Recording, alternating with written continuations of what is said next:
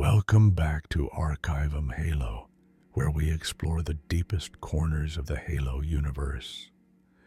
Tonight, we delve into one of the most tragic and heroic chapters in humanity's war for survival, the Spartan-III Program. This is a story of children forged into weapons, of desperate measures taken in desperate times, and of sacrifices that most will never know were made. Settle in and let us remember those who became ghosts so that humanity might live. The year is 2552. The month is August. On the fortress world of Reach, humanity's greatest military installation burns beneath Covenant plasma fire. In the chaos and carnage of that apocalyptic battle, nearly all of the Spartan-II super soldiers, humanity's greatest champions, are lost. These warriors, who had been the Covenant's worst nightmare for decades, fall one by one, defending a world that cannot be saved. The Master Chief survives, as do a handful of others scattered across distant battlefields, but the terrible truth becomes clear. There simply are not enough Spartans to fight this war. This realization, however, was not new to the Office of Naval Intelligence. They had known for years, perhaps decades, that the Spartan-II program, for all its spectacular successes, suffered from a critical flaw. There were too few of them.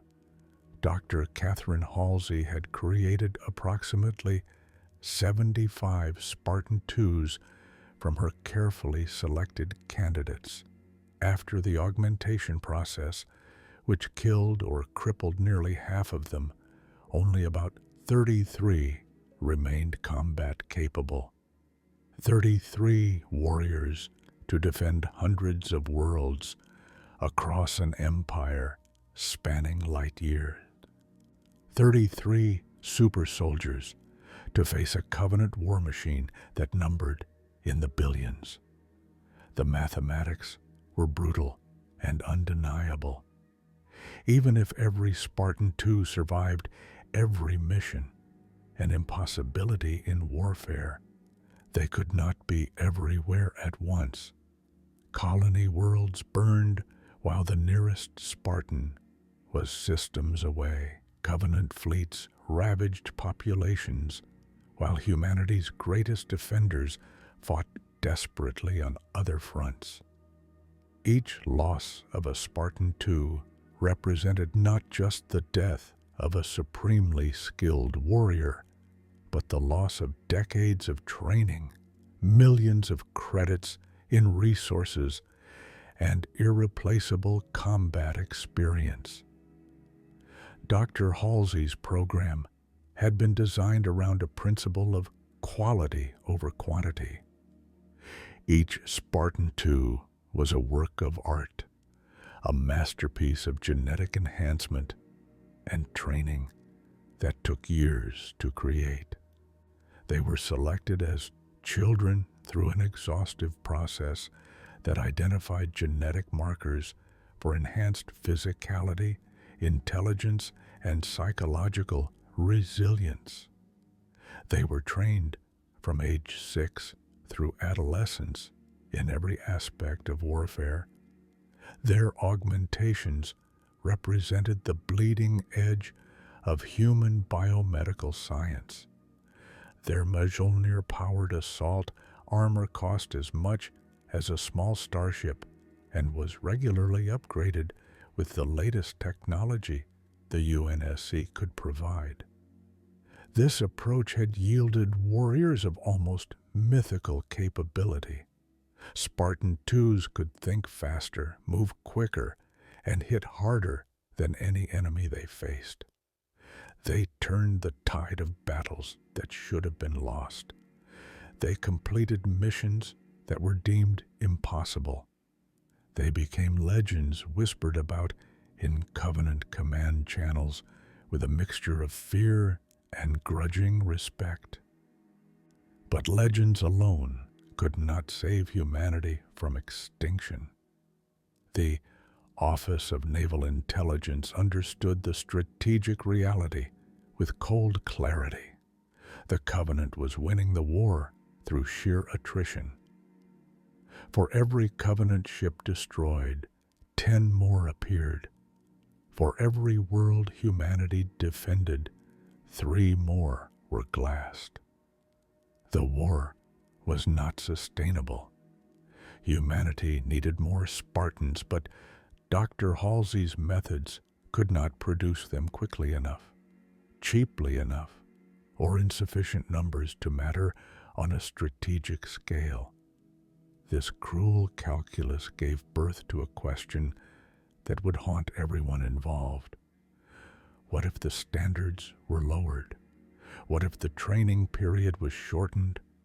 What if the augmentations were less refined but more reliable? What if the armor was functional but not state-of-the-art? What if, instead of creating 30 super elite warriors over 15 years, Oni could create 300 highly capable soldiers in 5 years? And what if those soldiers were deployed not as force multipliers supporting conventional forces, but as expendable assets sent on suicide missions? The moral implications were staggering. The Spartan-II program already existed in an ethical gray zone, kidnapping children and replacing them with flash clones programmed to die. But the Spartan-IIs were at least treated as valuable, given the best equipment, and carefully deployed to maximize their survival and effectiveness. What Oni now contemplated was something darker: the deliberate creation of child soldiers who would be sent on missions from which they were not expected to return. This was the seed from which the Spartan-III program grew, not from hope, but from desperation, not from idealism, but from the kid acknowledgement that humanity's survival might require sacrificing its own children in wholesale lots. The architects of this program would have to live with the weight of that decision. The Spartans themselves would have to die with it. But before we meet those children, before we walk with them through their training and watch them fall in distant star systems, we must understand the mind that conceived this program. We must enter the ambitious, calculating world of Colonel James Ackerson, a man whose brilliance was matched only by his ruthlessness, and whose rivalry with Dr. Catherine Halsey would shape the fate of thousands of young lives. The stage was set. The need was desperate. The cost would be measured in the bodies of children who had already lost everything. And in secret facilities on a mysterious world called Onyx, a new generation of warriors would be forged in fire and sorrow. This is their story. This is the story of the Spartan-III program. Colonel James Ackerson was many things: ambitious, intelligent, politically savvy, and utterly ruthless in pursuit of what he believed served humanity's best interests. He was also a man driven by professional jealousy. His rivalry with Dr. Catherine Halsey was legendary within the classified corridors of AI, a bitter competition between two brilliant minds who despised each other's methods while grudgingly respecting each other's results. Halsey's Spartan-II program had become the golden child of Oni's Special Projects Division, Her super soldiers had racked up victory after victory against impossible odds, becoming the public face of humanity's resistance, even if the full truth of their origins remained classified. Ackerson watched this success with mixed feelings. He recognized the Spartan-IIIs' value, but he also saw their limitations, not in capability, but in scope and scale. Where Halsey saw her Spartans as individuals, irreplaceable and precious, Ackerson saw them through the lens of strategic resource allocation. He was not wrong to do so. War is ultimately a matter of logistics, and the logistics of the Spartan-II program were unsustainable. Each Mjolnir suit cost as much as a destroyer. Each Spartan represented a decade of training. Each loss was strategically catastrophic. Ackerson believed he could do better, or at least differently. His proposal, which he quietly developed throughout the late 2520s, built upon Halsey's work while diverging from it in critical ways. Ackerson acknowledged Halsey's genius in creating the augmentation protocols and training regimens. He had no interest in reinventing that particular wheel. What he wanted to change was the philosophy behind deployment and the allocation of resources. The Spartan-III program, as Ackerson envisioned it, would be cheaper. Rather than equipping soldiers with Mjolnir armor, they would wear semi-powered infiltration armor, SPI, which provided substantial protection and enhanced mobility at a fraction of the cost. This compromise meant Spartan-IIIs would be more vulnerable than their predecessors, but it also meant Oni could field entire companies for the cost of equipping a dozen Spartan-IIs. The program would be faster. Spartan-II training began at age 6 and continued for nearly 8 years before augmentation. Spartan-III training would be compressed into a more intensive period, beginning with slightly older children and rushing them through to combat readiness in roughly 5 years. This acceleration had costs: less individual refinement, less time for the deep strategic education Halsey prized, but it meant operational deployments could begin years earlier. Most controversially, the program would be more numerous and more expendable. This was the aspect of Ackerson's proposal that would have been met with horror had it ever become public knowledge. Ackerson designed the Spartan-III program around the concept of company-strength suicide missions. Rather than carefully husbanding assets, as Halsey did, Ackerson proposed creating Spartans in batches of 300 to 500, training them together as cohesive units, and then deploying entire companies on high-value, high-casualty missions.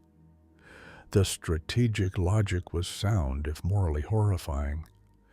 The Covenant had certain installations, facilities, and assets that were both critical to their war effort and heavily defended. Conventional forces could not touch these targets. The casualties would be too high, the chance of success too low. Even Spartan-IIs, for all their skill, could not be everywhere or assault every priority target. But what if Oni could create enough Spartans to mount simultaneous special operations across multiple sectors? What if an entire company of augmented soldiers hit a shipyard or refinery complex in a single coordinated assault? The casualties would be horrific. Ackerson's projections acknowledged that survival rates would be minimal. But if 300 Spartan-IIIs could destroy a Covenant shipyard that would have produced 50 capital ships, the trade was strategically worthwhile. This was the mud mathematics of total war. 300 lives, even enhanced and specially trained lives, were acceptable losses to save millions of civilian colonists and prevent dozens of future fleet engagements. Ackerson presented his proposal to Onyx top leadership sometime in late 2530 or early 2531. The exact date remains classified, but we know the proposal was received with mixed reactions. Some within Oni were appalled at the implications. This was institutionalized sacrifice of children on an industrial scale. Others, worn down by years of losing battles and watching colony after colony burn, saw it as a grim necessity. What tipped the scales toward approval was the fall of harvest. The 5-year campaign to reclaim humanity's agricultural breadbasket world had cost hundreds of thousands of lives and dozens of ships. The butcher's bill had been staggering for a single planet. As Oni analysts looked at the projections for the war's continuation, they saw that same nightmare repeated across dozens of worlds. Humanity was losing, and it was losing because the Covenant could afford attrition in a way humanity could not. In December of 2531, the Spartan-III Program received official approval and began active development. The project was given a level of classification that exceeded even the Spartan-II program. While the existence of Spartans was known to UNSC military personnel, the Spartan-III program would be a black operation, known only to a select few within ONI and hidden even from most of the UNSC's admiralty. The first critical decision was location. The program needed a training facility that was remote, secure, and capable of supporting hundreds of trainees and staff. It needed to be far from Covenant incursion routes and hidden from casual discovery. After reviewing dozens of potential sites, Oni selected a world in the Zeta Doratus system designated Onyx.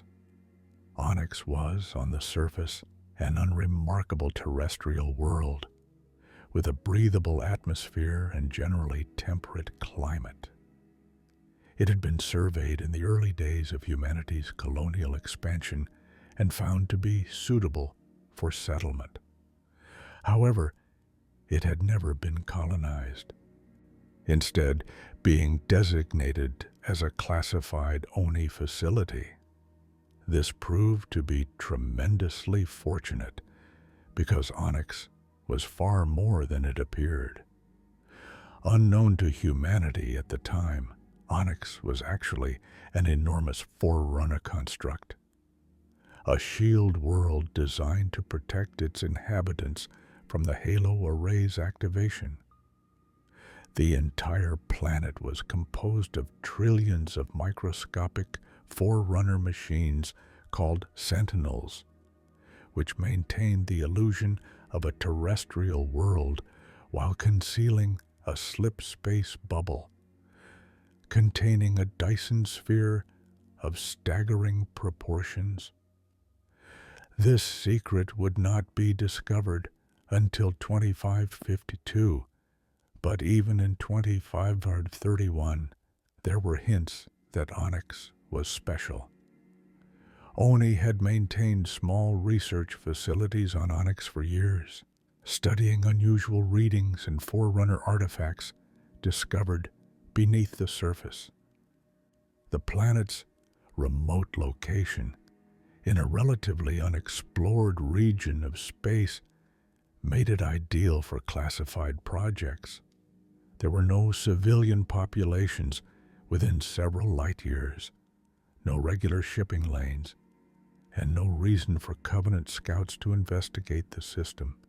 It was, in Oni's estimation, as safe as anywhere could be, in a galaxy at war.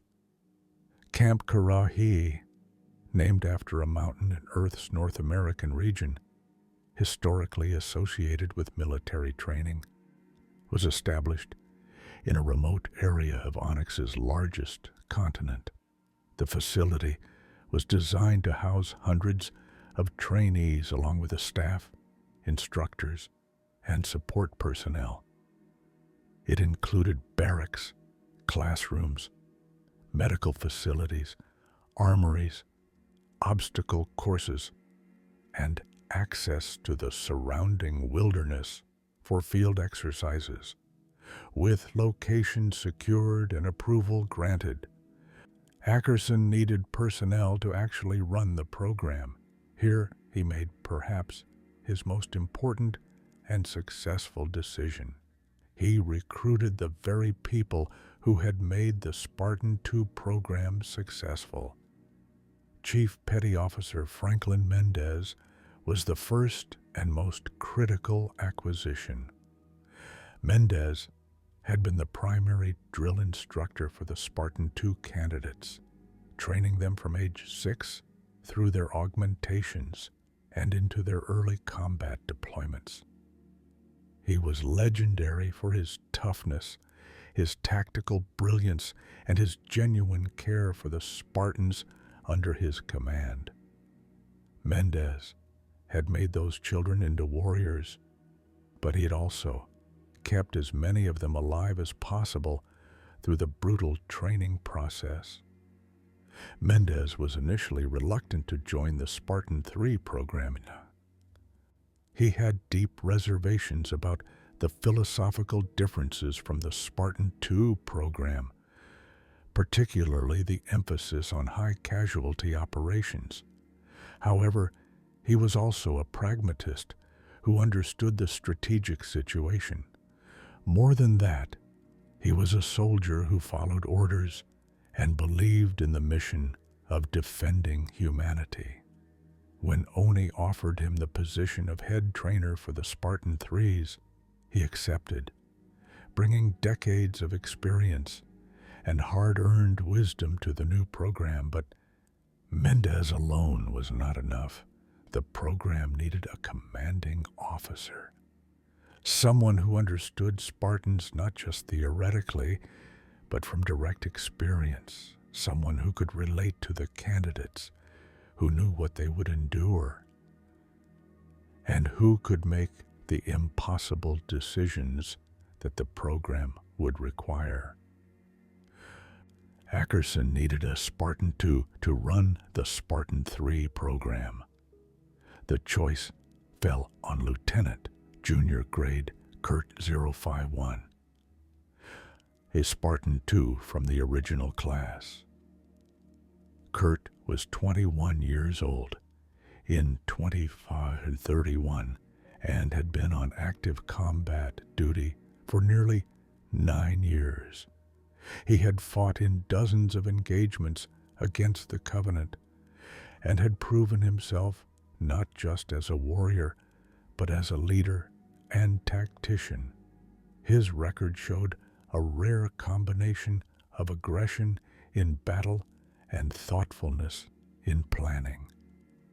More than that, Kurt had demonstrated a capacity for empathy and emotional intelligence that was unusual among Spartans who had been conditioned toward emotional detachment. Kurt's recruitment was delicate. He was pulled from active duty with his team, told he was being reassigned to a classified project, and given a cover story that he'd been killed in action. His fellow Spartan-IIs, including his close friend John 117, believed him dead. This deception was necessary for operational security, but was emotionally devastating for Kurt, who had to abandon his identity and his brothers and sisters in arms. When Kurt was briefed on the actual nature of his assignment, he was stunned. The concept of creating Spartans as expendable assets ran counter to everything he had experienced.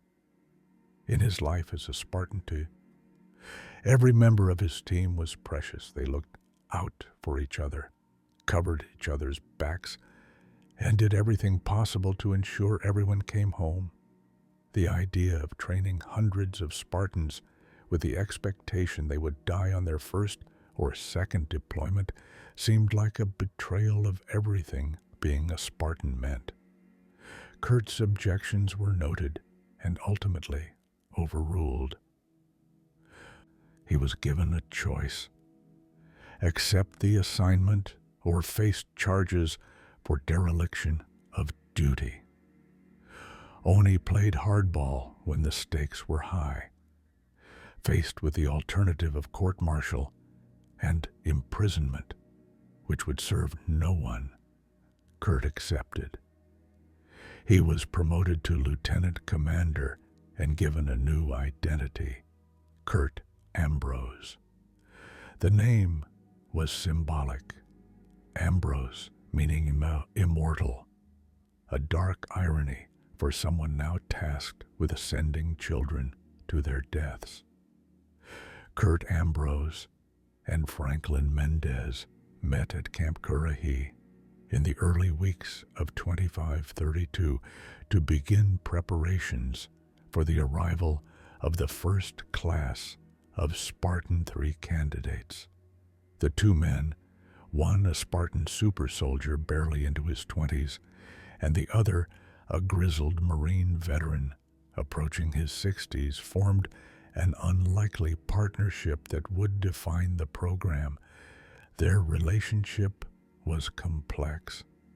Mendez had trained Kurt when he was a child, had pushed him to his limits and beyond, had shaped him into the warrior he became. Now they stood as colleagues, though Mendez's deference to Kurt's command authority was always present. Kurt respected Mendez's experience and deferred to him on matters of training methodology.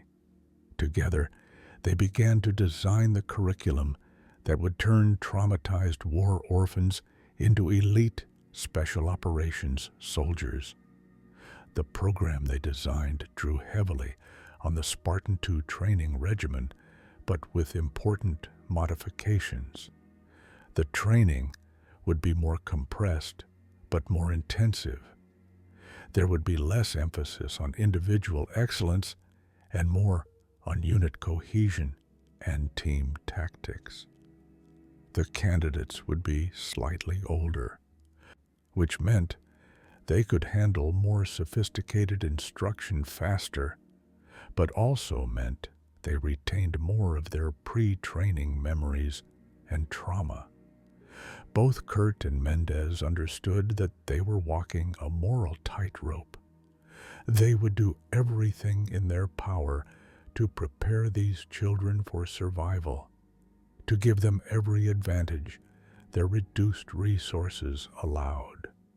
They would train them to the highest possible standard, knowing that standard still left them more vulnerable than Spartan-IIs, and they would send them into battle, knowing most would not return. This was the burden they accepted. This was the program they would lead. And in the forests and fields and facilities of Onyx, they would forge 3 companies of Spartan-IIIs who would fight, bleed, and die for humanity's survival. The stage was set. The personnel were in place. Now they needed candidates, and across dozens of devastated colony worlds, traumatized children with nothing left to waited, unknowing, for Oni's black-clad recruiters to offer them a chance for revenge. The Covenant war machine had left an ocean of orphans in its wake. Every glassed world, every orbital bombardment, every ground invasion produced thousands of children who watched their parents die, their homes burn, their entire worlds consumed by an enemy they could not comprehend. These children huddled in refugee camps and crowded evacuation ships, hollow-eyed and traumatized, their childhood ripped away by plasma fire and alien genocide. These were the children Oni came for. The recruitment process for the Spartan-III program was fundamentally different from the Spartan-II program's approach. Dr. Halsey had selected her candidates through an exhaustive genetic screening process, identifying children with specific markers for enhanced physicality, intelligence, and psychological resilience. She had taken them from stable homes, replacing them with flash clones in an elaborate deception designed to hide the kidnappings. Her Spartans came from the relatively privileged strata of colonial society, families prosperous enough to afford genetic screening and medical care. The Spartan-III program had no such luxury and no such scruples. Colonel Ackerson's design called for candidates who were already broken, children who had lost everything and everyone they loved. These children required no kidnapping, no elaborate deception, no flash clones. They required only an offer. Join us, and we will give you the power to strike back at the monsters who destroyed your world. Oni's recruitment teams moved through refugee centers and overcrowded colony stations throughout the war zones of human space. They were looking for specific psychological profiles. Children aged roughly 9 to 12 who exhibited particular characteristics in the aftermath of trauma. They wanted anger, not despair. They wanted children who had responded to loss with rage rather than withdrawal. They wanted survivors who had demonstrated resourcefulness, aggression, or leadership during the attacks that orphaned them. The psychological screening was extensive but efficient. Oni psychologists conducted interviews disguised as trauma counseling sessions. They observed children in group settings, watching for natural leaders and aggressive personalities. They reviewed records from the attacks that had orphaned each candidate, looking for evidence of survival skills or remarkable actions during the chaos. A child who had organized others during an evacuation, who had fought back against Covenant soldiers with whatever was at hand, who had led younger children to safety. These were the profiles Oni sought. Physical fitness was also assessed, though the standards were lower than those Halsey had employed. The augmentation procedures would compensate for many physical shortcomings.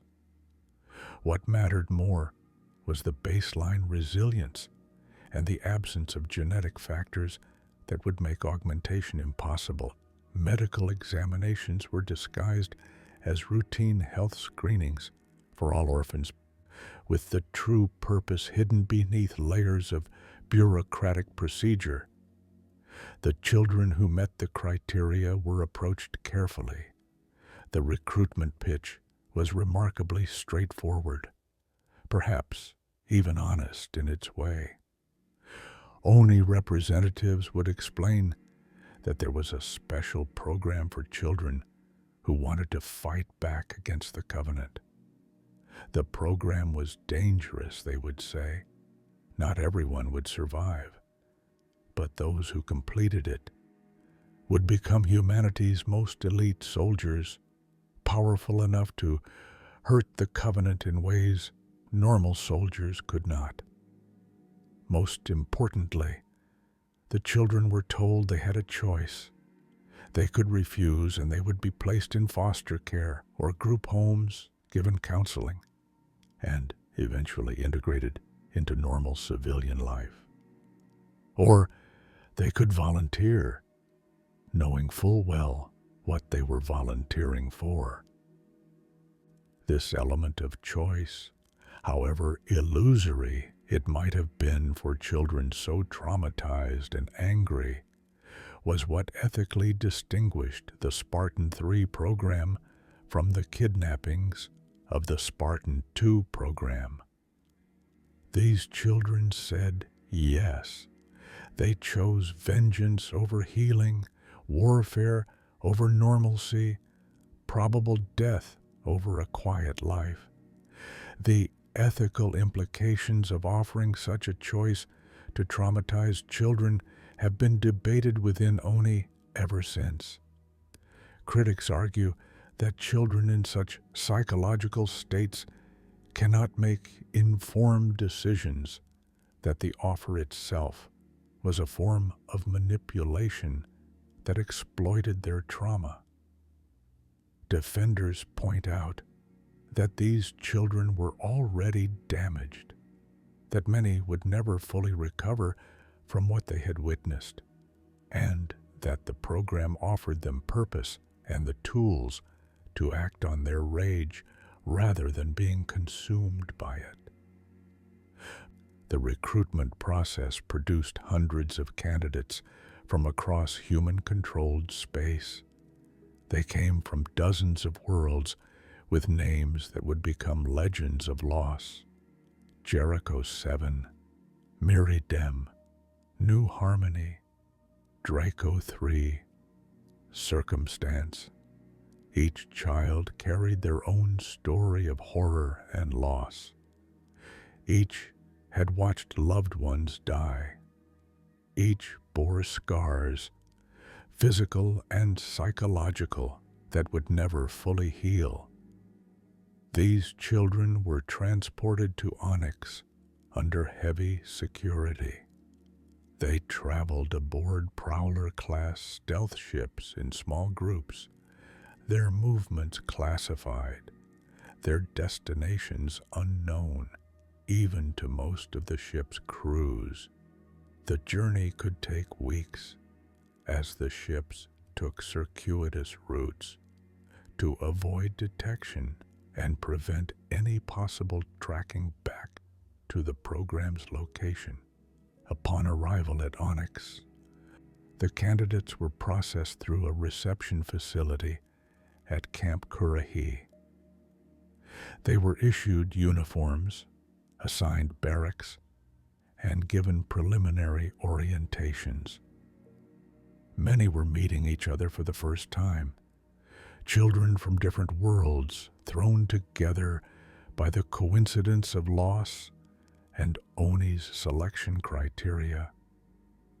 Some formed instant bonds, recognizing kindred spirits in shared trauma. Others remained isolated, too damaged or angry to connect. The first few days at Camp Currahee were relatively gentle by Spartan standards. The children were allowed to acclimate, to explore the facility within designated boundaries, to begin forming the social structures that would become crucial to their survival. Staff psychologists observed these early interactions carefully, noting natural leaders, problematic loners, and the formation of friendship groups that would later form the basis of fire teams. Chief Mendez and Lieutenant Commander Ambrose made their first appearances during this orientation period, though they maintained some distance initially. They wanted the children to see them as authority figures, as the ultimate arbiters of their fate, before any personal relationships could develop. The image they presented was deliberately intimidating. Mendez with his weathered face and gravelly voice, Kurt with his imposing Spartan II physique and calm, measuring gaze. The formal beginning of training was marked by a ceremony that would be repeated for each company. The candidates were assembled in formation, many for the first time attempting proper military bearing. Mendez addressed them first, his voice carrying across the assembly ground with parade ground authority. He told them what they already knew, that they were here because they had lost everything, that the Covenant had taken their homes, their families, their futures, that every child standing in that formation had earned the right to be angry, to want revenge, to strike back against the enemy. But anger alone, he told them, would not be enough. The Covenant was vast, powerful, technologically superior. Rage without discipline would see them dead as surely as if they had stayed in the refugee camps. Then Lieutenant Commander Ambrose spoke. His voice was quieter than Mendez's, but no less commanding. He told them about discipline, about sacrifice, about what it truly meant to be a Spartan. He did not sugarcoat the reality they faced. Some of them, he said, would not survive the training. All of them would suffer, and those who graduated would be sent into battles that would test every limit they possessed. He promised them pain, hardship, and probable death. But he also promised them power. He promised them that when they completed the program, they would be among the most dangerous warriors humanity had ever produced. They would have the skills, the strength, and the equipment to strike fear into the Covenant's ranks. They would be Spartans, and Spartans never died. They were only missing in action. The final part of the ceremony was simple but profound. Each candidate was asked one final time if they chose to remain. They could leave now, Ambrose told them, with no shame and no consequences. They would be returned to regular civilian placement and given every support the UNSC could provide. But if they stayed, if they chose to become Spartans, there would be no turning back. Not one child left. They stood there. Hundreds of orphans ranging from 9 to 12 years old, children who should have been in school or playing or living normal lives. Instead, they stood in military formation on an alien world, volunteering for a program that would transform them into weapons and deploy them on missions from which most would not return. They chose it willingly, or as willingly as traumatized children can choose anything. They chose revenge over healing, purpose over peace, a warrior's death over a survivor's life.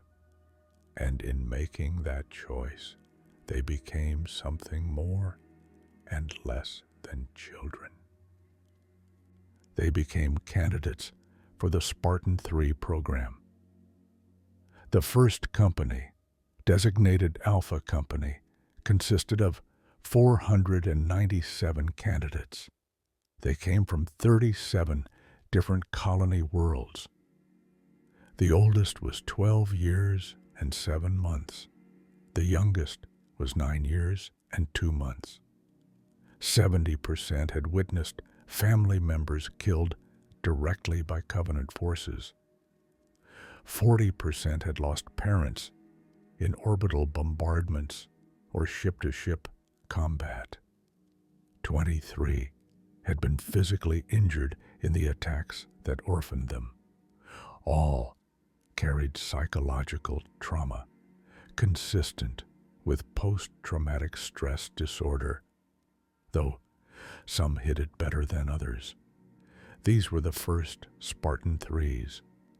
These were the children who would be shaped, enhanced, and ultimately expended in humanity's desperate war for survival.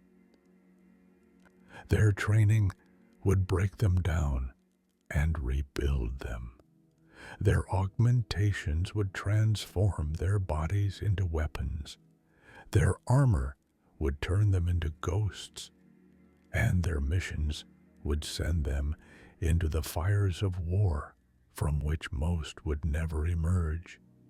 But before any of that, they had to survive the training, and Chief Petty Officer Franklin Mendez was about to show them what that meant.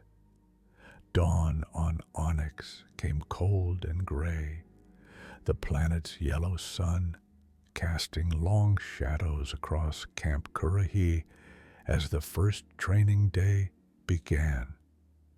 The candidates had been allowed one final night of relative peace, a last moment of childhood before the transformation began. That moment ended at 0500 hours when Chief Mendez's voice, amplified by speakers throughout the barracks, shattered the darkness. "On your feet! You have 45 seconds to be in formation outside, and anyone not in formation will run until I get tired of watching." Chaos erupted in the barracks. Children stumbled from beds, grabbing uniforms, trying to dress while half asleep. Some had military family backgrounds and moved with practiced efficiency. Others had never worn a uniform before and struggled with the unfamiliar clasps and fastenings. The 45-second deadline was impossible, designed to be impossible, the first of countless impossible standards they would be held to. When Mendez emerged from the training building, he found a ragged formation of children, many still pulling on boots, some with uniforms improperly fastened. He walked slowly down the line, his expression unreadable, letting the silence stretch. Then he began to run, and the candidates understood they were to follow. The morning run lasted 2 hours and covered 20 kilometers of Onyx's rugged terrain. For children, even fit children, it was agony. Some vomited from exertion, others fell and had to be pulled back to their feet by squad mates. A few collapsed entirely and were picked up by following vehicles. Those who made it to the end were given 5 minutes to drink water, and then physical training began in earnest. This was the pattern that would define the next several years of their lives. Physical conditioning that pushed past the normal limits of human endurance. Tactical instruction that filled their minds with the geometry of warfare, weapons training that turned unfamiliar tools into extensions of their bodies, team exercises that forged hundreds of individuals into cohesive fighting units. All of it conducted with an intensity and duration that would have been considered abuse in any civilian context. The training regimen designed by Mendez and Ambrose drew heavily on the Spartan-II curriculum, but with critical modifications. The training period was compressed from 8 years to approximately 5 years, which meant the pace had to be significantly more intense. Where Spartan-IIs had time to master each skill incrementally, Spartan-IIIs had to absorb information and develop capabilities at an accelerated rate. Physical conditioning formed the foundation of everything else. The candidates ran every morning, distances that increased steadily from 20 kilometers to 40 kilometers or more. They performed calisthenics, push-ups, pull-ups, sit-ups, until failure, then were expected to continue. They underwent strength training with weights, resistance exercises, and loaded marches carrying increasingly heavy packs. Their bodies were pushed systematically to and beyond their breaking points, allowed minimal time to recover, then pushed again. The environment of Onyx itself became part of the training. The planet's wilderness areas offered diverse terrain for field exercises. Dense forests taught stalking and concealment. Mountain ranges provided vertical assault training. Rivers and lakes demanded water survival skills. The wildlife, while not particularly dangerous, was unfamiliar enough to teach situational awareness and environmental adaptation. Combat training began with hand-to-hand fighting. Mendez personally instructed them in close quarters combat, showing them how to use leverage, momentum, and targeting of vulnerable points to overcome larger and stronger opponents. They practiced falls, rolls, and break falls until these movements became instinctive. They learned joint locks, choke holds, and strike techniques to vital areas. Every session ended with sparring, initially against each other, and later against training instructors who showed no mercy despite the age difference. Weapons training was comprehensive and began earlier in the curriculum than it had for Spartan-IIs. The candidates were introduced to the MA-5B assault rifle, M60 pistol, and other standard UNSC weapon systems. They learned disassembly, maintenance, and malfunction clearing before ever firing a live round. When they finally reached the range, they fired thousands of rounds under increasingly difficult conditions, in rain, in darkness, while fatigued, while moving under time pressure. Marksmanship standards were exacting. A candidate was expected to achieve consistent headshots at 50 meters with the pistol and 200 meters with the rifle. Sniper training for selected candidates pushed these ranges to 1,000 meters or more. Every shot was analyzed, every miss explained. They learned to compensate for wind, elevation, target movement, and the effects of their own breathing and heartbeat on accuracy. Beyond small arms, the candidates trained on heavy weapon systems. Squad automatic weapons, rocket launchers, grenade launchers, and vehicle-mounted weapons all had to be mastered. They learned the capabilities and limitations of each system, appropriate targets, ammunition management, and crew-served weapon operations. Some candidates showed particular aptitude for specific weapon systems and received additional specialized training. Tactical instruction occupied much of their classroom time. They studied military history, analyzing famous battles and the decisions that shaped them. They learned about terrain analysis, understanding how geography influenced tactical options, map reading, and land navigation, and were fundamental skills practiced endlessly in Onyx's wilderness. They studied Covenant tactics, organization, and equipment through after-action reports from actual engagements, learning the enemy's patterns and weaknesses. Small unit tactics formed the core of their combat doctrine. Unlike Spartan-IIIs, who often operated in teams of 4 to 6, Spartan-IIIs were designed to deploy in much larger formation. A typical Spartan-III mission might involve an entire company of 300 operators. This required different tactical thinking, more akin to conventional military operations, but executed at Spartan capability levels.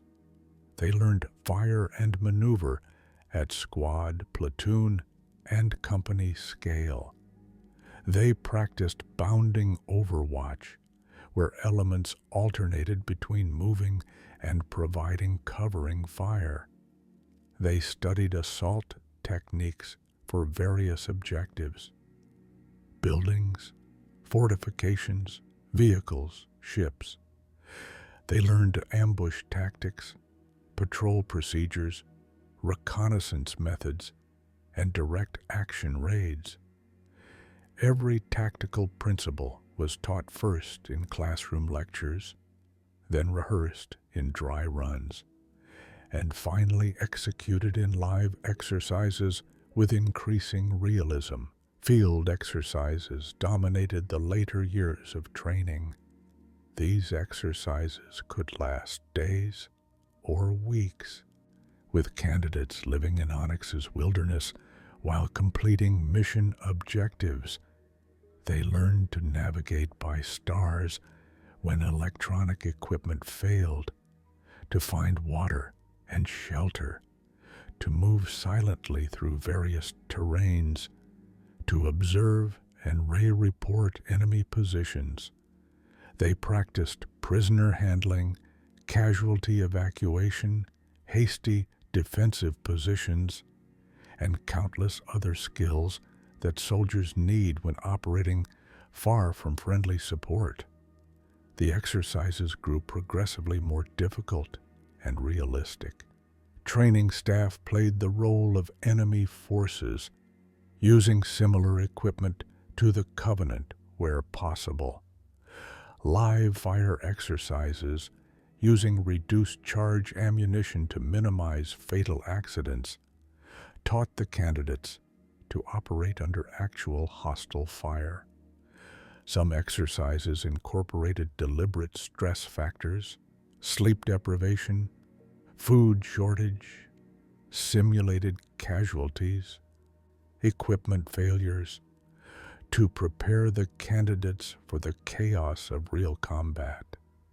Teamwork and unit cohesion received special emphasis in the Spartan-III program, where Spartan-IIs had been trained to operate as lone operators or in very small teams. Spartan-IIIs needed to function as military units.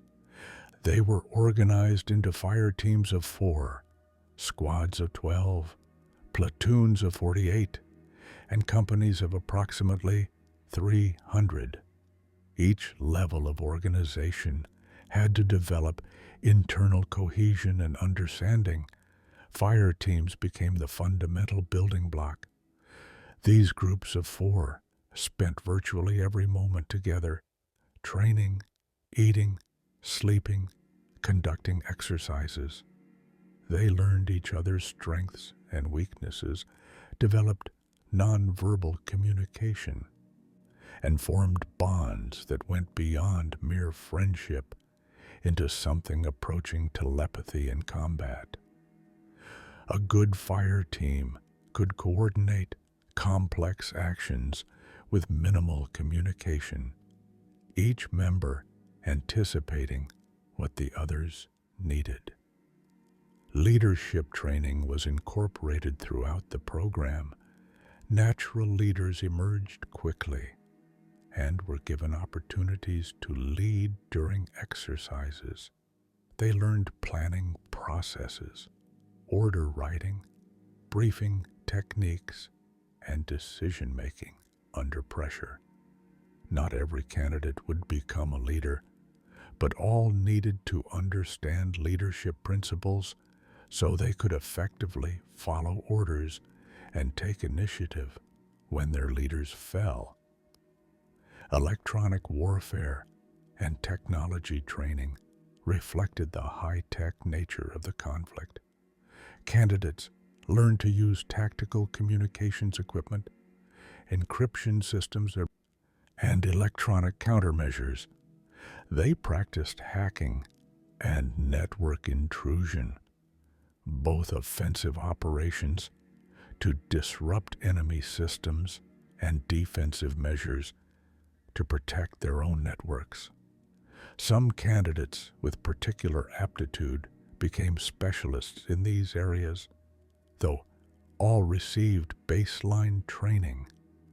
Demolitions training was extensive, perhaps more so than in the Spartan-II program. The mission profile for Spartan-IIIs often involved destroying high-value targets, which meant understanding explosives was critical. They learned about various explosive compounds, detonation methods, charge placement for maximum effect, and safety procedures. They practiced demolishing various structures and vehicles, learning to calculate charges needed for specific effects. Vehicle operations training covered both UNSC and captured Covenant vehicles. Candidates learned to drive Warthogs, both the standard Scout variant and specialized versions. They practiced with Scorpion tanks, learning driving, gunnery, and crew coordination. Later in training, they worked with recovered Covenant vehicles, Ghosts, Wraiths, even Banshees when available, understanding how to operate and exploit captured equipment. Medical training was more comprehensive for Spartan-IIIs than it had been for Spartan-IIs. On deep penetration missions, professional medical support would be unavailable.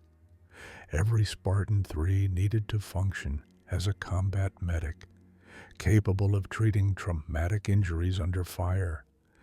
They learned to manage bleeding, treat shock, manage airways, stabilize fractures, and recognize life-threatening conditions.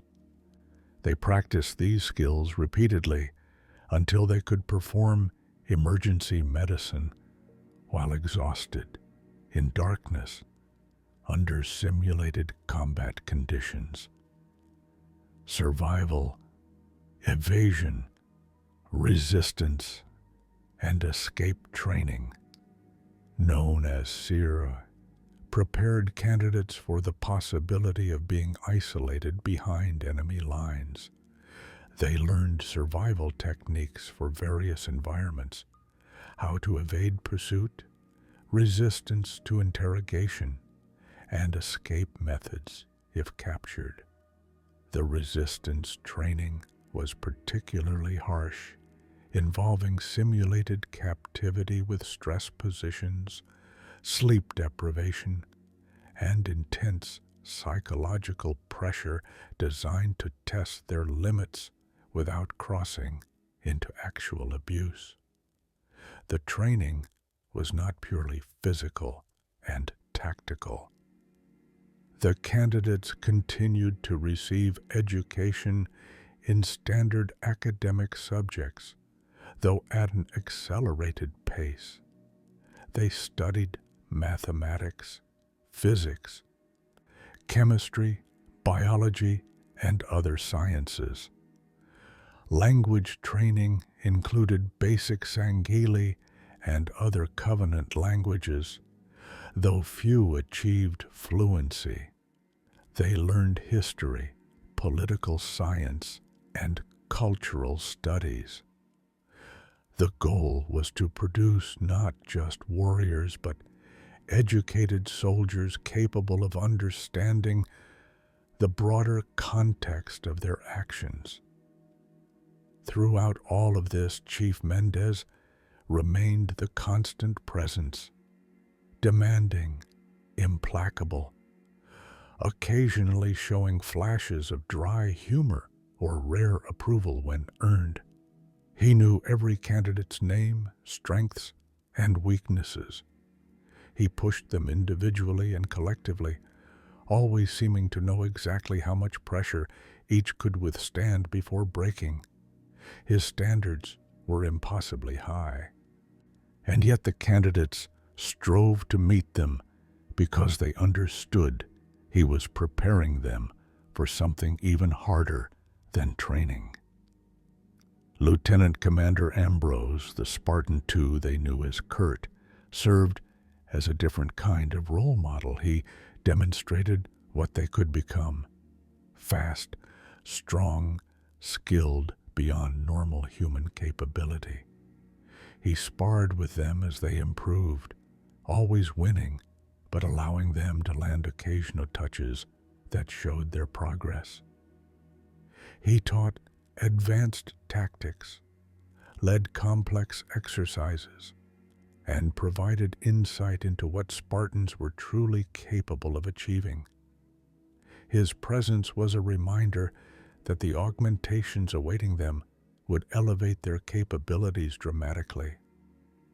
The psychological conditioning throughout training was subtle but pervasive. The candidates were constantly reminded of why they were there. Images and news reports of Covenant attacks, memorials for fallen colonies, recitations of losses. Their anger and desire for revenge were nurtured and directed, channeled into discipline and skill rather than blind rage. They were taught to see the Covenant not as monsters to be feared, but as targets to be eliminated, threats to be neutralized with professional precision. Religious and philosophical counseling was available, but not mandatory. Some candidates found comfort in faith, holding on to whatever religious traditions their families had practiced. Others rejected religion entirely, seeing it as a weakness or feeling abandoned by any deity that could allow what they had witnessed. The program remained neutral on these matters, recognizing that spiritual needs varied among the candidates. The years of training took their toll. Some candidates washed out, unable to maintain the physical standards or master the required skills. They were not punished or shamed, but quietly transferred to other military roles appropriate to their capabilities. Some suffered injuries that ended their participation, broken bones that healed poorly, chronic conditions aggravated by the intense training, psychological breaks under the constant pressure. These too were reassigned, their service honored, even as they departed the program, but the majority endured. They grew stronger, faster, more skilled. their child's bodies developed into athletic frames capable of remarkable performance even before augmentation. Their minds absorbed tactical principles and weapons knowledge. Their hands learned the muscle memory of disassembling rifles in a darkness and placing demolition charges with precision.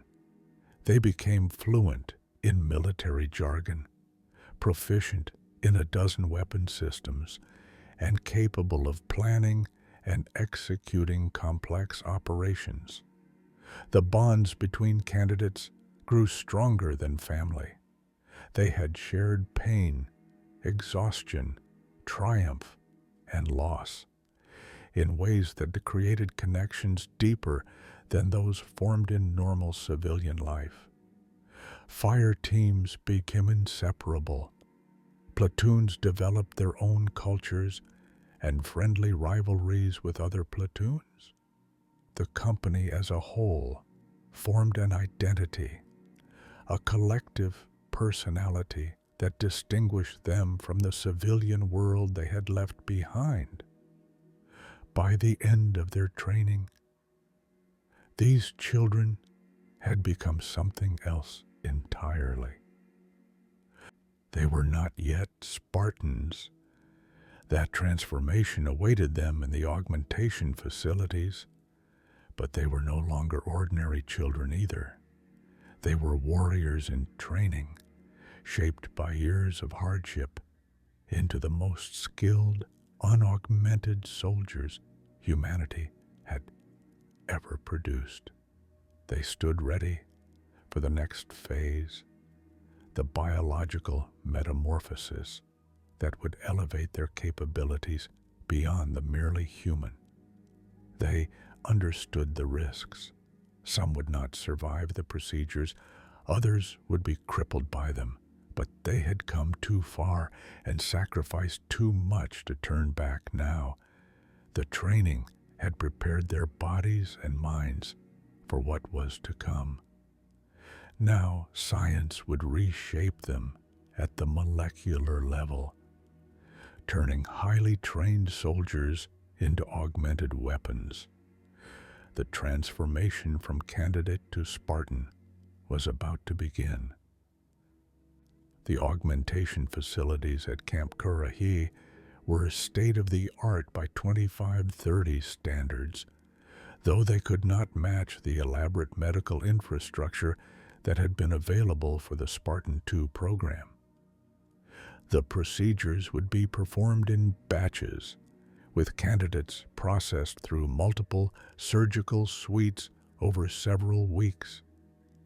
Medical staff had been assembled from across Onyx resources: surgeons, anesthesiologists, geneticists, and recovery specialists, all with top-secret clearances and experience in experimental biomedicine. The candidates understood, in broad terms, what was coming.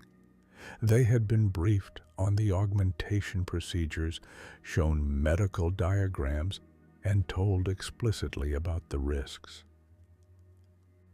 The mortality rate was projected at between 3 and 5%, better than the nearly 50% washout rate the Spartan-IIs had suffered, but still meaning that a dozen or more candidates from each company would die in the process. Others would be crippled, their bodies rejecting the augmentations or responding with catastrophic complications. The improvements in survival rates came from several sources. First, the augmentation protocols had been refined over the intervening years since the Spartan-II program. Doctors had learned from the failures of the earlier procedures, understanding better which candidates were at risk for specific complications. Second, the candidates were slightly older than the Spartan-IIs had been at augmentation. Early teens rather than pre-adolescents, which meant their bodies were more physically mature. and better able to withstand the trauma. Third, some of the procedures had been simplified or modified to reduce the most dangerous aspects, accepting slightly reduced enhancement in exchange for significantly improved survival rates. The augmentation process for Spartan-IIIs involved several distinct procedures, each targeting different body systems. These procedures had to be performed in a specific sequence, as each built upon or interacted with the others. The entire augmentation series took approximately 3 weeks from initial surgery to final recovery, with candidates spending most of that time in medically induced comas to manage pain and allow their bodies to heal. The first procedure performed was carbide ceramic ossification, a process that reinforced the skeleton to superhuman durability. This procedure involved injecting advanced material compounds into the bones, where they bonded with the existing bone tissue at a molecular level. The ceramic compounds distributed throughout the bone matrix, dramatically increasing the skeleton's compressive and tensile strength while maintaining flexibility and the ability to manufacture blood cells in the marrow. The injection process was performed at multiple sites across the body: major joints, long bones, spine, ribs, and skull. Each injection site had to be carefully positioned to ensure even distribution of the compounds. The procedure was painful despite heavy anesthesia, as the foreign materials bonded with living bone tissue. The recovery period saw the candidate's bones become dense and incredibly resistant to fracture.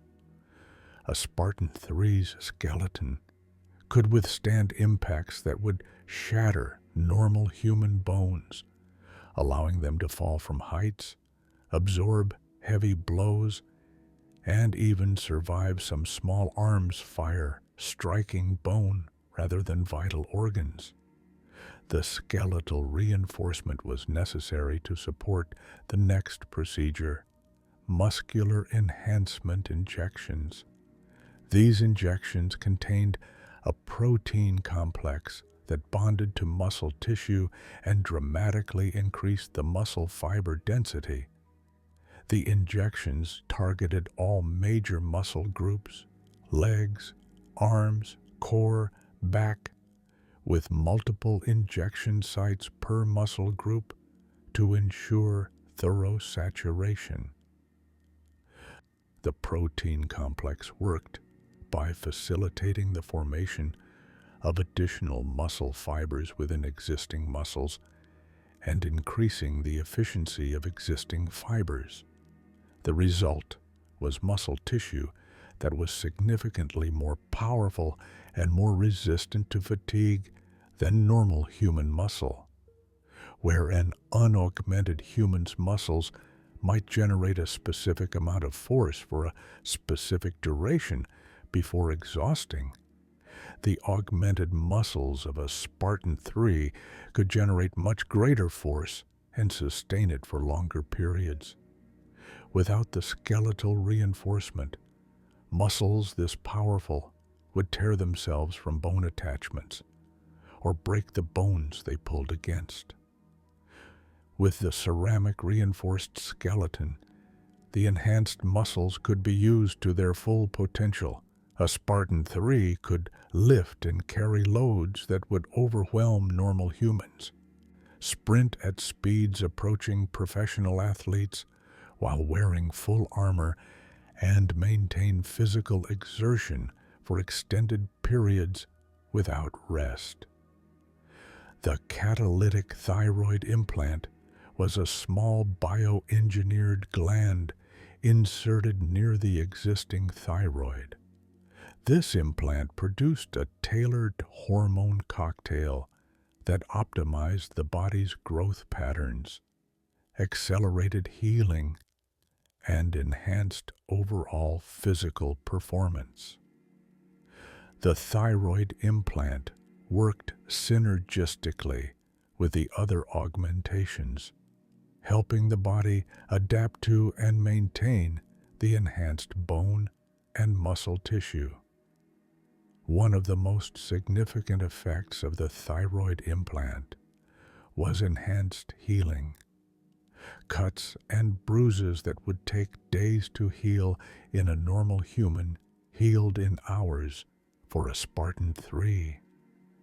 Broken bones, should they somehow break despite the ceramic reinforcement, healed in weeks rather than months. This accelerated healing extended to disease resistance. Spartan-IIIs rarely became ill, and when they did, they recovered quickly. The occipital capillary reversal was perhaps the most delicate and dangerous of the procedures. This surgery involved modifying the blood vessels in the brain and eyes to increase blood flow and neural oxygenation.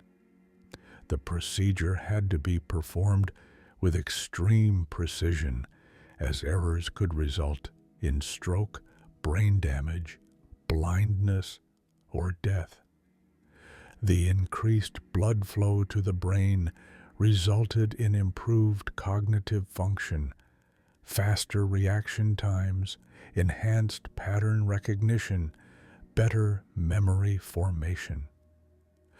The modifications to the eyes improved visual acuity, low light vision, and the ability to track fast-moving objects. A fully augmented Spartan-III could see clearly at distances beyond normal human capability, and could track and engage targets moving at speeds that would blur for unaugmented observers. The final major procedure was superconducting fibrification of neural dendrites. This process involved introducing a compound that bonded with the myelin sheaths surrounding nerve cells, improving the transmission speed of neural signals throughout the nervous system. The compound was introduced through spinal injection and distributed through the cerebrospinal fluid to coat nerves throughout the body. The result was dramatically improved reaction time. A neural signal that might take a normal human 20 milliseconds to travel from brain to muscle now traveled in a fraction of that time. This enhancement meant that Spartan-IIIs could perceive events, make decisions, and execute physical responses faster than unaugmented humans could even perceive those same events. In combat, this translated to seemingly superhuman reflexes, dodging attacks, reacting to threats, and engaging targets with speed that appeared almost prescient. The augmentation process for Alpha and Beta companies followed this same protocol, with minor variations for individual candidates based on their medical profiles. The procedures were refined with each company, improving outcomes and reducing complication rates. By the time Beta Company underwent augmentation, the protocols had been optimized to the point where the mortality rate was closer to 2%. Gamma Company, however, received additional augmentations that the previous companies had not. These additional procedures were controversial within the program and represented a calculated risk to enhance combat effectiveness at the cost of long-term health complications. The Gamma Company candidates received a package of mutagenic enhancements, in addition to the standard augmentation protocols. And these enhancements were designed to address specific weaknesses that had been observed in Alpha and Beta Company operations. The enhancements focused on pain resistance, aggression management, and enhanced resilience under extreme stress. The pain resistance enhancement involved modifications to the nervous system's pain processing pathways. The procedure did not eliminate pain. Pain served important feedback functions, warning of injury, but it significantly dampened the debilitating effects of pain. A Gamma Company's Spartan could continue fighting effectively with injuries that would incapacitate a normal human or even an Alpha or Beta Company Spartan. Broken bones, lacerations, burns, and other traumatic injuries would register as sensory information without causing the psychological and physical shock that normally accompanies severe pain. The aggression management enhancement modified the limbic system to allow for controlled berserker states. When triggered by extreme stress or conscious choice, this enhancement would flood the Spartan system with adrenaline and other hormones, suppressing higher reasoning in favor of pure combat instinct. A Gamma Company Spartan in this state became incredibly dangerous, faster, more aggressive, feeling neither fear nor pain, fighting with animal ferocity until the threat was eliminated or they were killed. The danger of these enhancements was that they required ongoing pharmaceutical management. The procedures introduced instabilities in brain chemistry and hormonal regulation that could have catastrophic consequences if left uncontrolled. Gamma Company Spartans had to take drugs called smoothers on a regular schedule to maintain neurochemical balance. Without the smoothers, a Gamma Spartan risked psychological breakdown, uncontrolled aggression, or even death from hormonal cascade failures. The decision to give Gamma Company these risky enhancements was made by Lieutenant Commander Ambrose over the objections of medical staff and even Chief Mendez. Kurt had watched Alpha Company and Beta Company deploy on their final missions. He had seen them die, nearly to the last man and woman. He was desperate to find any edge, any advantage that might allow more Gamma Company candidates to survive their missions. If that required binding them to pharmaceutical dependency for the rest of their lives, Kurt considered it an acceptable price for those lives to be extended at all. The medical staff administering the augmentations took every precaution to minimize complications. Candidates were thoroughly screened before each procedure. Those with any indication of potential adverse reactions were either given modified protocols or, in rare cases, washed out before augmentation could be attempted. During the procedures, teams of surgeons and specialists monitored every vital sign, ready to intervene at the first sign of crisis. Despite all precautions, some candidates did not survive. The exact numbers remain classified, but estimates suggest that approximately 15 candidates from Alpha Company, 10 from Beta Company, and 12 from Gamma Company died during or immediately after augmentation. Others suffered complications that, while not fatal, left them unable to continue as combat operators. Partial paralysis, blindness, cognitive impairments, or chronic pain conditions forced additional candidates out of the program. For those who survived augmentation intact, the transformation was profound. When they first awakened from the medically induced comas and began recovery, they found themselves inhabiting bodies that were simultaneously familiar and utterly alien. Simple movements felt strange.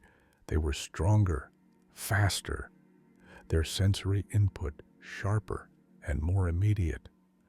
The world seemed to move in slow motion at first, as their brains adjusted to processing information at enhanced speeds. Recovery and adjustment took several weeks. The candidates had to relearn basic motor control, adjusting to their new strength and speed. Early attempts at simple tasks often resulted in broken equipment or injury. A handshake that crushed fingers, a door handle torn from its mounting, movements so fast they resulted in collisions. Physical therapy helped them calibrate their new capabilities and develop muscle memory appropriate to their enhanced bodies. Combat training resumed during recovery, initially at reduced intensity, but quickly ramping up as the candidates mastered their augmented capabilities.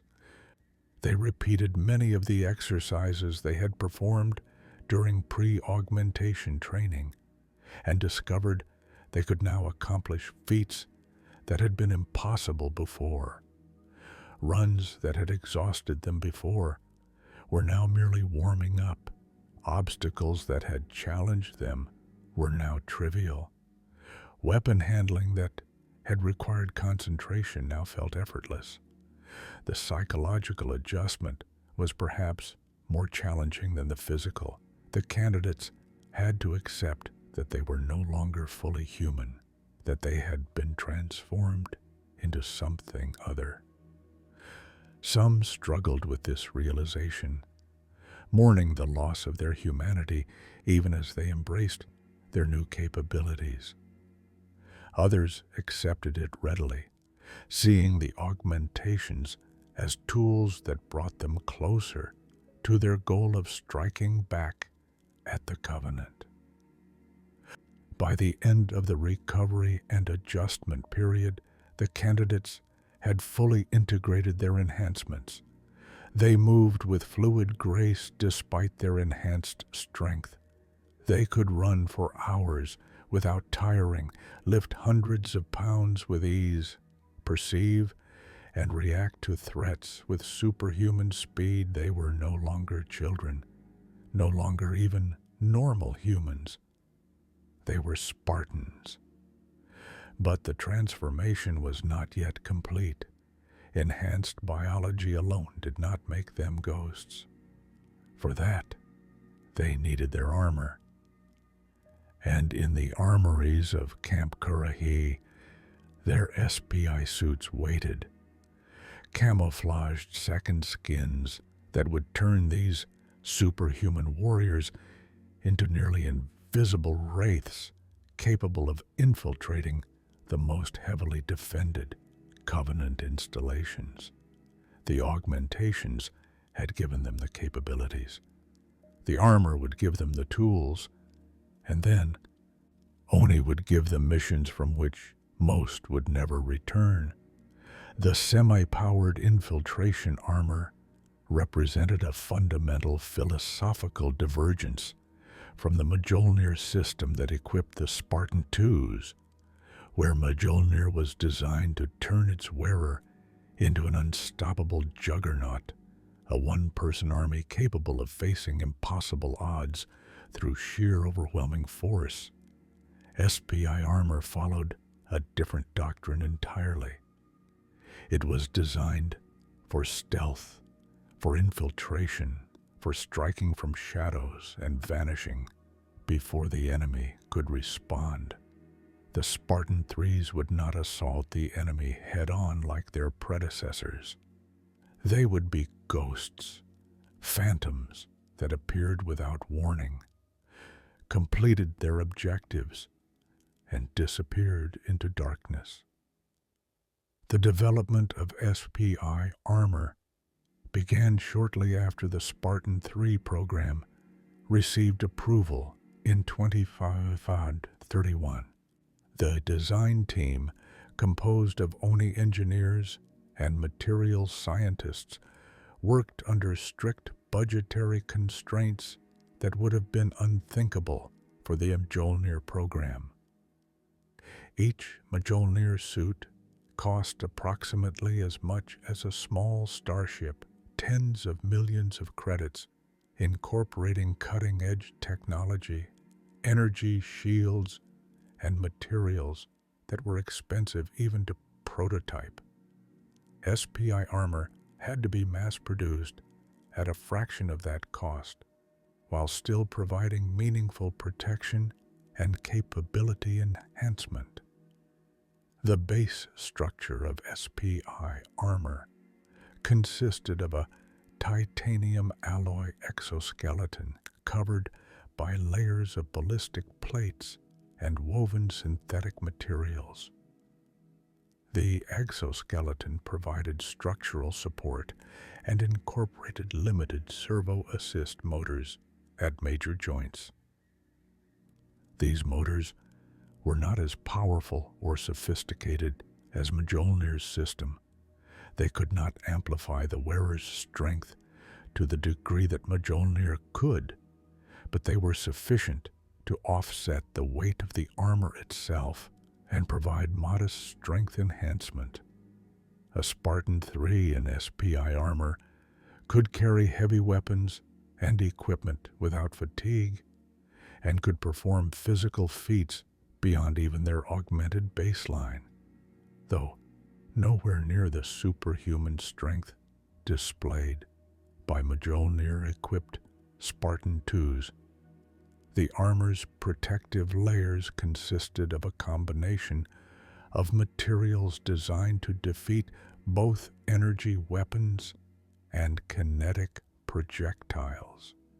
The outermost layer was a ceramic metallic composite that could ablate plasma weapon impacts, dispersing thermal energy across a wider area to prevent penetration.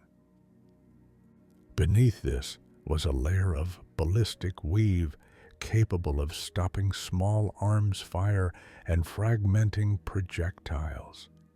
The innermost layer was a shock-absorbing gel that protected the wearer from impact trauma and helped regulate temperature. This protection scheme was effective against most infantry weapons, but had significant limitations. Sustained fire from Covenant plasma weapons would eventually burn through the ablative layers. Heavy weapons like fuel rod cannons or direct hits from vehicle-mounted weapons could penetrate the armor entirely. Most critically, SPI armor lacked the energy shielding system that made Mjolnir suits nearly invulnerable to small arms fire. A Spartan-III could be killed by a lucky shot from a Covenant pistol or a burst from a plasma rifle if the shot struck an unprotected area or overwhelmed the armor's protective layers. This vulnerability was an accepted trade-off in the armor's design. Energy shields were extraordinarily expensive, requiring miniaturized fusion reactors and sophisticated field generators. Including shields would have multiplied the cost of each suit by a factor of 10 or more, making the mass production of SPI armor economically impossible. The design philosophy held that stealth and tactics would protect the Spartan-IIIs better than shields could. If the enemy never saw you, they could not shoot you. To this end, SPI armor incorporated perhaps its most sophisticated and expensive feature, a photoreactive coating that functioned as active camouflage. The coating consisted of specialized photosensitive panels embedded in the armor's outer surface.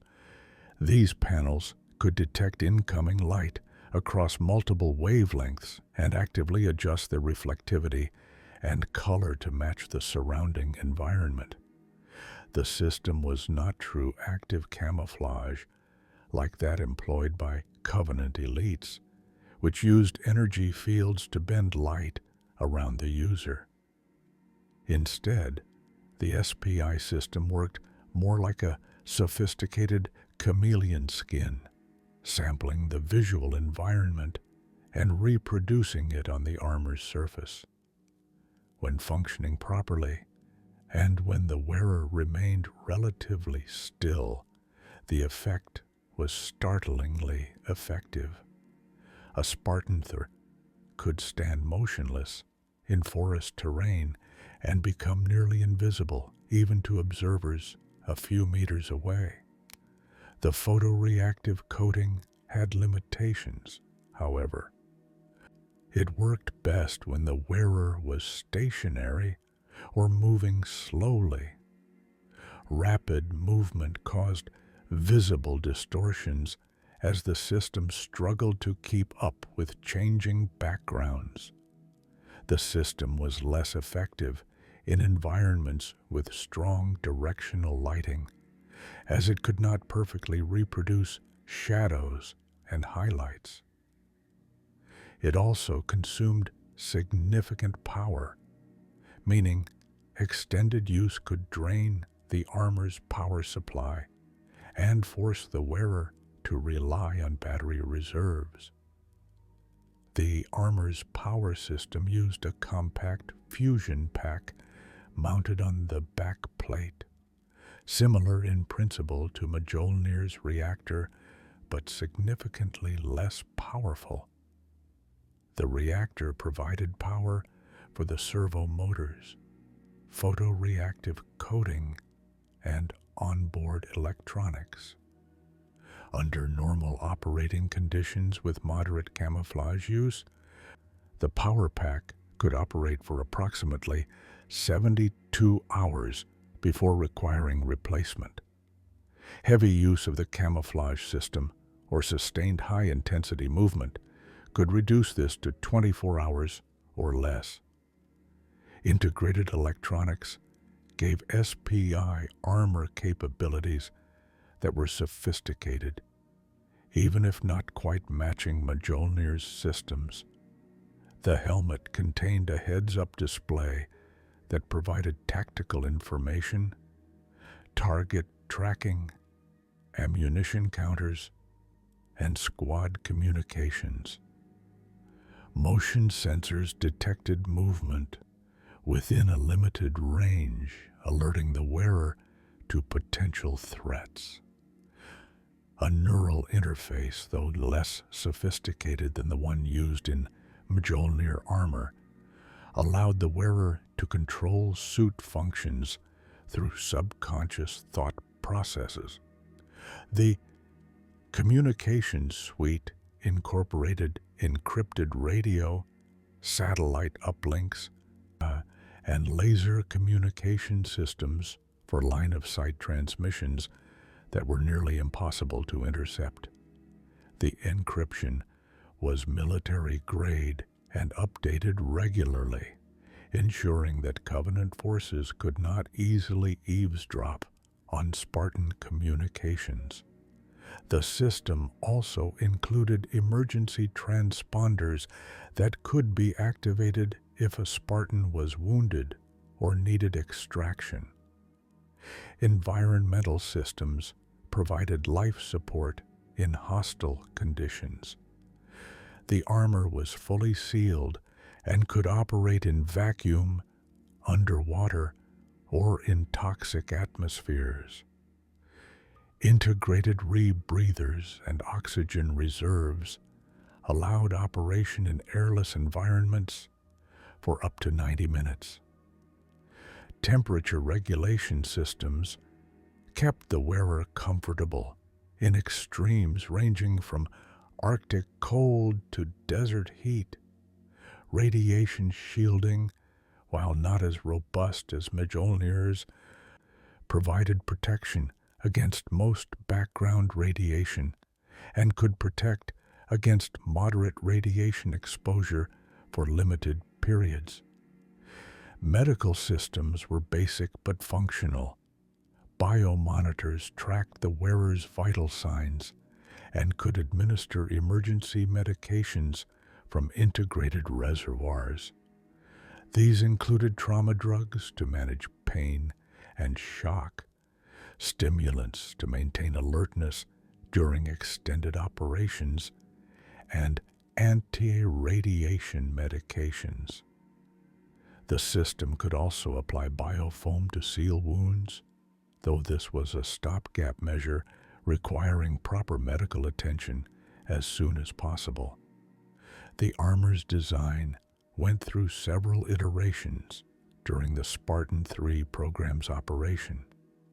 The Mark I SPI armor, used by Alpha Company, was the initial production model. It proved effective, but revealed several shortcomings in field testing. The photoreactive coating had reliability issues in certain environmental conditions. The servo motors were prone to failure under extreme stress. The armor plating showed weakness against sustained plasma fire. The Mark II SPI armor, issued to Beta Company and later to Gamma Company, incorporated improvements addressing these issues. The photoreactive coating was made more robust and responsive. The servo motors were reinforced and given better maintenance access. The armor plating was thickened in critical areas and used improved materials. The power pack was made more efficient, extending operational duration. Additional hardpoints were added for mounting various equipment packages. Despite these improvements, SPI armor remained fundamentally inferior to Mjolnir in direct combat capability. This was not a design flaw, but rather an intentional choice driven by economic and tactical considerations. A Spartan II in Mjolnir armor was a frontline combatant who could engage enemy forces directly and survive through superior protection and firepower. A Spartan-III in SPI armor was a stealth operative who avoided direct combat when possible and relied on surprise, overwhelming initial force, and rapid withdrawal. The visual appearance of SPE armor reflected its tactical role. Where Mjolnir suits were imposing and intimidating, designed to strike fear into enemies who saw them, SPI armor was sleek and understated. The color schemes used various patterns of gray, black, and muted earth tones that helped the photoreactive coating blend more effectively. The armor's profile was lower and smoother than Mjolnir, reducing the visual signature and making it easier to move through confined spaces. Individual Spartan-IIIs could customize their armor within limits. Additional pouches, holsters, and equipment racks could be mounted on hardpoints. Some Spartans added personal markings or modified their helmet design slightly for identification. Specialized roles required specific modifications. Demolitions experts carried additional pouches for explosives. Snipers had enhanced optics and ghillie material attachment points. Heavy weapon specialists had reinforced mounting points for their larger weapons. The armor also incorporated several features specifically designed for the Spartan-III mission profile. Quick-release systems allowed rapid equipment dropping if a Spartan needed to move fast or swim. Climbing aids, reinforced gloves with grip enhancers and magnetic boot systems facilitated scaling walls and moving through vertical terrain. The armor's relatively lightweight compared to Mjolnir meant Spartans could be inserted via low-altitude parachute drops or fast rope deployments from aircraft. Training with the SPI armor began shortly after the candidates completed their recovery from augmentation. The first hours in armor were awkward as the Spartans adjusted to the weight, restricted visibility through the helmet, and the slight lag in servo-assisted movements. Over days and weeks, they adapted until the armor became a second skin, its limitations and capabilities instinctively understood. They practiced extensively with the photoreactive camouflage, learning to use it effectively. They discovered that the system worked best when they planned positions and movements to take advantage of terrain and lighting. They learned to move in ways that minimize the visible distortion, smooth, controlled motions rather than jerky movements. They practiced infiltration exercises where instructors with thermal imaging and other detection equipment hunted them, teaching them the limits of the camouflage and how to compensate for its weaknesses. Combat exercises in full armor taught them to fight as Spartans rather than as unarmored soldiers. Their augmented strength, combined with the servo assistance, allowed them to perform feats that would have been impossible before. They could sprint while carrying heavy weapons that would require two normal soldiers to lift. They could leap across gaps that would stop conventional infantry. They could take hits that would have been lethal to unarmored personnel and keep fighting. The Spartans learned to think of their armor as a tool rather than as protection. Unlike Mjolnir's shields, which could absorb tremendous punishment, SPI armor could be penetrated by concentrated fire. This reality shaped Spartan-III tactics. They could not rely on armor to protect them in a sustained firefight. They had to use cover, movement, and stealth to avoid being hit in the first place. When they engaged, they did so with overwhelming force, intended to eliminate threats before those threats could effectively return fire. Live fire training exercises became increasingly realistic as the Spartans mastered their armor's capabilities. They conducted mock raids on simulated Covenant facilities, using live ammunition against automated targets and training staff in protective gear. These exercises taught them to coordinate company strength operations while wearing armor, managing communications, maintaining unit cohesion, and executing complex tactical maneuvers. The psychological impact of the armor was significant. When a Spartan donned SPI armor, they transformed from a person into something else: a warrior, a weapon, a ghost.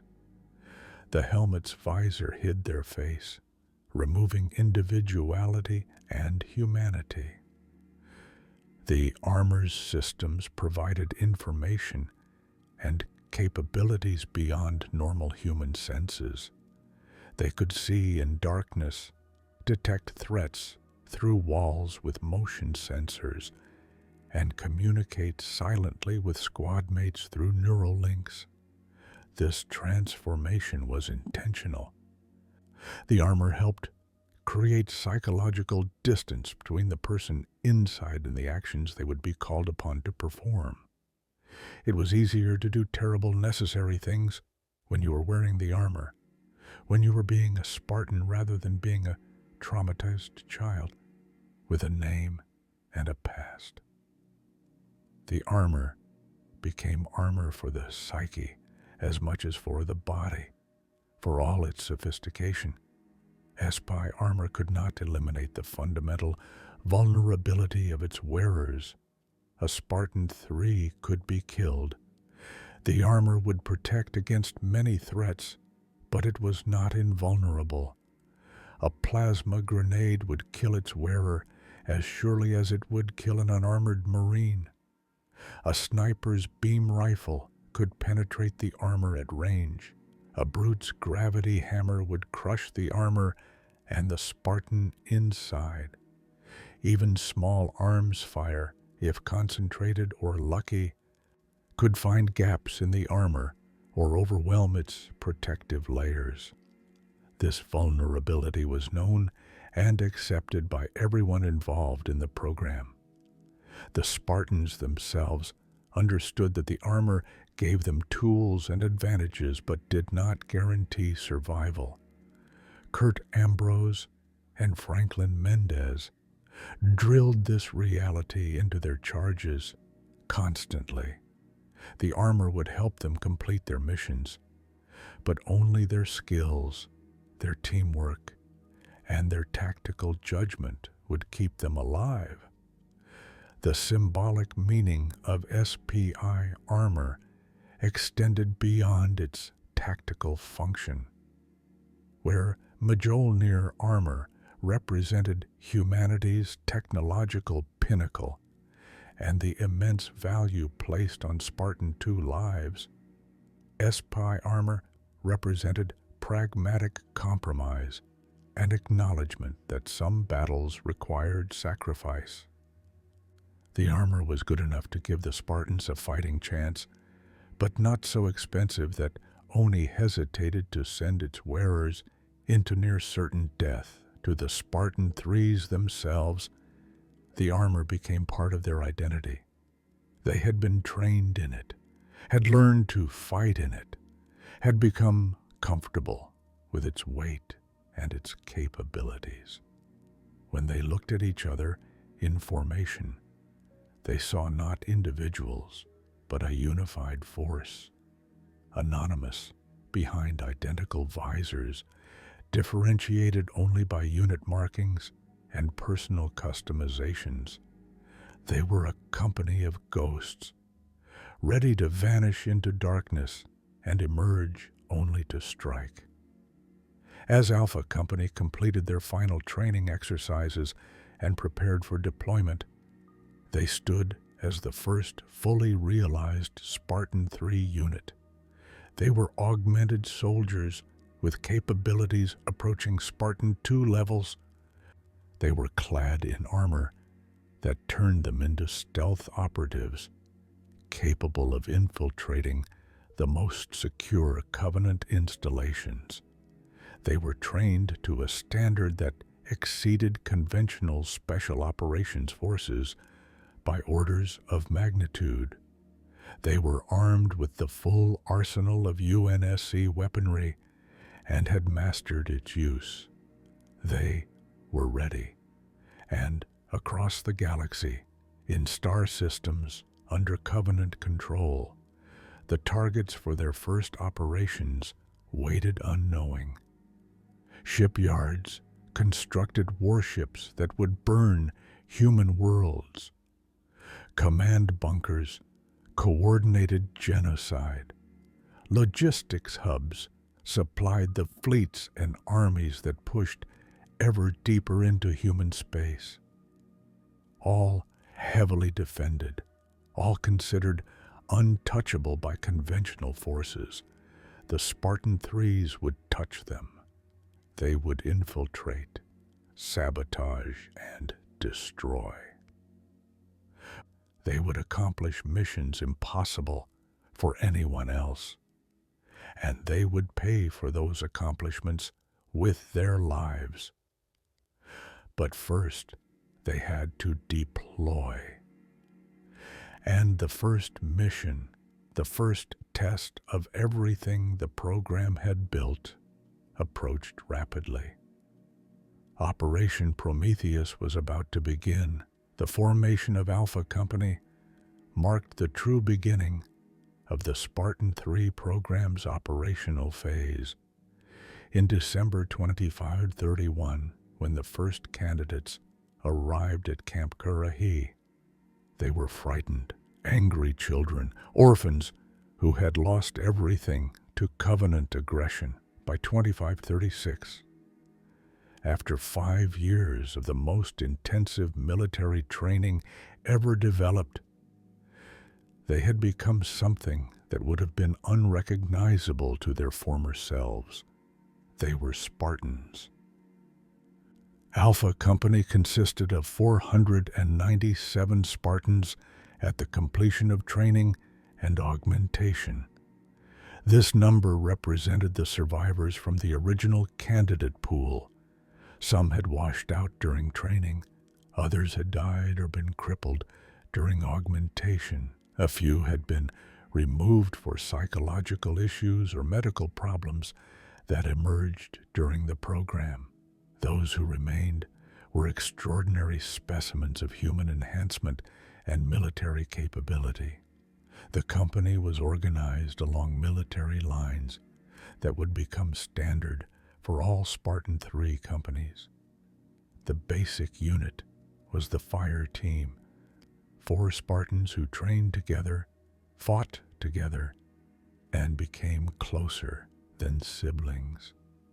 3 fire teams formed a squad of 12. 4 squads formed a platoon of 48. Alpha Company's 497 members formed approximately 10 platoons with a small headquarters element for command and specialized support functions.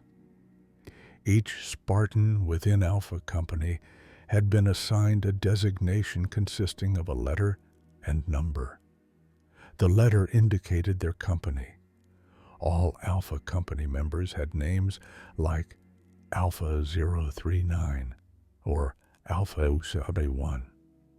This alphanumeric designation became their primary identifier, though many Spartans also used nicknames among themselves, remnants of their pre-training identities or new names earned through some action during training. Lieutenant Commander Kurt Ambrose held overall command of Alpha Company.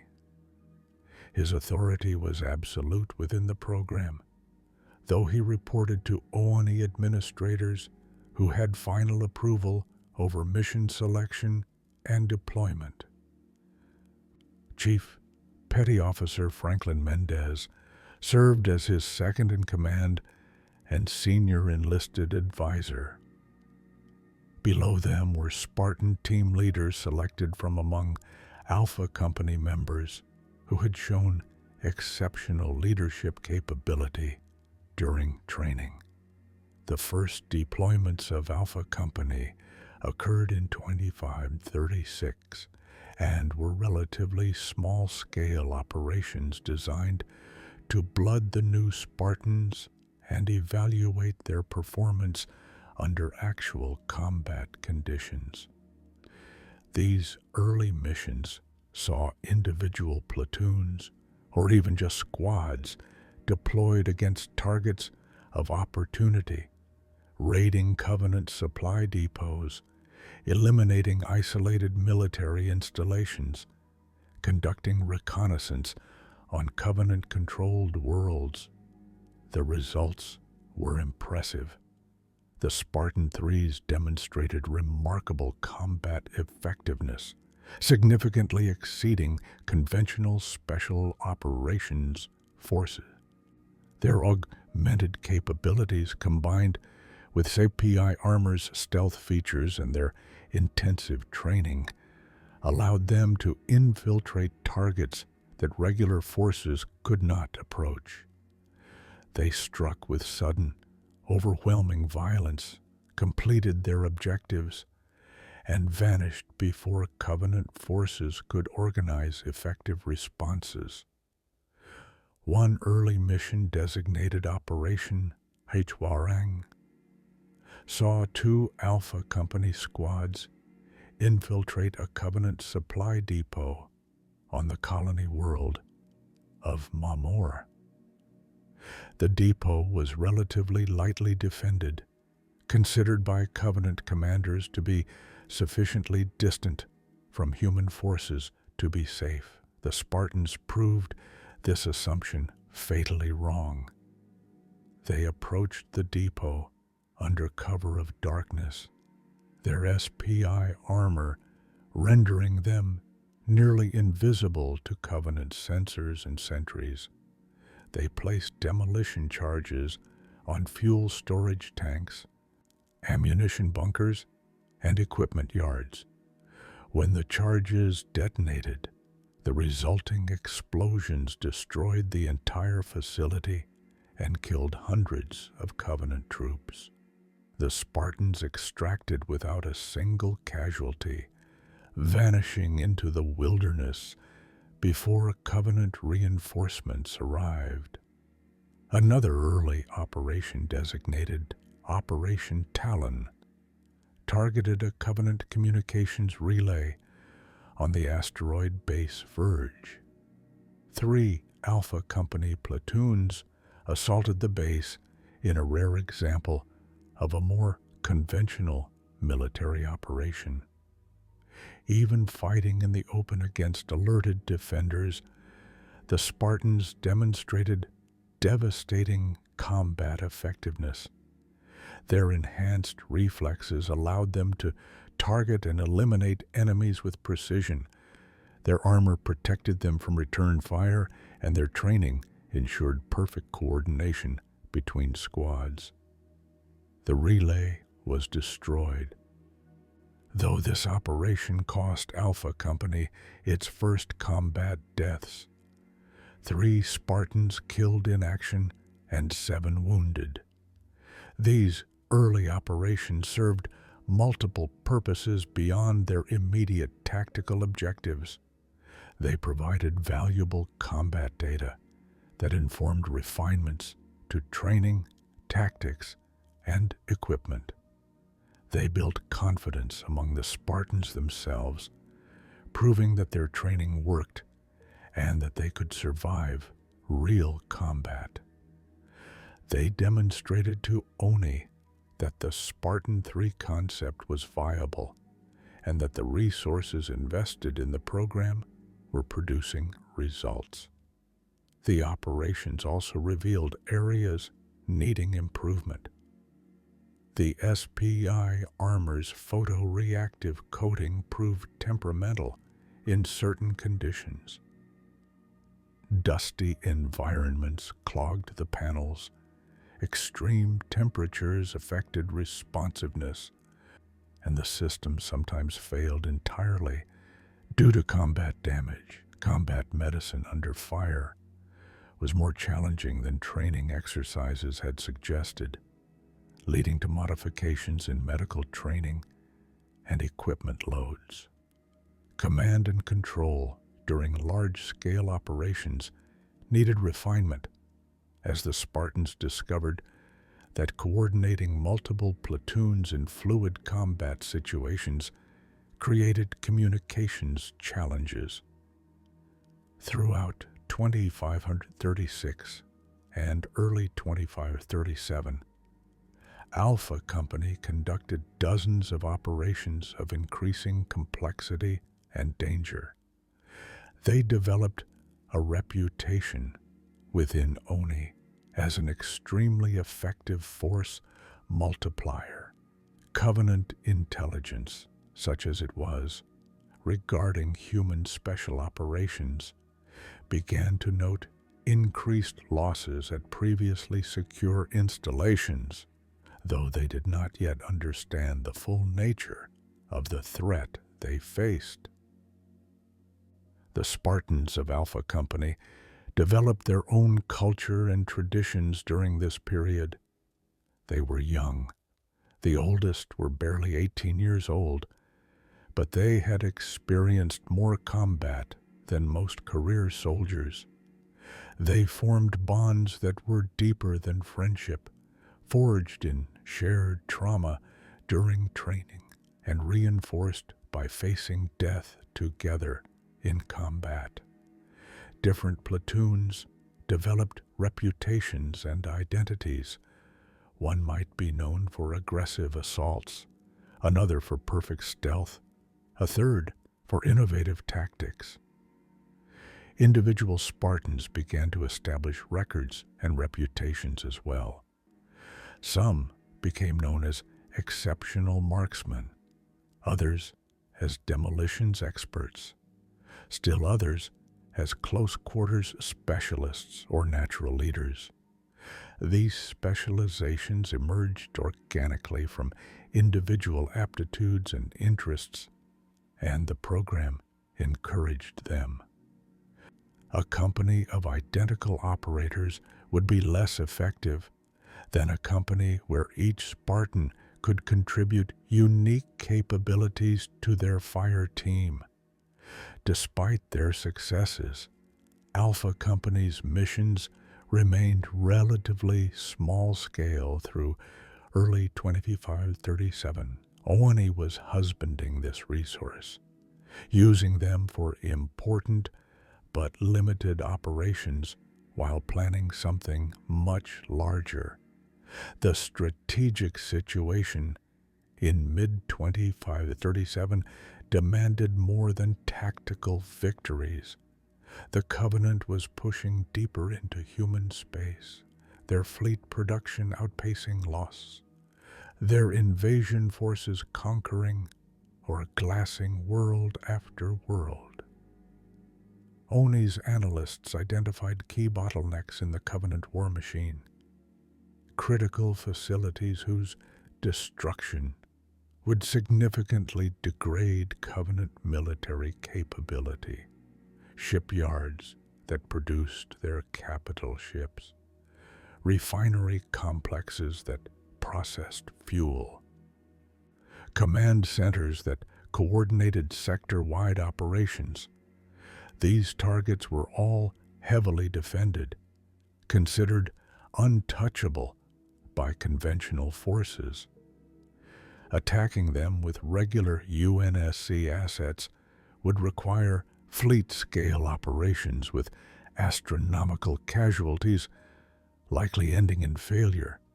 But what if an entire company of Spartans could be deployed against such a target? What if 300 augmented soldiers trained to the highest standard, equipped with weapons and explosives, supported by limited tactical assets, struck at a critical Covenant facility in a single overwhelming assault? The casualties would be horrific. Oni's projections suggested survival rates of 10% or less. But if the mission succeeded, the strategic impact would be worth the sacrifice. This was the logic that led to Operation Prometheus. In the summer of 2537, Oni selected a target that met all criteria for a Spartan-III Company scale assault. In the K7 49 asteroid cluster, the Covenant had established a major shipyard complex. Intelligence suggested the facility was producing corvettes and frigates at a rate of approximately 2 vessels per month. Over a year, that meant 24 warships added to the Covenant fleet. Ships that would participate in the conquest or destruction of human worlds. The facility was heavily defended. The asteroids themselves had been hollowed out and fortified, mounting defense plasma batteries and missile launchers. A battle group of Covenant warships, 2 cruisers, 4 destroyers, and supporting craft provided mobile defense. Ground forces numbering in the thousands included elites, grunts, jackals, and hunters. The approaches to the facility were monitored by sensor arrays that could detect any large-scale assault long before it arrived. A conventional military operation to destroy this shipyard would require a fleet-level commitment. Multiple capital ships would need to engage the defending battle group, while troop carriers delivered invasion forces to the asteroid surfaces. The UNSC would need to commit tens of thousands of Marines and Army soldiers supported by armor and aircraft. Even with overwhelming force, such an operation would take weeks and cost thousands or tens of thousands of lives. And the UNSC simply could not afford to commit such resources in mid-2537. They were needed for defensive operations across dozens of threatened colonies. Operation Prometheus offered an alternative. 300 Alpha Company Spartans would infiltrate the system aboard a Prowler-class stealth ship.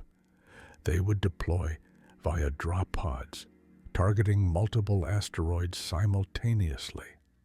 They would fight through Covenant defenses to reach the shipyard's critical systems, reactors, construction bays, fuel storage, docking facilities. They would plant demolition charges throughout the complex, and they would detonate those charges, destroying the entire facility in a catastrophic chain reaction. The mission brief was delivered to Alpha Company in June 2537.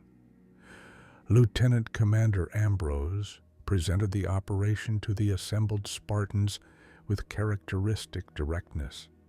He explained the target, its strategic importance, the assault plan, and the expected outcome. He did not sugarcoat the casualty projections. Most of them, he said, would not come back. Those who survived the initial assault would face overwhelming enemy reinforcements with no possibility of extraction or resupply. The mission was, in all practical terms, a suicide operation. Then he told them that participation was voluntary. Any Spartan who wished to stand down could do so without prejudice. They would be reassigned to other duties, and their choice would not be recorded as cowardice or failure. Not one Spartan stepped back. The silence in the briefing hall was absolute, as 300 armored figures stood at attention. These were children who had become warriors, who had trained their entire adolescent lives for this moment. They had known from the day they volunteered for the program that they would be asked to sacrifice themselves. Now, that moment had arrived, and they accepted it without hesitation. The month that followed was spent in intensive preparation.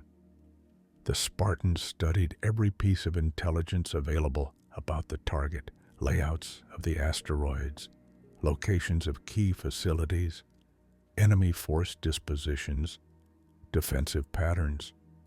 They trained in zero-gravity combat, as much of the fighting would occur in the asteroid's minimal gravitational fields.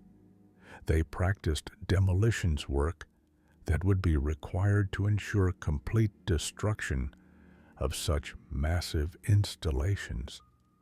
they rehearsed the drop pod insertions, the most dangerous phase where they would be most vulnerable to defensive fire. Individual Spartans composed messages for Chief Mendez or Lieutenant Commander Ambrose to deliver if they fell. Final words for families long lost, or for brothers and sisters in subsequent companies. Some wrote letters.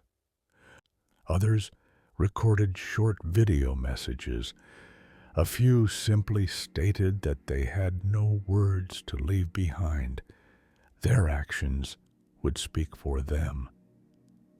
On July 27, 2537, Alpha Company boarded the Prowler UNSC Weirth Twist, along with their equipment, vehicles, and the drop pods that would carry them to battle.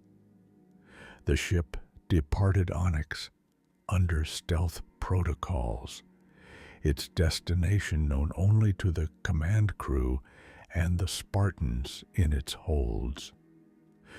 The journey to K749 took 11 days through slip space. The Spartans spent the time in final preparations, equipment checks, and quiet contemplation.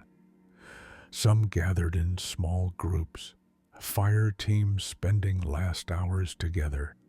Others preferred solitude, sitting alone with their thoughts.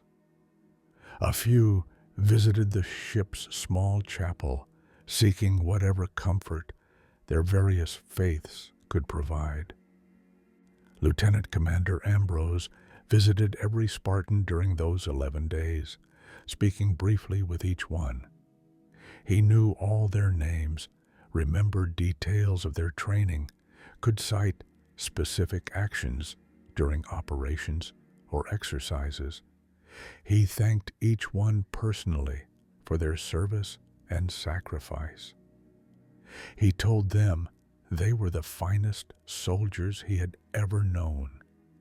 He promised them that what they were about to do would matter, that their deaths would save thousands or millions of other lives, that humanity would remember them even if the full truth of their sacrifice must remain classified. Chief Mendez was more blunt in his farewells. He told them they had better accomplish the mission, that if they were going to die, they had damn well better make it count, that he expected nothing less than the complete annihilation of the target, regardless of cost. It was his way of showing respect, treating them as the warriors they were, rather than as children to be comforted. The Weirth Twist emerged from slip space at the edge of the K749 system and began its stealthy approach. The Prowler's advanced stealth systems defeated most of the Covenant sensor coverage, allowing it to reach drop range undetected. At 0400 hours, on August 11, 2537, Alpha Company loaded into their drop pods in the launch bay. The pods were minimalist insertion vehicles, barely large enough for a Spartan in armor, with their weapon and a small equipment pack. Each pod was essentially a heat shield, basic maneuvering thrusters, and a harness. They would fall through space at tremendous speeds, undetectable to most sensors due to their small size and radar-absorbing coatings, before retro rockets fired in the final seconds to survivably reduce their velocity for impact. 300 drop pods launched simultaneously from the Weirth Twist's multiple launch bays. They fell toward the asteroid cluster in a carefully planned pattern, each pod aimed at a specific landing zone near priority targets across the facility. As the pods fell, Covenant sensors finally detected the launch signatures, but by then it was too late to effectively respond. The pods were already committed, falling too fast to intercept. The drop itself was violent. 3 minutes of increasing acceleration as gravity and thrusters brought them from orbital velocity to terminal velocity, then brutal deceleration as retro-rockets fired. Many Spartans blacked out from the G-forces despite their augmented physiology. Several pods malfunctioned. Some failed to decelerate properly and impacted at lethal speeds, killing their occupants instantly.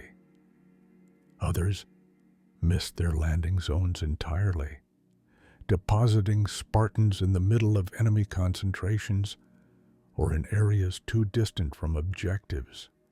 But most of the pods landed successfully. Hatches blew open, and Spartans emerged into the chaos of an enemy base under sudden assault. They found themselves in hangars, on landing platforms, in equipment yards, inside corridors, wherever their pods had been aimed.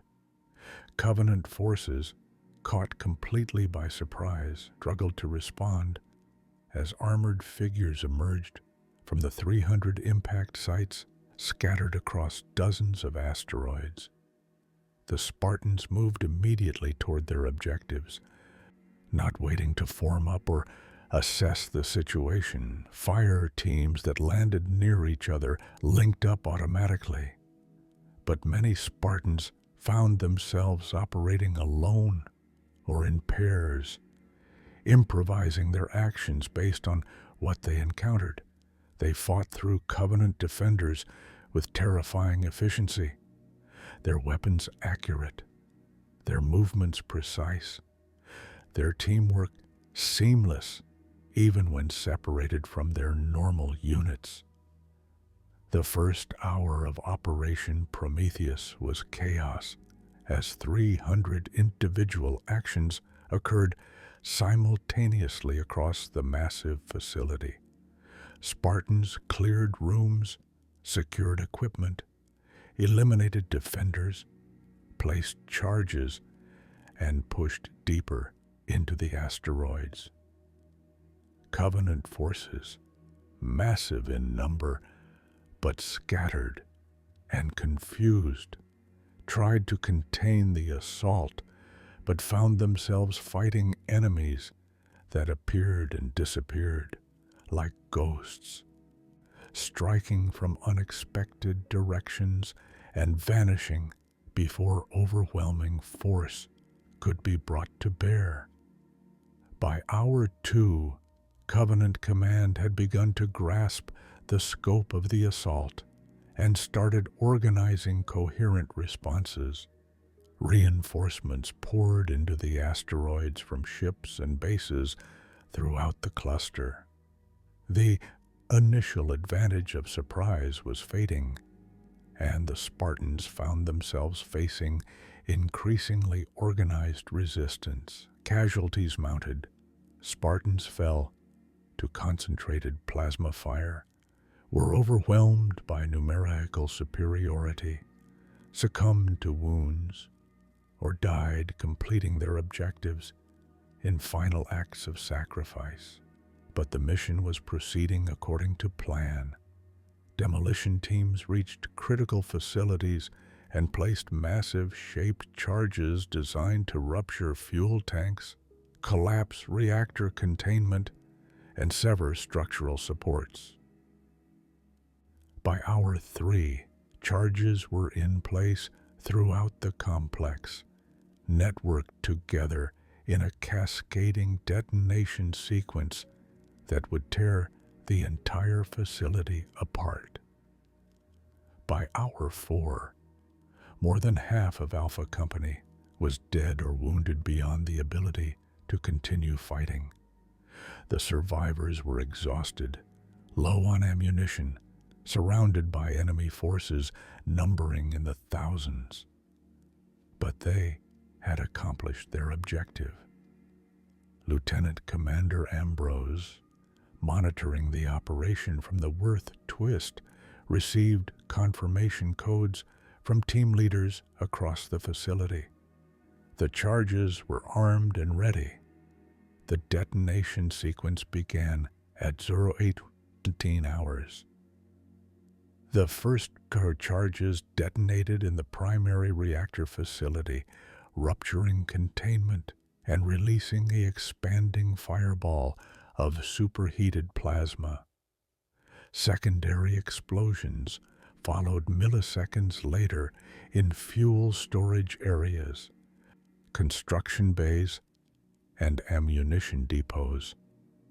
The chain reaction spread through the asteroid cluster at near instantaneous speed, each explosion triggering others in a catastrophic cascade. The shipyard died in fire.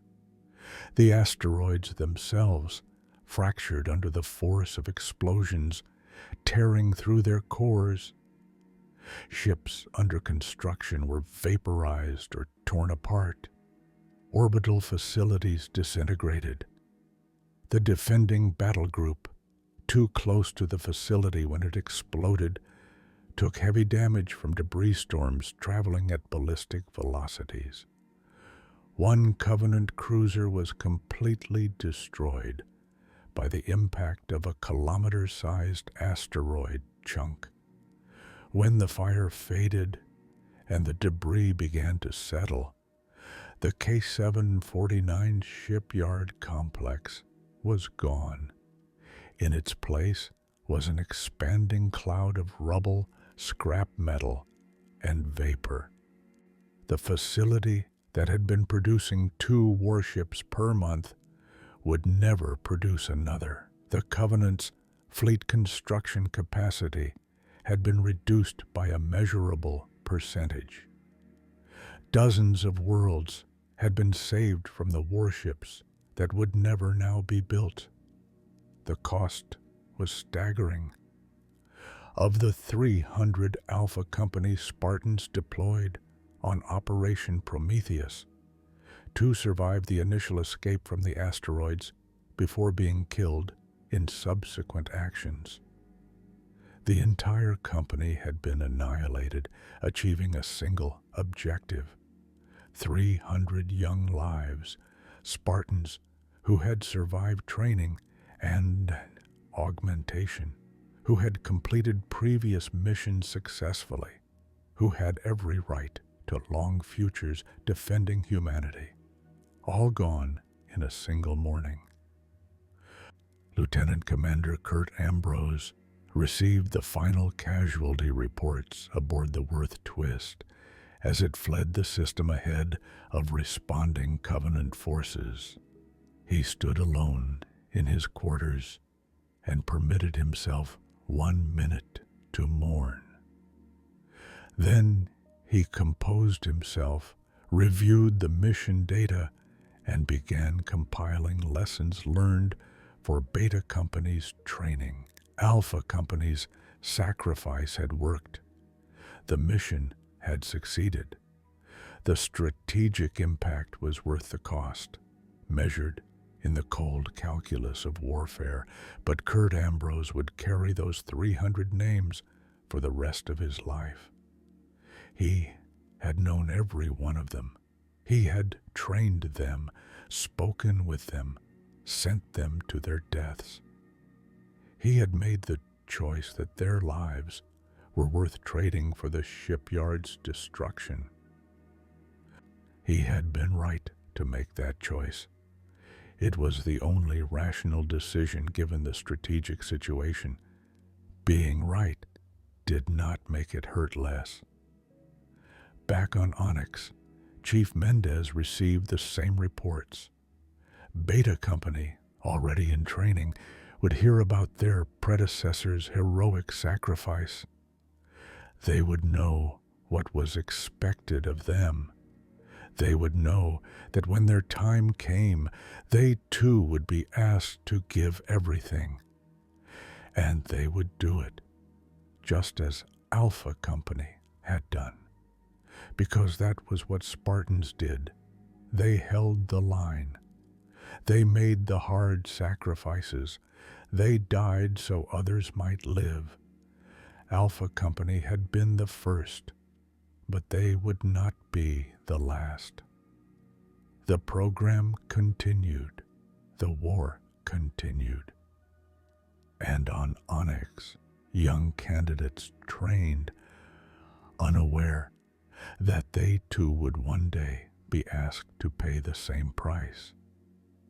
The news of Alpha Company's fate reached Beta Company in August 2537, less than a month after the destruction of the K-749 shipyard. The candidates, who had begun their training in July 2537, immediately after Alpha Company's departure for Operation Prometheus, were told in simple terms what had happened. 300 Spartans had deployed against a high-value target. They had destroyed it completely. 2 had survived long enough to escape the target area before being killed in subsequent actions. The mission was deemed a complete success. The briefing was delivered by Chief Mendez with his characteristic bluntness. He did not romanticize Alpha Company's sacrifice or attempt to soften the reality of what had occurred.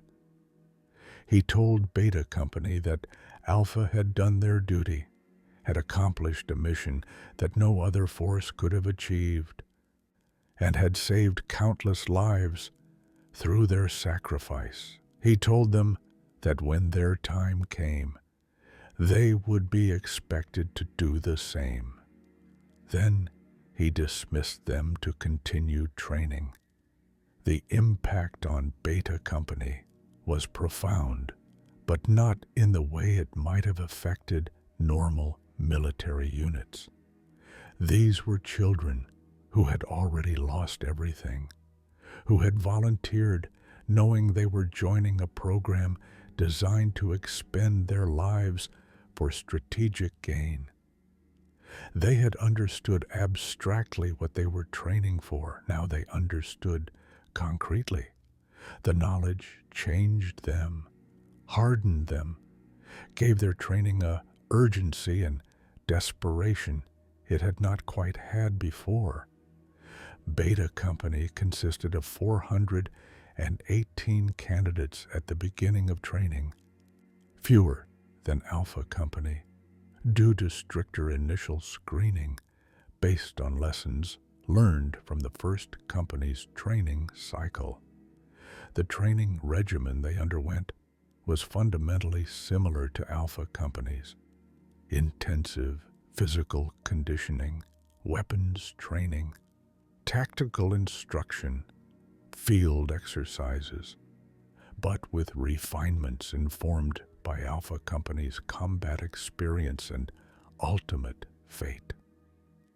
Lieutenant Commander Ambrose and Chief Mendez adjusted the curriculum in several ways. More emphasis was placed on demolitions and engineering, as Operation Prometheus had demonstrated the critical importance of efficiently destroying hardened targets. Medical training was expanded after Alpha Company's experience showed that casualties could sometimes be stabilized long enough to complete missions even if evacuation was impossible. Small unit tactics received additional attention, as combat reports from Prometheus had shown that many fire teams and squads had been separated from larger formations and needed to operate independently. The training was, if anything, even more intense than what Alpha Company had experienced. Beta Company candidates were pushed harder, their standards set higher, their tolerance for failure reduced to nearly zero. They trained for longer hours, conducted more elaborate exercises, and were subjected to more realistic combat simulations. Every aspect of their training was designed to maximize their chances of successfully completing whatever suicide mission they would eventually be assigned. Kurt Ambrose drove himself as hard as he drove Beta Company. He had watched Alpha Company depart, knowing most would die. He had read their final messages, delivered their last words to recordings that would remain classified for decades. He had recommended the operation and confirmed its strategic value. He had been correct in every tactical and strategic assessment, and it had not been enough to save them.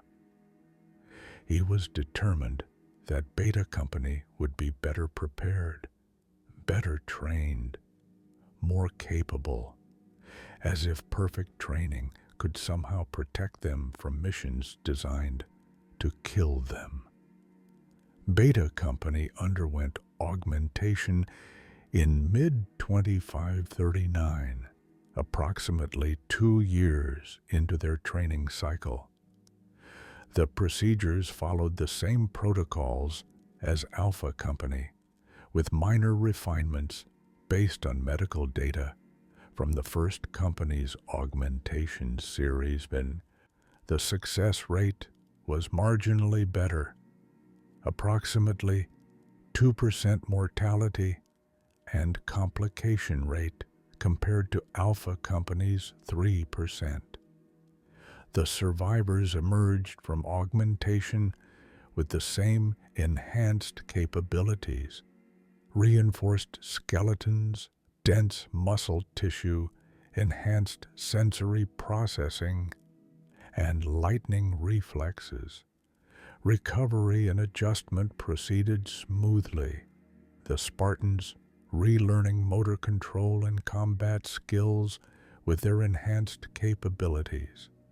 By late 2539, Beta Company was combat-ready and received their SPI armor, the improved Mark II version that addressed some of the reliability issues identified during Alpha Company's operations. Beta Company's first deployments began in early 2540, following the same pattern as Alpha Company's introduction to combat. Small-scale operations, squad or platoon strength, against targets of opportunity allowed the Spartans to experience actual combat while minimizing risk to the company as a whole. These early missions were uniformly successful, the Spartans demonstrating the same remarkable combat effectiveness that Alpha Company had shown.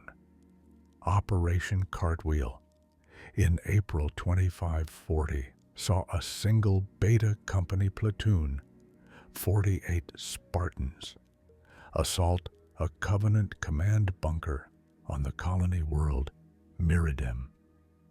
The bunker coordinated Covenant ground forces across an entire continent and was considered impregnable by conventional forces, buried under hundreds of meters of rock, with its only access points heavily defended. The Spartans infiltrated using a natural cave system, navigated kilometers of underground passages, emerged directly inside the facility's defensive perimeter, and destroyed the bunker in a 4-hour action that killed all the command staff inside.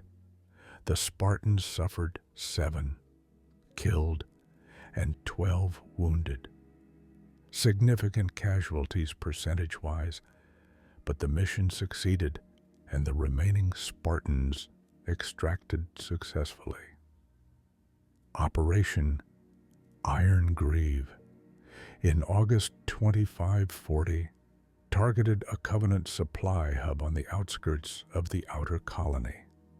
Shipping lanes, 2 Beta Company platoons, 96 Spartans deployed against warehouses, fuel depots, and logistics facilities spread across multiple sites on a low-gravity moon. The operation was notable for its complexity, requiring simultaneous assaults on 6 separate targets with precise timing to prevent any facility from warning others. The Spartans executed the operation flawlessly, destroying all targets within a 6-hour window. Casualties were moderate, 11 killed, 15 wounded, but again, the mission succeeded. Operation Firebrand in March 2541 demonstrated Beta Company's capability for long-duration operations. A single squad, 12 Spartans, was inserted into Covenant-held territory on the colony world circumstance, with orders to conduct sabotage and reconnaissance for 30 days. Operating deep behind enemy lines, supplied only by stealth drops of additional ammunition and equipment. The squad conducted 17 separate attacks on Covenant forces and infrastructure while gathering intelligence on enemy dispositions. All 12 Spartans survived the operation and were successfully extracted, though several were wounded by the mission's end. These and other operations throughout 2540 to 2545 built Beta Company's combat record and demonstrated the value of the Spartan-III concept. Onyx tactical planners developed increasing confidence in deploying the Spartans against difficult targets. The survival rate for these smaller operations was much higher than for company-scale assaults. Typically, 70 to 80% of Spartans survived any given mission, with most casualties being wounded rather than killed. But Onyx strategic analysts understood that small-scale operations, while valuable, did not justify the expense and effort of the Spartan-III program. The true purpose of these companies was to enable attacks on targets that conventional forces could not touch, the same category of target that had led to Operation Prometheus. By mid-2544, intelligence had identified such a target, and Beta Company's fate was sealed. The Covenant refinery complex on Pegase Delta had come to Ony's attention through signals intelligence and reports from deep space reconnaissance. The facility processed deuterium and tritium fuel for Covenant naval forces, supplying the fusion reactors that powered their warships. Intelligence estimates suggested the refinery provided fuel for approximately 1/3 of Covenant fleet operations in the sector. Hundreds of ships dependent on the facility's output. The refinery itself was massive, covering hundreds of square kilometers on Pegase Delta's surface. The facility included fuel cracking plants, storage tanks holding megatons of fusion fuel, processing centers, transportation hubs, and defensive installations. The Covenant garrison numbered approximately 5,000 troops, including elites, brutes, grunts, jackals, and hunters. Defensive positions included anti-aircraft batteries, armored bunkers, and multiple shield generator installations that protected critical facilities. A conventional military operation to destroy the refinery would have required fleet-level commitment, multiple capital ships, thousands of troops, sustained orbital bombardment. Even with overwhelming force, the operation would take weeks and cost thousands of lives. And in mid-2544, the UNSC simply could not spare such resources. Humanity was losing the war, falling back on world after world, trying desperately to defend core colonies with dwindling forces. Operation Torpedo offered an alternative. 300 Beta Company Spartans would deploy against the refinery in a massed assault.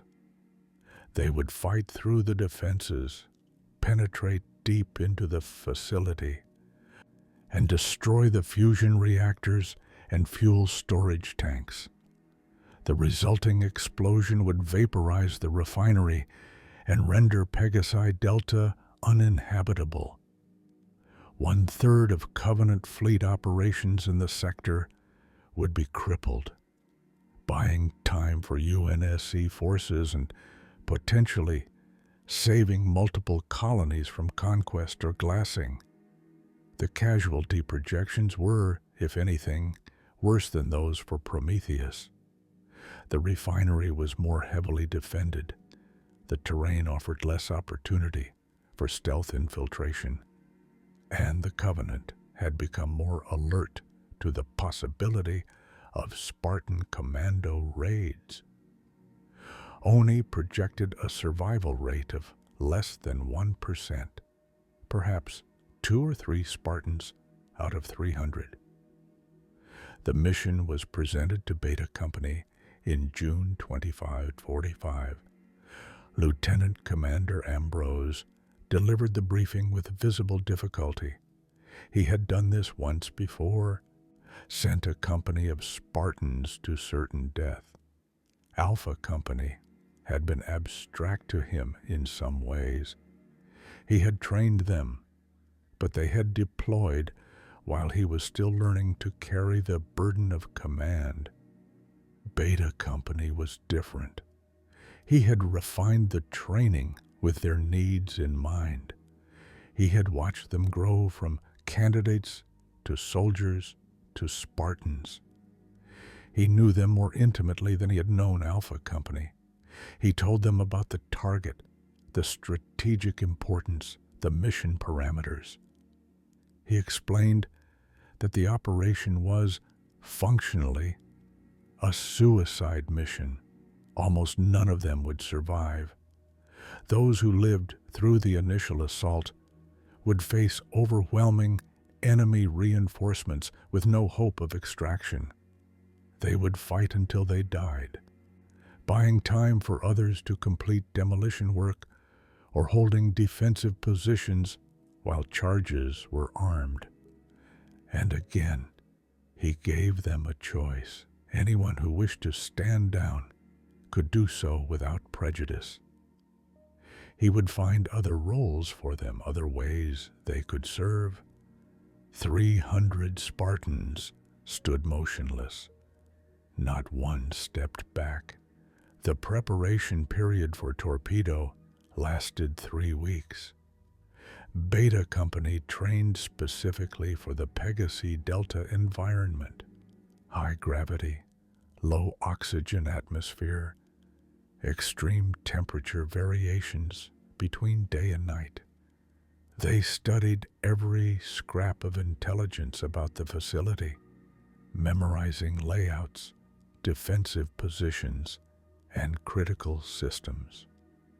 They practiced the assault in full-scale mock-ups built at Camp Currahee, rehearsing the operation until every Spartan could navigate to their objective in darkness while under fire. Individual Spartans prepared in their own ways.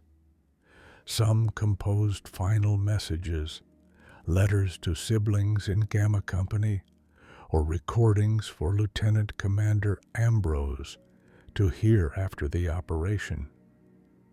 Others maintained the same stoic professionalism they showed during any mission briefing, treating torpedo as just another operation rather than dwelling on its near-certain fatal outcome.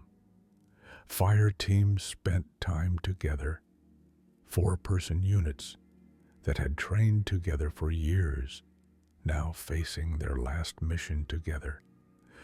Tom B-292 and Lucy B-091 were members of different fire teams within the same squad. They had known each other since the first days of training, had become close friends despite the professionalism the program demanded, and had covered each other in multiple combat operations. On the night before departure, they sat together in silence, neither needing to speak the thoughts both were having. They had volunteered for this. They understood why it was necessary, and they would do their duty regardless of cost. Beta Company deployed to Pegasi Delta on July 3rd, 2540. The approach was similar to Prometheus. Insertion via drop pods from a prowler, making a high-speed pass through the system. 300 pods fell toward the refinery in a carefully orchestrated pattern designed to deliver Spartans to multiple objectives simultaneously. Covenant defenses detected the assault during the drop and began engaging pods with anti-aircraft fire, destroying dozens before they reached the surface. The survivors crashed into Pegasi Delta's hostile environment and immediately engaged defending forces. The initial assault was devastating. Beta Company hit the Covenant defenders like a hammer, their augmented speed and skill overwhelming the first defensive lines. Spartans poured into the facility from dozens of entry points, clearing bunkers, seizing strong points, pushing toward critical infrastructure with relentless determination. The first hour saw Beta Company make remarkable progress. Fire teams and squads, linked up where possible, formed into larger assault groups and fought through defensive positions that would have stopped conventional forces' hold. Demolitions teams reached fuel storage areas and began placing charges. Sniper teams established positions to cover approaches and eliminate enemy commanders. Heavy weapons specialists brought down shields and fortifications, but the Covenant response was overwhelming. Reinforcements poured into the refinery from outlying bases. Dropships delivered hundreds of additional troops. Wraith tanks and Ghost reconnaissance vehicles joined the battle. Elite warriors organized defensive positions and counterattacks. The Spartans found themselves surrounded, outnumbered by a factor of 10 to 1 or more, facing an enemy that now understood they were fighting Spartan commandos rather than conventional forces. By hour 2, Beta Company's cohesion was breaking down. Squads were isolated from each other, surrounded, fighting desperate actions to hold positions or push toward objectives. Casualties mounted with horrifying speed. Dozens of Spartans fell to concentrated fire, were overwhelmed in close combat, succumbed to wounds, or died in explosions. Communications became fragmented as equipment was damaged, and relay Spartans were killed. Hour 3 saw the beginning of the end. Most of Beta Company was dead or dying, but the mission was proceeding. Demolitions teams had placed charges throughout the facility, creating a network of explosives that would destroy the refinery completely. The surviving Spartans received orders to withdraw to extraction points, not because extraction was actually possible, but because pulling back from the refinery core would allow the charges to detonate without killing the last few Spartans immediately.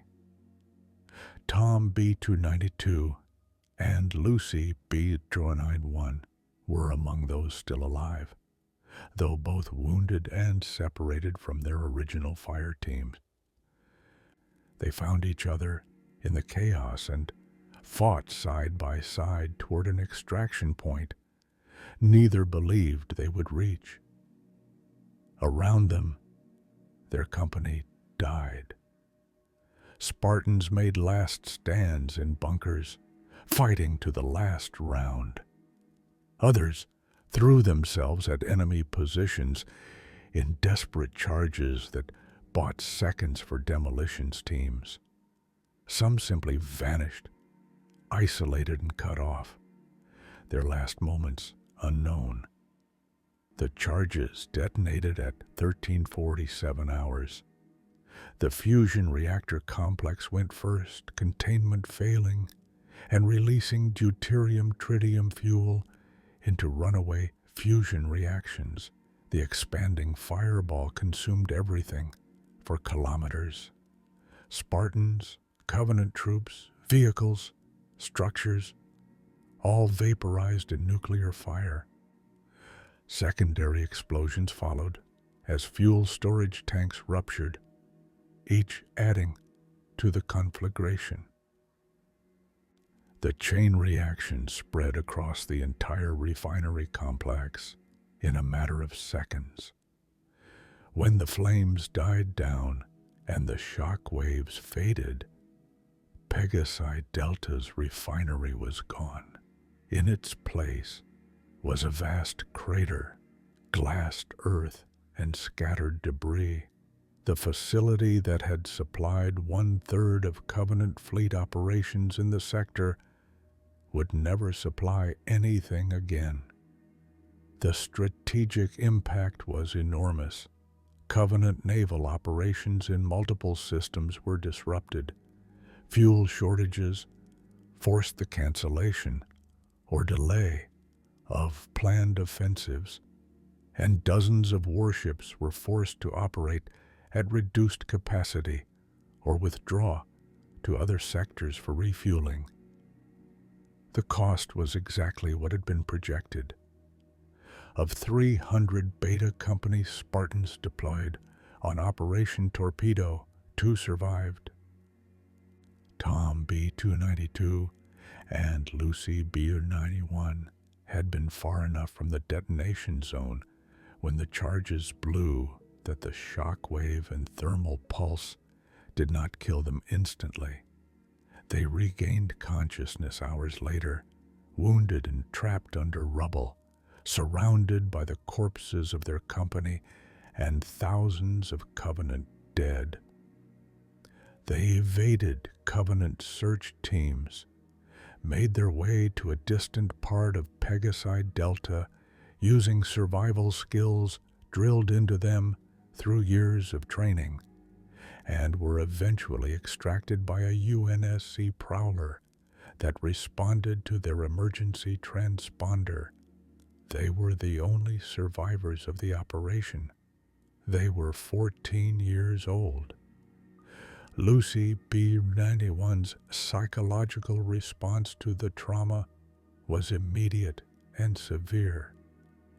She witnessed the death of her entire company, watched friends and fire team members die, survived an explosion that should have killed her. When the recovery team found her, she was catatonic, unable or unwilling to speak. The condition would persist Lucy would never speak again, suffering from post-traumatic stress disorder manifesting as selective mutism. She could still function as a soldier, still fight and follow orders, but her voice was gone, silenced by the horror of Operation Torpedo. Tom B-292's trauma was less immediately obvious, but no less real. He had survived when all his brothers and sisters had died. He had watched Beta Company annihilated. The survivor's guilt would haunt him for the rest of his life. But he would continue to serve, eventually being reassigned to train Gamma Company alongside Lucy, both survivors carrying the weight of Beta Company's sacrifice. Lieutenant Commander Ambrose received the casualty reports and confirmed mission success. He had now sent 2 companies, 600 Spartans, to their deaths in operations he had planned and authorized. The missions had succeeded. The strategic impact was measurable, real, worth the cost in the ruthless calculus of total war. 600 deaths were acceptable when weighed against the millions of lives saved by disrupting Covenant fleet operations and supply chains. But Kurt Ambrose was beginning to break under the weight of those 600 names. He knew every one of them. He had trained them, spoken with them, sent them to die. He had been correct to do so every time. The missions had been necessary, the tactics sound, the outcome successful. Being right did not make it easier. Being right did not let him sleep at night, and Gamma Company was in training. In a few more years, they would be ready. And Oni would find another target that required a company of Spartans to destroy. And Kurt would brief them, give them their impossible mission, watch them deploy, and add 300 more names to his burden. This was the price of command. This was the price of the Spartan-III Program. This was the price humanity paid to survive. And on Onyx, in the forests and training fields of Camp Currahee, Gamma Company trained. They knew what had happened to Alpha and Beta. They knew what would be asked of them, and they trained harder, pushed themselves further, determined that when their time came, they would be ready.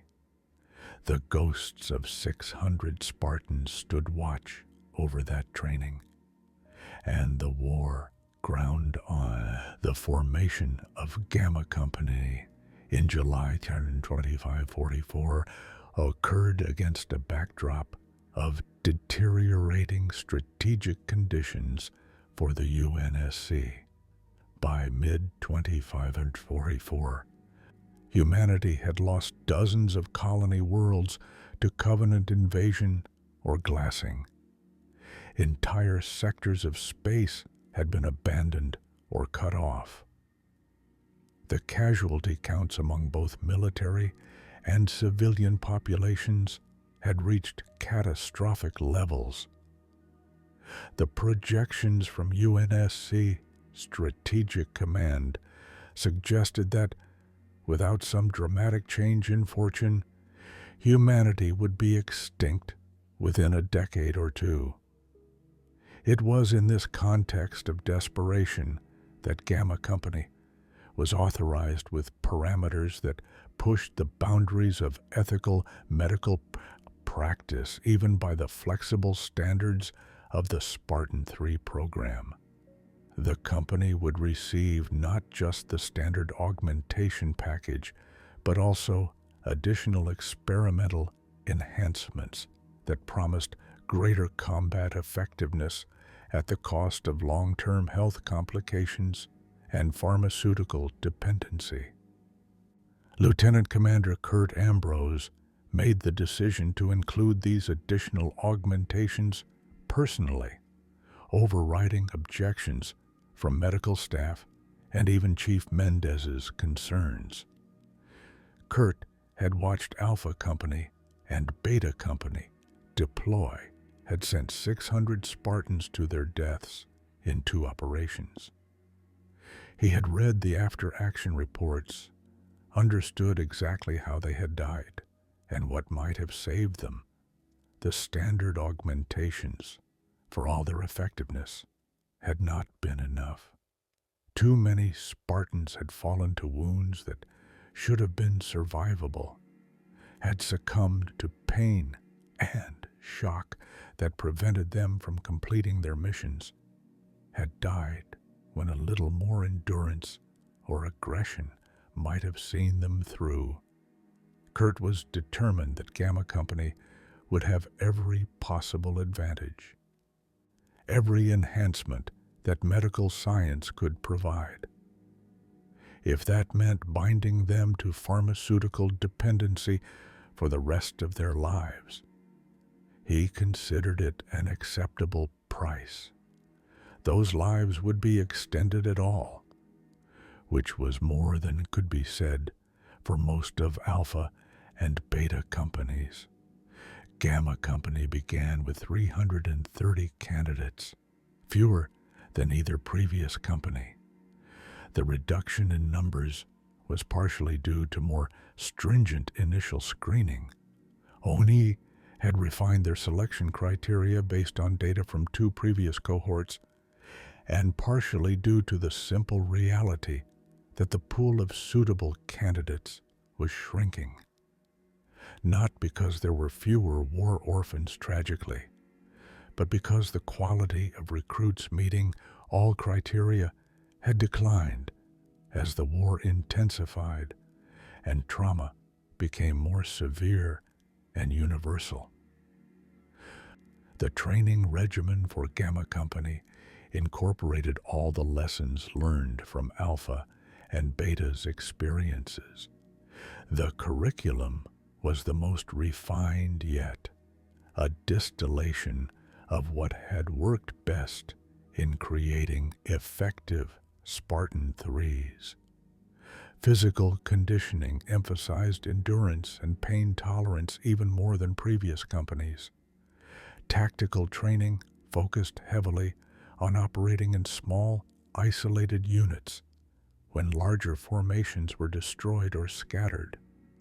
Demolitions received extensive coverage, as both previous company-scale operations had been destruction missions. Medical training was expanded further, with every Spartan learning to perform emergency field surgery and treat catastrophic wounds. The candidates who became Gamma Company were, if anything, even more damaged than their predecessors. By 2544, the Covenant had refined their tactics for planetary assault and genocide. The war orphans created by these later attacks had witnessed horrors that earlier generation of children had been spared. They came to Onyx carrying trauma that made Alpha and Beta's psychological profiles look mild by comparison. Chief Mendez and Lieutenant Commander Ambrose adapted their approach accordingly. The training was, paradoxically, somewhat less brutal than it had been for previous companies in certain ways.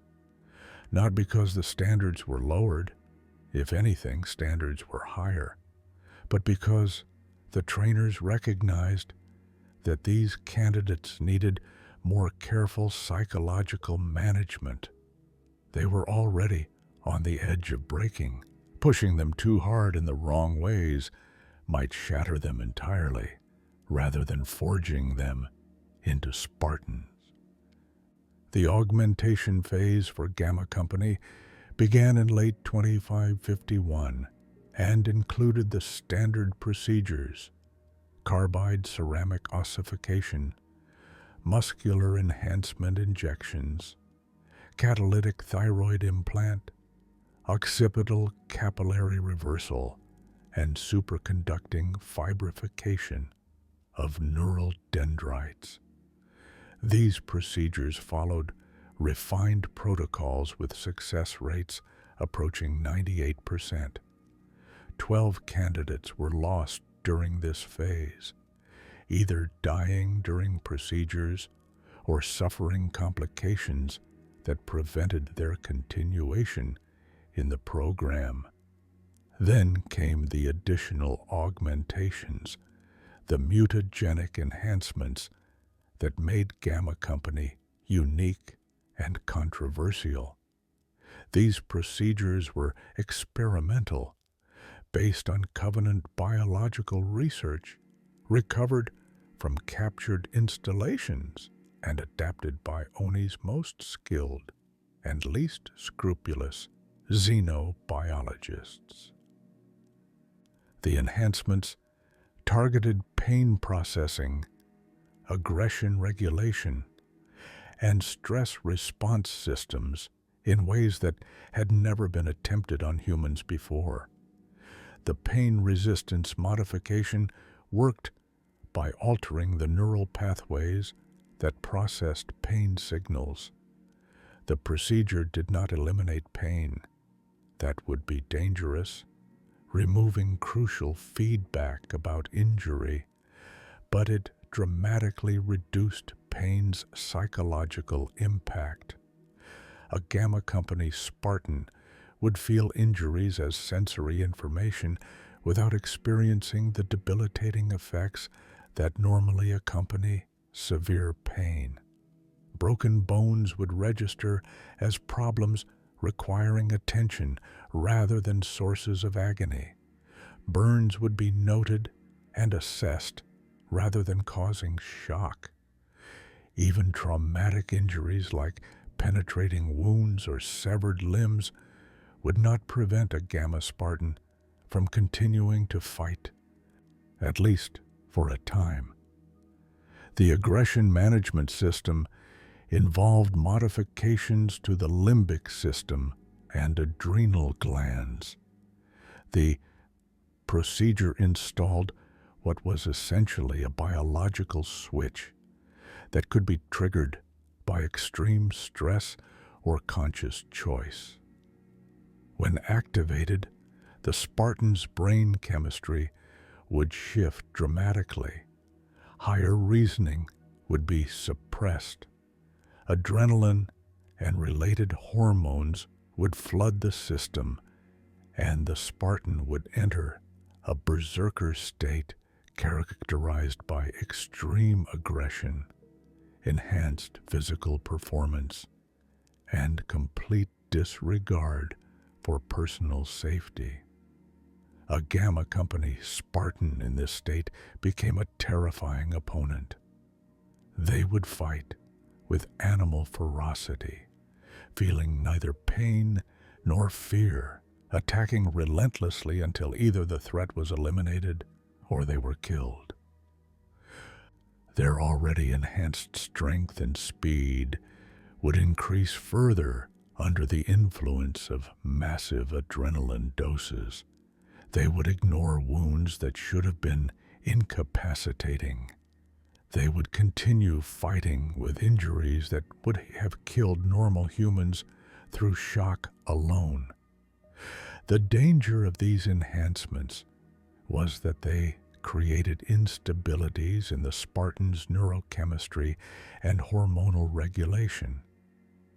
The modifications essentially bypassed normal regulatory systems and, without pharmaceutical intervention to maintain balance, catastrophic consequences would follow.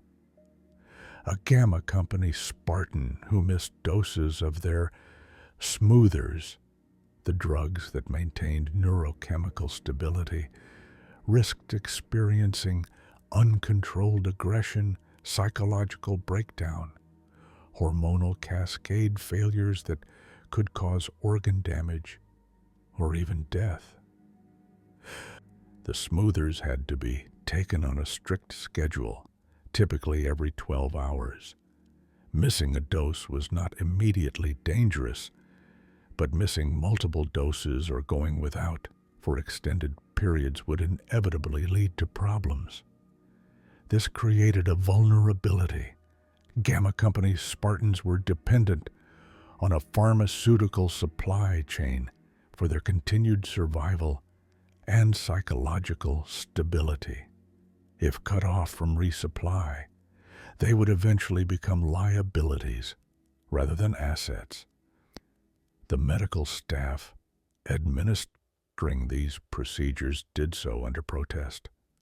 They documented their objections in official reports, noting that the long-term effects of the mutagenic enhancements were unknown, that binding the Spartans to pharmaceutical dependency was ethically questionable, and that the procedures themselves carried risks that standard augmentations did not. Their objections were noted and overruled. The war was being lost. Desperate measures were necessary. The recovery period following augmentation was extended for Gamma Company due to the additional procedures.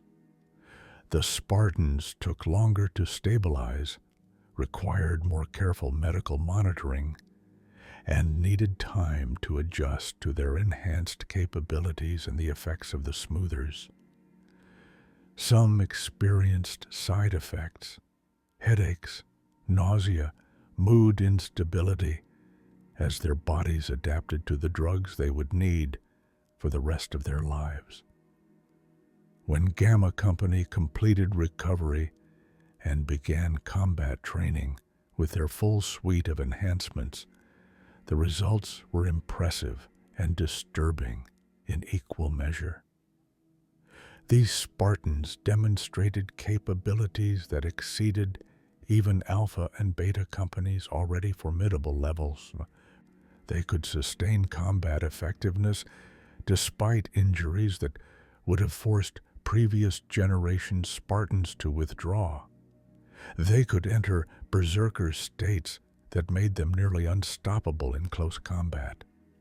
They could fight longer, harder, and more aggressively than any previous Spartan-IIIs. The cost was their humanity. Even more than Alpha or Beta Company, Gamma Company Spartans were weapons first and people second. The mutagenic enhancements had altered them at a fundamental level, changing their responses to pain, fear, and aggression in ways that made them less than fully human. They were more effective as soldiers, but more damaged as individuals. Training continued through late 2551 and into T552.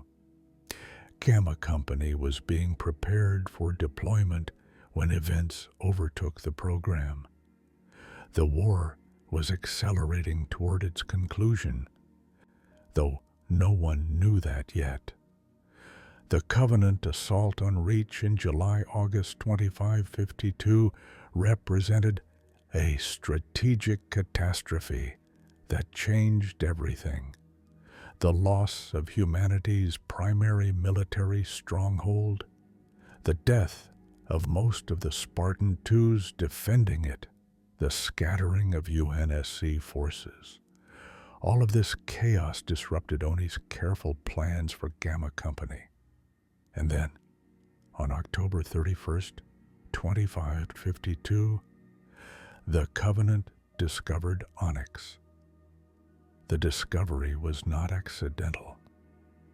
Covenant intelligence had been searching for Spartan training facilities for years, hoping to eliminate humanity's super soldiers before they could be deployed. Intercepted transmissions, captured documents, and aggressive reconnaissance had gradually narrowed the search. When a Covenant battle group finally located the Zeta Doradus system and detected human activity on Onyx, they immediately recognized the opportunity. The Covenant assault force that arrived at Onyx was substantial. A fleet of warships, including cruisers, destroyers, and support vessels, carrying thousands of troops. Their goal was the complete annihilation of whatever Spartan program existed on the planet, denying humanity these powerful warriors. They expected to find training facilities, perhaps a few hundred personnel, including trainees and staff. They had no idea what Onyx truly was or what they were about to unleash.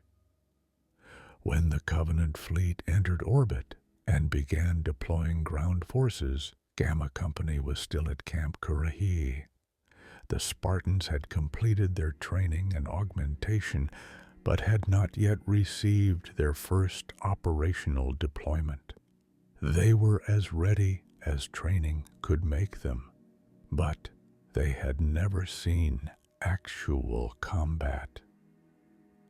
They were about to receive the most brutal introduction to warfare imaginable, defending their home world against overwhelming invasion. Lieutenant Commander Ambrose ordered Gamma Company to combat stations. 330 Spartans, most of them barely 16 years old, donned their SPI armor for what they believed might be the last time. They drew weapons from the armories, loaded ammunition, collected demolition charges, and equipment. They formed up in their platoons and received mission briefings from their team leaders. The situation was dire. Covenant forces were landing in multiple locations across Onyx. The planet's small garrison, a few hundred Oni security personnel and support staff, was completely inadequate to repel such an invasion. Gamma Company was Onyx's only real defense, and they were outnumbered by factors of 10 to 1 or worse. They could not hope to defeat the invasion. The best they could do was buy time for evacuation of critical personnel and destruction of classified materials. But Gamma Company did not have the option of thinking in terms of defeat or survival. They were Spartans.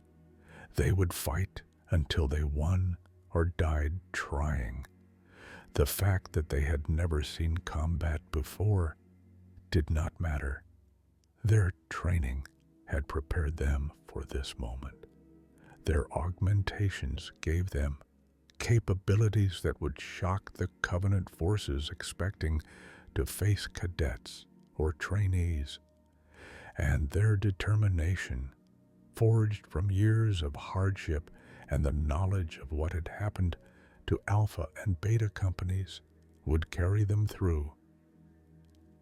The first engagement occurred at Camp Currahee itself, when Covenant dropships landed infantry within the facility perimeter. 2 platoons of Gamma Company met them in a vicious close-quarters battle that raged through barracks, training buildings, and armories. The Spartans fought with ferocity that stunned their opponents. These were not the soft targets the Covenant had expected, but augmented warriors who moved with inhuman speed and fought with professional precision despite their youth. The Covenant forces were pushed back with heavy casualties, but more were landing across Onyx. The battle was spreading, and Gamma Company was forced to deploy across the planet to meet multiple threats simultaneously. Platoons and squads scattered to defensive positions, ambush sites, and critical facilities that had to be protected or destroyed to prevent their capture. Over the next several days, Gamma Company fought a desperate defensive campaign across Onyx. They ambushed Covenant patrols in forests and mountains. They defended Oni facilities against overwhelming assault forces. They conducted raids on Covenant landing zones, destroying dropships and killing hundreds of enemy troops. They fought as they had been trained to fight, with stealth when possible, with overwhelming violence when necessary, and with absolute determination always. The casualties were severe. Gamma Company Spartans fell in every engagement, killed by plasma fire, overwhelmed by superior numbers, caught in airstrikes or artillery bombardments. But they inflicted disproportionate casualties on the Covenant forces, each Spartan taking dozens of enemy troops with them before they fell. The Covenant had expected an easy slaughter. Instead, they found themselves locked in a grinding battle of attrition against an enemy that refused to break. Then the situation became even more complicated. UNSC reinforcements arrived at Onyx, not regular forces, but something extraordinary. Blue Team, a fire team of Spartan-II super soldiers, including Fred 104, Kelly 087, and Linda 058, had been sent to Onyx following mysterious orders from Dr. Catherine Halsey. Their arrival brought veteran Spartans into the fight alongside Gamma Company's fresh soldiers. Blue Team was accompanied by Dr. Halsey herself and a group of other UNSC personnel who had their own agendas regarding Onyx. The Spartan-IIs immediately assessed the situation and took command of defensive operations. Fred 104, the senior Spartan-II, coordinated with Lieutenant Commander Ambrose to organize a coherent defense strategy that made the best use of Gamma Company's numbers and Blue Team's experience. The combined force of Gamma Company and Blue Team proved devastatingly effective. The Spartan-IIs provided leadership, experience, and capabilities that the younger Spartans lacked, while Gamma Company provided numbers and fearless aggression. Together, they fought the Covenant invasion to a standstill, holding critical positions and destroying enemy forces faster than they could land reinforcements. But the true nature of Onyx was about to be revealed, and it would change everything. Dr. Halsey's research had uncovered hints that Onyx was not a natural world, but a Forerunner construct. And as the battle intensified, the planet's automated defenses began to activate. Sentinels, Forerunner combat drones, emerged from hidden installations and began engaging both UNSC and Covenant forces indiscriminately. The Sentinels were formidable opponents, each one a flying weapons platform equipped with energy beams capable of cutting through armor and flesh with ease. They attacked in swarms, overwhelming defenders through sheer numbers. Both Gamma Company and the Covenant forces found themselves fighting a two-front war against each other and against the awakening Forerunner defense network. Lieutenant Commander Ambrose made a critical decision. The primary objective shifted from defeating the Covenant to accessing whatever lay at the heart of Onyx's mysteries. Dr. Halsey's research suggested there was something crucial hidden on the planet, something that might be worth any sacrifice to secure. The surviving elements of Gamma Company, along with Blue Team and ONI personnel, began a fighting withdrawal toward a location Halsey identified as Zone 67. The retreat was costly. Gamma Company platoons fought desperate rearguard actions, holding positions just long enough for others to fall back before withdrawing themselves. Spartans died buying seconds and meters, their sacrifice measured in the survival of their squad mates and the progress toward Zone 67. The Covenant pursued relentlessly, seeing the human forces on the verge of collapse and pushing hard to finish them. Zone 67 proved to be the entrance to something extraordinary, a slip-space portal leading into the heart of Onyx, to a vast Dyson sphere hidden in slip-space. A Forerunner Shield World with interior surface area millions of times larger than any planetary surface. This was the secret Onyx had hidden for millions of years, a refuge built by the Forerunners to survive catastrophic events like the firing of the Halo array. The entrance to the Shield World was located in a massive chamber deep within Onyx's core. As the survivors, perhaps 50 Gamma Company Spartans, the 3 Spartan-IIIs of Blue Team, Dr. Halsey, Chief Mendez, and a handful of other personnel reached the chamber, the Covenant forces caught up. Thousands of enemy troops poured into the chamber, overwhelming the defenders through sheer weight of numbers. Lieutenant Commander Kurt Ambrose made his final decision. Someone had to hold the entrance long enough for the others to pass through the portal and for the portal to be sealed behind them, preventing the Covenant from following. Someone had to make the ultimate sacrifice to ensure that Gamma Company survivors, Blue Team, and the knowledge of the Shield World's existence reached the UNSC. Kurt took that burden upon himself. He ordered everyone else through the portal, the surviving Gamma Company Spartans, Blue Team, Mendez, Halsey, all of them, they protested, but he pulled rank and ordered them through in a voice that permitted no argument.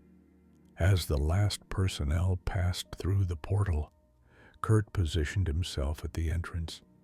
Armed with a pair of Fenris nuclear warheads set to manual detonation, the Covenant forces swarmed toward him. Thousands of elites, brutes, grunts, jackals, a vast tide of alien warriors bent on finishing the battle and claiming whatever lay beyond the portal. Kurt stood alone before them, a single Spartan in battered armor, holding a detonator. The last words Lieutenant Commander Kurt Ambrose spoke were transmitted to the personnel who had passed through the portal. Spartans never die. Then he detonated the nuclear warheads. The explosion vaporized thousands of Covenant troops instantly. The shockwave tore through the underground chamber, collapsing tunnels and destroying the portal entrance. The blast propagated through Zone 67 and triggered a cascade of sentinel responses across Onyx. The planet's true nature was finally revealed as it began to disintegrate. Onyx was not a world, but a shell of trillions of sentinels maintaining a planetary illusion. The sentinels abandoned their facade and attacked everything in sight. The Covenant fleet in orbit, the Covenant forces on the surface, even each other in a frenzy of violence as their programming broke down. The Covenant fleet was destroyed. The invasion force was annihilated. Onyx ceased to exist as a world, leaving only a small sphere of compacted Forerunner machinery hanging in space where a planet had been. Inside the Shield World, the survivors found themselves trapped but safe. The portal had collapsed, cutting them off from normal space. They were inside a Dyson sphere millions of kilometers across, with interior surface area beyond comprehension, protected by slip space barriers and Forerunner technology that would keep them safe from any external threat. The surviving members of Gamma Company, approximately 50 Spartans out of the original 330, were alive but isolated from the wider war. They would remain trapped inside the Shield World for months until Oni forces finally breached the sphere from the outside in 2553 after the war had ended. When they emerged, they would learn that humanity had survived, that the Covenant had been defeated through events entirely unrelated to their sacrifice on Onyx, but they had survived, which was more than could be said for most of their brothers and sisters in Alpha and Beta companies. They had fought in the defense of their training world against overwhelming odds. They had witnessed the sacrifice of Lieutenant Commander Kurt Ambrose, the man who had created and trained them. They had been tested in combat and proven themselves worthy of the title Spartan. Gamma Company's story did not end on Onyx. The survivors would continue to serve, eventually being integrated into later Spartan programs and continuing to fight for humanity through the post-war years. But their introduction to combat on that October day in 2552 would remain with them forever. The day they learned what it truly meant to be a Spartan. The day they lost their training world and their commander. The day they finally understood the weight of the burden they had volunteered to carry. The mutagenic enhancements that made Gamma Company unique would continue to affect them for the rest of their lives. They remained dependent on their smoothers, bound to pharmaceutical schedules that could not be disrupted without risk. They carried the psychological scars of being modified in ways that made them less than fully human. But they also carried the knowledge that their enhancements had helped them survive when survival should have been impossible, that the controversial augmentations Kurt Ambrose had given them had worked as intended. Gamma Company was the last of the Spartan-III companies created during the Covenant War. After their deployment and the loss of Onyx, the program effectively ended. The war itself would end only weeks later with events at the Ark and Installation Zero. But the legacy of Gamma Company and of all the Spartan-IIIs would endure into the post-war era.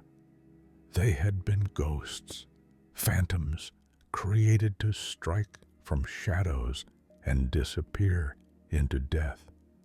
Some had survived to tell their tales, and their sacrifice, along with that of their fallen brothers and sisters across 3 companies, had mattered in ways both measurable and immeasurable in humanity's desperate fight for survival.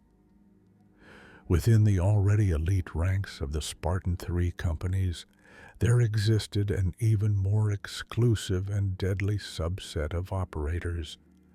These were the headhunters, 2-person teams selected from the most skilled and capable Spartans in each company and trained for missions that made standard Spartan-III operations look conservative by comparison. If the Spartan-III program as a whole represented humanity's willingness to sacrifice its children for strategic gain, the headhunters represented the absolute extreme of that philosophy, sending the very best operators on missions with survival rates measured in single-digit percentages. The Headhunter program emerged from observations made during Alpha Company's early operations. Oni tactical analysts noticed that certain high-value targets could not be effectively engaged even by full platoon or company strength Spartan forces. These targets, command staff deep within hardened bunkers, critical communication nodes, in the heart of enemy-controlled space, weapons development facilities surrounded by massive garrison forces, were positioned such that any large-scale assault would be detected and defeated before reaching the objective. What these targets required was not overwhelming force, but surgical precision. A very small team, perhaps just 2 operators, could potentially infiltrate where larger forces could not. 2 Spartans moving with perfect coordination could slip through defenses that would detect a squad.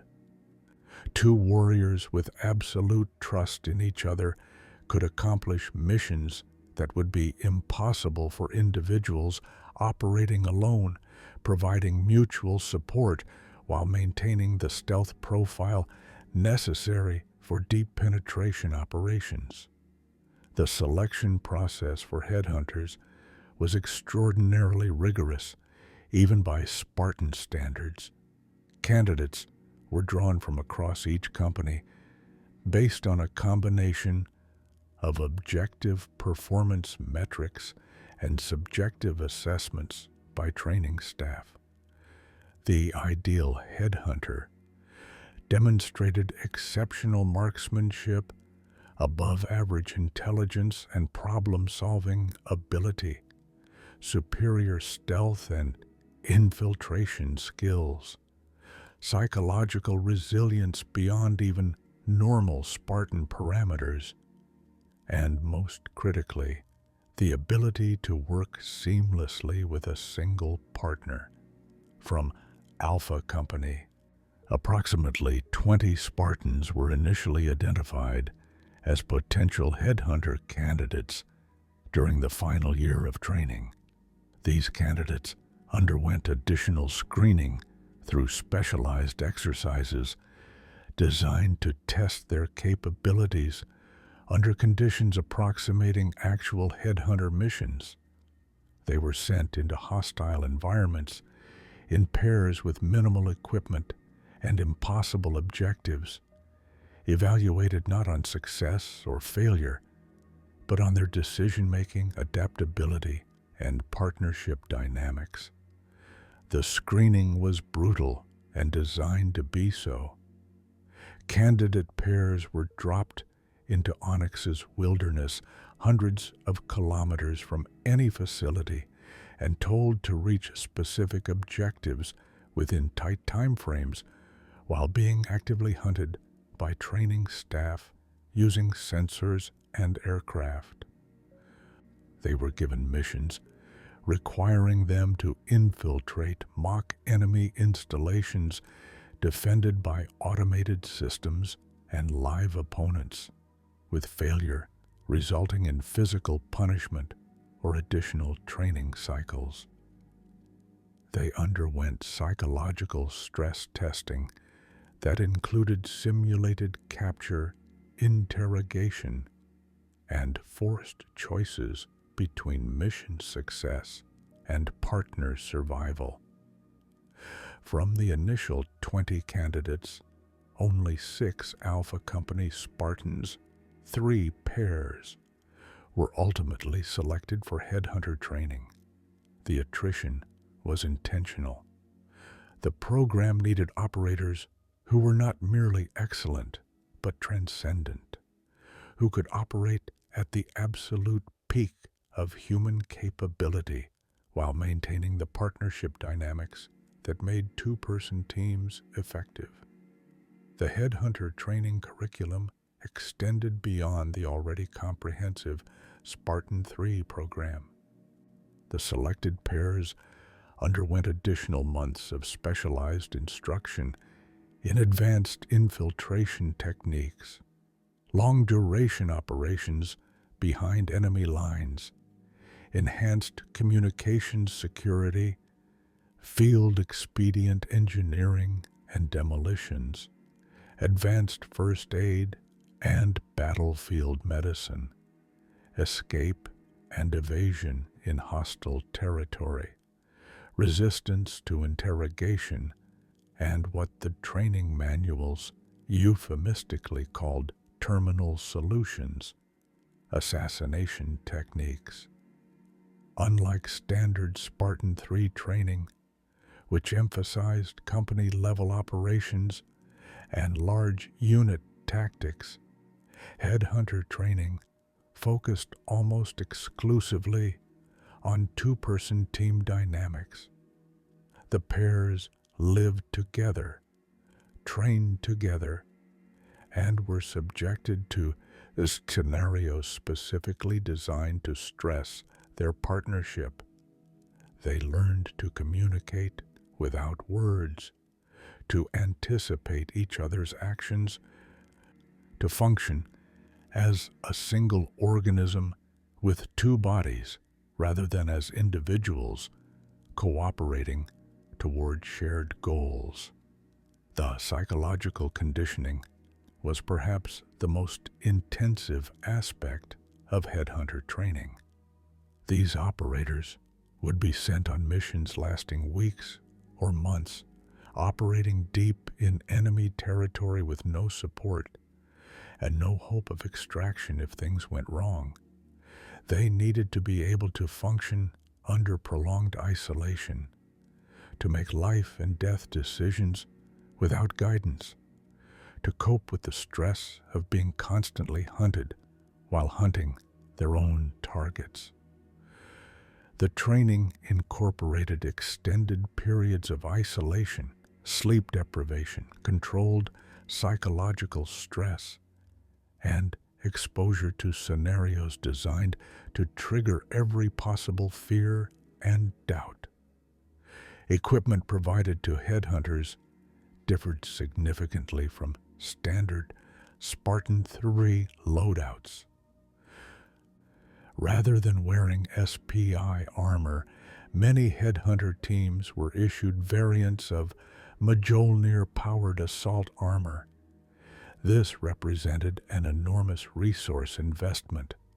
Mjolnir suits cost as much to produce as small warships, but Oni considered it worthwhile for operators conducting missions of such high strategic value. The armor provided to headhunters was typically older marks that had been refurbished, rather than the cutting-edge systems issued to Spartan-IIs. But even older Mjolnir was vastly superior to SPI in terms of protection and capability enhancement. This specific Mjolnir variant most commonly issued to headhunters was a modified Mark IV system stripped of some redundant systems to reduce weight and power consumption while maintaining the critical features: energy shields, enhanced strength amplification, and full environmental sealing. The modifications made the suits more suitable for extended operations where resupply would be impossible. With enhanced battery capacity and more efficient power management at the cost of some peak performance capability. Weapons and equipment were similarly specialized. Headhunters typically carried suppressed weapons for stealth kills, modified M5K carbines with integral suppressors, M6 pistols equipped with sound suppression systems, and various blade weapons for silent eliminations. They also carried heavier weapons for when stealth was no longer possible, typically including demolitions equipment, anti-armor weapons, and enough ammunition to fight their way out of situations where infiltration had been compromised. Each headhunter pair was also equipped with advanced communications gear that allowed them to maintain contact with handlers across interstellar distances when necessary, though operational security often required complete radio silence for extended periods.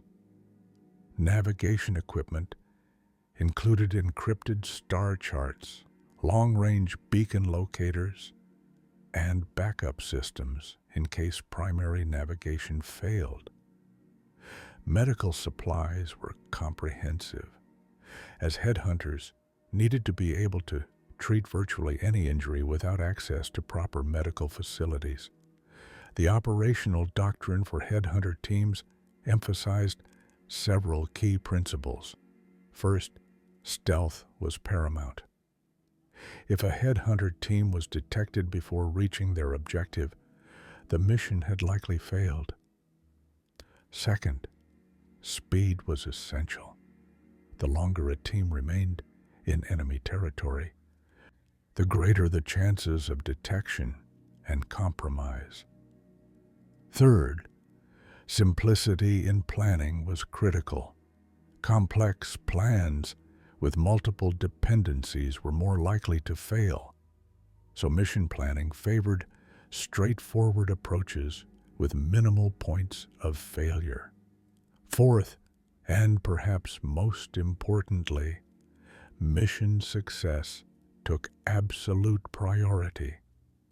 Personal survival, while desirable, was secondary to completing the objective. This last principle was made explicit in headhunter training and mission briefings. These teams were not expected to survive their missions. Survival was possible and happened more often than for company-scale operations, but it was not the primary goal. A successful headhunter mission was one where the target was destroyed or eliminated, regardless of whether the operators lived to report their success. The first recorded headhunter operation, designated Operation Maroon, took place in early 2037 and involved an Alpha Company team designated Team 8. The mission brief was straightforward. Infiltrate a Covenant command bunker on the occupied colony of Grey Downs, eliminate the elite field master coordinating ground operations across an entire continent, and extract if possible. The bunker was located 300 kilometers behind enemy lines, surrounded by multiple defensive perimeters, and housed a garrison of several hundred troops in addition to the command staff. Team 8 consisting of Spartans whose individual designations remain classified, infiltrated via high-altitude drop, falling through Greydown's atmosphere in specialized pods designed to mimic meteoric debris. They landed in hostile territory at night, buried their pods, and began a week-long approach to the target, moving only during darkness and remaining hidden during daylight hours. They avoided enemy patrols, navigated through minefields, and circumvented sensor networks through a combination of stealth technology and careful route selection.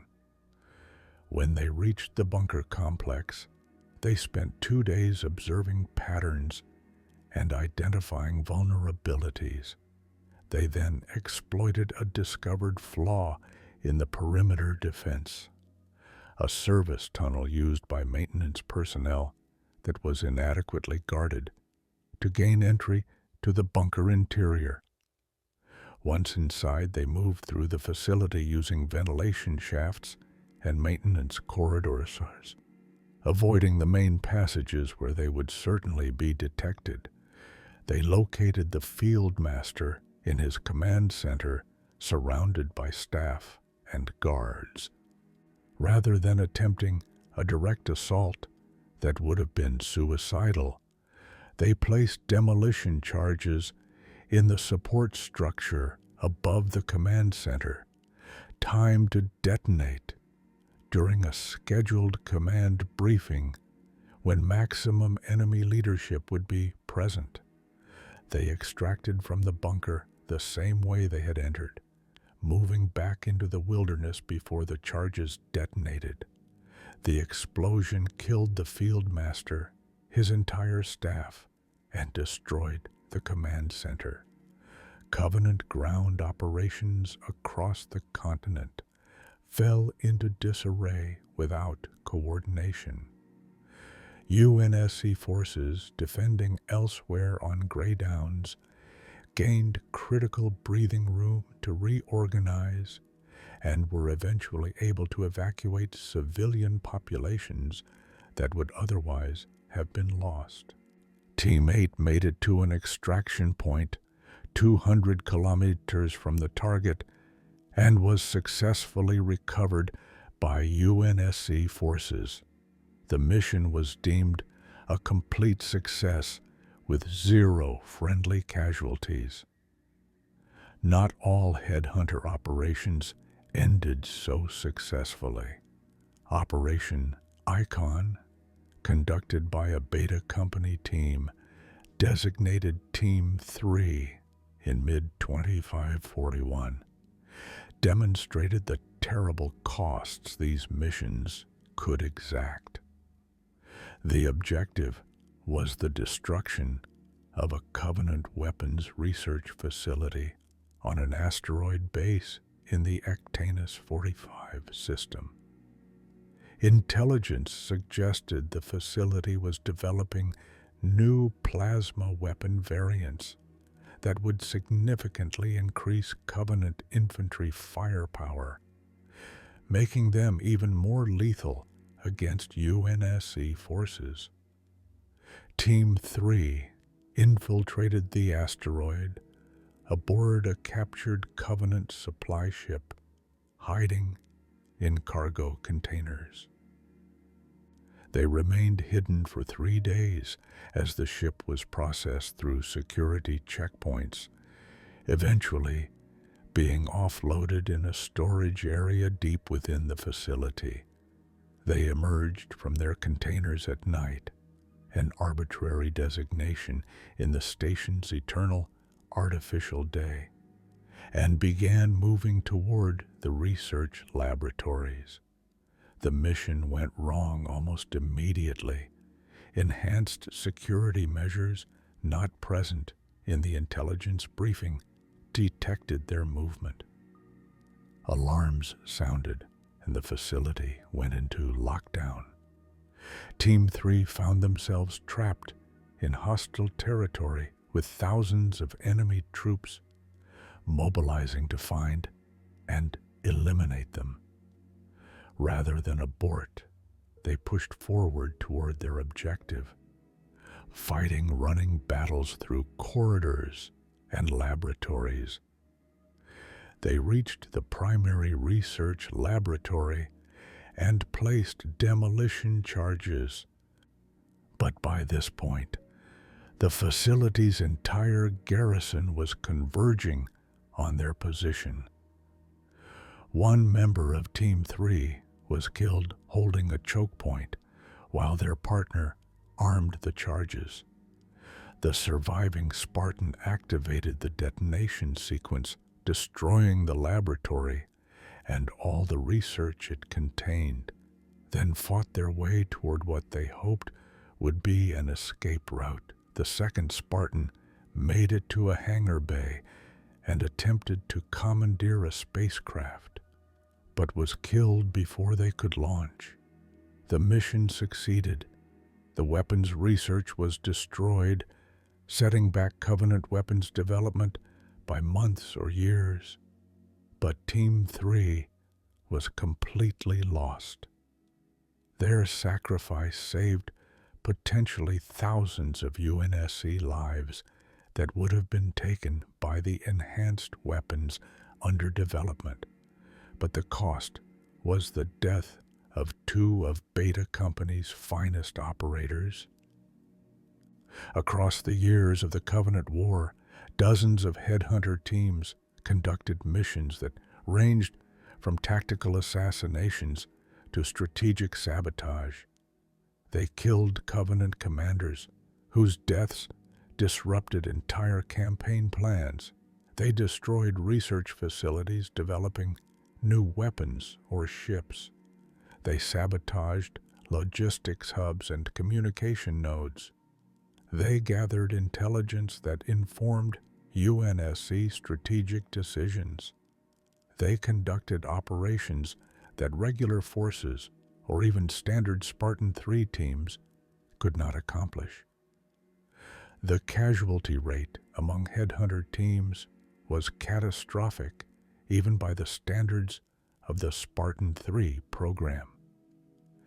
Estimates suggest that fewer than 1 in 4 headhunter teams survived their first mission.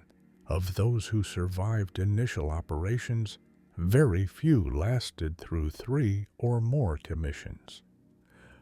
The nature of the work, deep penetration into enemy territory, operating without support, facing overwhelming enemy forces, meant that eventually every headhunter team's luck ran out. Some teams were killed in action, dying in firefights or during attempted extractions. Others simply vanished, last reported deep in enemy territory on missions from which they never returned. A few were confirmed to have been captured alive. Though ONI policy dictated that no rescue attempts would be made, the risk of compromising the program's existence outweighed the value of individual operators, no matter how skilled. What happened to captured headhunters remains classified, though intelligence suggests most were interrogated and then executed once the Covenant determined they possessed no useful information. The psychological toll on surviving headhunters was severe. These operators had formed bonds with their partners that exceeded even the deep connections between normal Spartan fire teams. They had spent years training together, had survived situations that should have been fatal through perfect coordination and mutual trust. When a headhunter lost their partner, the loss was devastating in ways that non-operators could not fully comprehend. ONI protocol called for surviving headhunters whose partners had been killed to be paired with other survivors, forming new teams from veterans of previous partnerships. This practice was controversial among the Spartans themselves, many of whom felt that replacing a fallen partner was both dishonoring their memory and setting up the new partnership for failure. The bonds that made headhunter teams effective took years to develop and could not simply be recreated by pairing two experienced operators together. Despite these concerns, the practice continued by necessity. The program needed operational teams, and training new headhunters from scratch took too long given the urgent demands of the war. Some reformed teams worked well, their shared experience of loss creating new bonds that allowed them to function effectively. Others never achieved the same level of coordination as their original partnerships and suffered accordingly in subsequent operations. From Gamma Company, several headhunter teams were identified and began specialized training in late 2551 and early 2552. However, the defense of Onyx interrupted their training before they could be deployed on actual operations. Some of the Gamma Company Spartans who survived Onyx and were later integrated into post-war Spartan programs had been headhunter candidates, carrying with them the specialized training and mindset that had been instilled during that brief period. The strategic impact of the headhunter program is difficult to quantify precisely. Unlike company-scale operations like Prometheus or Torpedo, which had clear and measurable effects on Covenant military capability, headhunter operations typically had more subtle impacts. The assassination of a commander might cause temporary disruption, but could not be directly linked to specific strategic outcomes months later.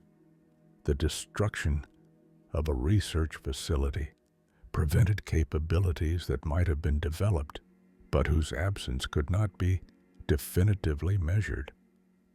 Nevertheless, Oni's analysis suggested that the headhunter program provided strategic value disproportionate to the resources invested.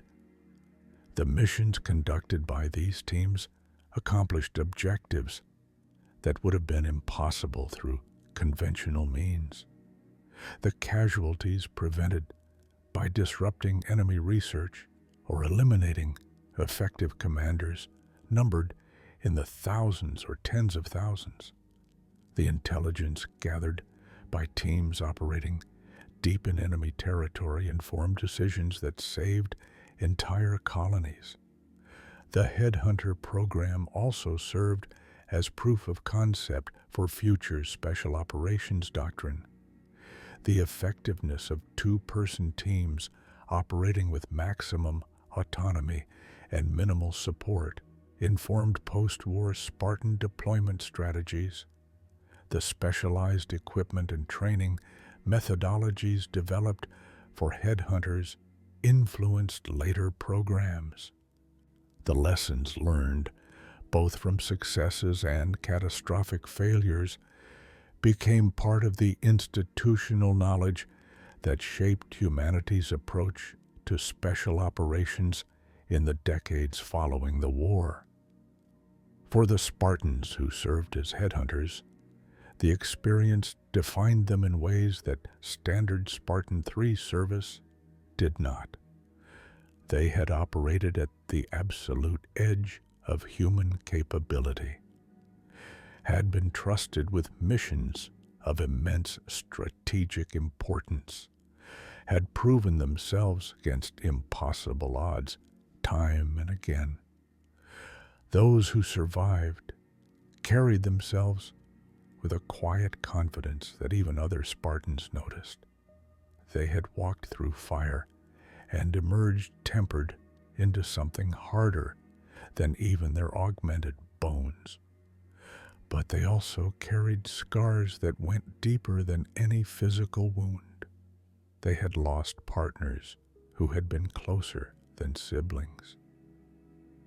They had made choices in the field that haunted them, decisions to prioritize the mission over attempting to save a wounded comrade, sacrifices that seemed necessary in the moment but felt like betrayals in hindsight. They had killed with their own hands, up close and personal, in ways that even combat-hardened warriors found disturbing. The Headhunter Program represented the Spartan-III philosophy taken to its ultimate logical conclusion.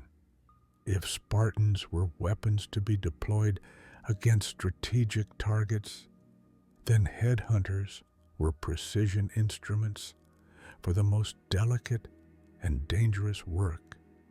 If Spartans were expected to sacrifice themselves for the mission, then headhunters were expected to do so while operating entirely alone in the most hostile environments imaginable. If being a Spartan-III meant accepting death as the probable outcome of service, being a headhunter meant accepting death as the almost certain outcome while accomplishing things no one else could. They were the ghosts among ghosts, the shadows within shadows, and their legacy, like that of all Spartan-IIIs, was written in blood and measured in the lives they saved through their sacrifice. Among all the Spartan-III units that operated during the Covenant War, none achieved the level of recognition, at least within certain circles of UNSC command, as Noble Team. Officially designated Special Warfare Group 3 and assigned to the UNSC Army's Special Warfare Command rather than to Naval Special Weapons directly. Noble Team represented a significant departure from standard Spartan-III deployment doctrine, where most Spartan-IIIs operated in relative anonymity, conducting classified missions far from public awareness. Noble Team fought alongside conventional forces, gained reputations as individual operators, and ultimately played a crucial role in one of the war's most significant battles. The formation of Noble Team occurred in the aftermath of Beta Company's deployment on Operation Torpedo. Oni's leadership, while considering Torpedo a strategic success, recognized that the complete annihilation of an entire company represented a loss of institutional knowledge and operational experience that would take years to replace. The decision was made to hold back certain exceptionally skilled Spartans from future company-scale suicide missions, instead deploying them in specialized roles where their individual capabilities could be leveraged without the certainty of death that accompanied operations like Prometheus or Torpedo. From each company, Alpha, Beta, and eventually Gamma, Oni identified Spartans who demonstrated exceptional skills, leadership potential, or specialized capabilities that made them too valuable to expend on single missions. These operators were quietly removed from their companies and reassigned to special warfare units that operated under different command structures and rules of engagement. Noble Team was one such unit, though by no means the only one. The team's composition evolved over time, with members rotating in as others were killed in action or reassigned. By 2552, in the months leading up to the fall of Reach, Noble Team consisted of 6 operators whose skills and personalities created a unit that functioned with remarkable effectiveness despite their disparate origins. Carter A-259, designated Noble 1, served as the team's leader. An Alpha Company Spartan, who had been identified during training as possessing exceptional leadership qualities and strategic thinking ability. Carter had been pulled from Alpha before Operation Prometheus and assigned to special warfare duties. His service record over the subsequent 15 years was exemplary, demonstrating tactical brilliance and an unwavering commitment to mission success. Carter's leadership style was direct and decisive. He made clear decisions, communicated them unambiguously, and expected immediate execution. As a leader, Carter bore the weight of responsibility for his team's survival, while also maintaining the Spartan mindset that mission success superseded personal safety. This created an internal tension that defined much of his command approach. He pushed his team hard, demanded perfection, and did not hesitate to make sacrifices when necessary. Yet he also demonstrated genuine care for his team members, working to keep them alive when possible, even as he knew that eventually sacrifice would be required. Carter's augmentations were the standard Alpha Company package, without the mutagenic enhancements that would later define Gamma Company. His armor was Mjolnir Mark V, a significant upgrade from the SPI armor most Spartan-IIIs wore. This reflected his status as a team leader, conducting operations where the additional protection and capability of Mjolnir was deemed worth the extraordinary expense. His preferred weapons were the MA-37 assault rifle and M6G Magnum pistol, standard UNSC arms that he wielded with a proficiency born of decades of combat experience. Cat B-320, designated Noble 2, served as second in command and as the team's intelligence and technicalism specialist. A Beta Company Spartan, notable for her sharp intellect and innovative thinking, Cat had survived Operation Torpedo through a combination of skill and fortune, though she had lost her right arm in the battle. The injury would have ended the career of most soldiers, but for a Spartan, it merely meant receiving a cybernetic prosthetic replacement. The robotic arm functioned as well as, or better, than her original limb, though its presence served as a constant reminder of the mission that had killed most of her company.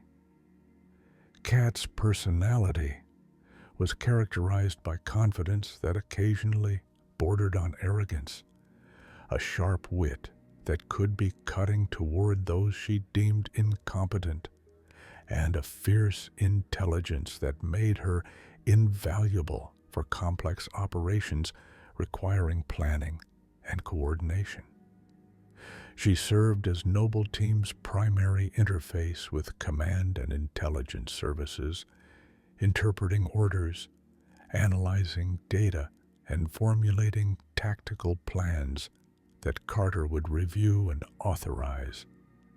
Her expertise with communication systems, electronic warfare, and hacking made her the team's primary technology specialist. The loss of her arm had psychological impacts that Kat rarely acknowledged, but that informed her approach to operations. She had survived when most of Beta Company had died. She carried survivor's guilt that expressed itself as a driving need to prove her continued worth, to demonstrate that she deserved to still be alive when hundreds of her brothers and sisters were not. This manifested as a tendency toward aggressive planning, a willingness to take risks, and occasionally a lack of situational awareness as she focused intently on objectives while underestimating threats. Kat wore Mjolnir Mark V armor, modified to integrate with her prosthetic arm. She typically carried a magnum pistol as her primary weapon, preferring precision to the spray and pray approach of assault rifles. Her technical expertise extended to field work. She could hack Covenant systems, bypass security measures, and extract intelligence from captured equipment with a skill that bordered on artistry. June A266, designated Noble 3, filled the role of the team's scout and long-range marksman. An Alpha Company Spartan who had been identified during training as possessing exceptional visual acuity and patience. June had been selected for sniper specialization and had perfected his craft over years of combat operations. His personality was notably calmer and more philosophical than most Spartans, with a tendency toward quiet observation and careful consideration before action. June's role on Noble Team positioned him slightly apart from the others, both literally and figuratively. As a sniper, he often operated at distance from the main team, providing overwatch and eliminating threats before they could engage his squad mates. This physical separation reinforced a psychological separation. June observed the team's dynamics from outside, offering perspective that those in the thick of close combat sometimes lacked. His calm demeanor served as a stabilizing influence, particularly when tensions rose or situations became chaotic. His equipment reflected his specialized role. He carried the SRS-99 sniper rifle system as his primary weapon, capable of eliminating targets at ranges exceeding 2 kilometers. The weapon was fitted with advanced optics that integrated with his helmet's visor, providing targeting information and wind compensation calculations. For close-range encounters, he carried a pistol as backup, though he preferred to avoid situations where enemies closed within pistol range. June's survival instincts were finely honed, developed through years of operating in exposed positions where a single mistake could mean death. He was cautious but not fearful, methodical but not slow, aware of threats without being paranoid. These qualities would ultimately serve him well, as June would be one of the only members of Noble Team to survive the fall of Reach. Not through cowardice or luck, but through the simple reality that his skills were needed for a mission that took him away from Reach before the final battles commenced. Emil A239, designated Noble 4, served as the team's close quarters specialist and was perhaps the most psychologically complex member of the unit. An Alpha Company Spartan, distinguished by exceptional aggression and a fierce independence that sometimes bordered on insubordination, Emil had been pulled from Alpha Company specifically because his personality traits, while making him an outstanding individual operator, occasionally created friction with the large unit dynamics required for company operations. Emil's approach to combat was characterized by controlled aggression and a preference for close-range engagements where his physical prowess and fearlessness gave him maximum advantage. He wielded a shotgun as his preferred weapon, a relatively uncommon choice among Spartans who typically favored rifles for their versatility, and employed it with devastating effectiveness. In close quarters, Emil was nearly unstoppable, his augmented speed and strength allowing him to close distance before enemies could react and eliminate them at point-blank range. His armor bore distinctive markings, most notably a stylized skull carved into his visor, a death's head design that served both as psychological warfare against enemies and as an expression of Emil's personal philosophy. He viewed himself as death incarnate, a reaper on the battlefield who existed solely to kill humanity's enemies. This self-image was at once arrogant and accurate. Emil was extraordinarily effective at his role, his kill count among the highest of any Spartan-III. The psychological profile suggested that Emil's aggression and death obsession stemmed from deep trauma, from the events that had led him to volunteer for the Spartan-III Program. He had witnessed atrocities during the Covenant attack that orphaned him, experiences that left psychological scars manifesting as barely controlled rage. The Spartan-III program had channeled that rage into tactical utility, but it never fully disappeared. Beneath the professional soldier was a deeply damaged individual who had found purpose in dealing death. Within Noble Team, Emil often served as a source of dark humor and aggressive energy that could be both motivating and alienating. He got along reasonably well with most team members, though his relationship with Kat was occasionally contentious due to clashing personalities. He respected Carter's leadership and June's skill, while finding Jorge's optimism somewhat baffling. His approach to combat situations was typically straightforward. Kill everything between here and the objective, then kill everything at the objective.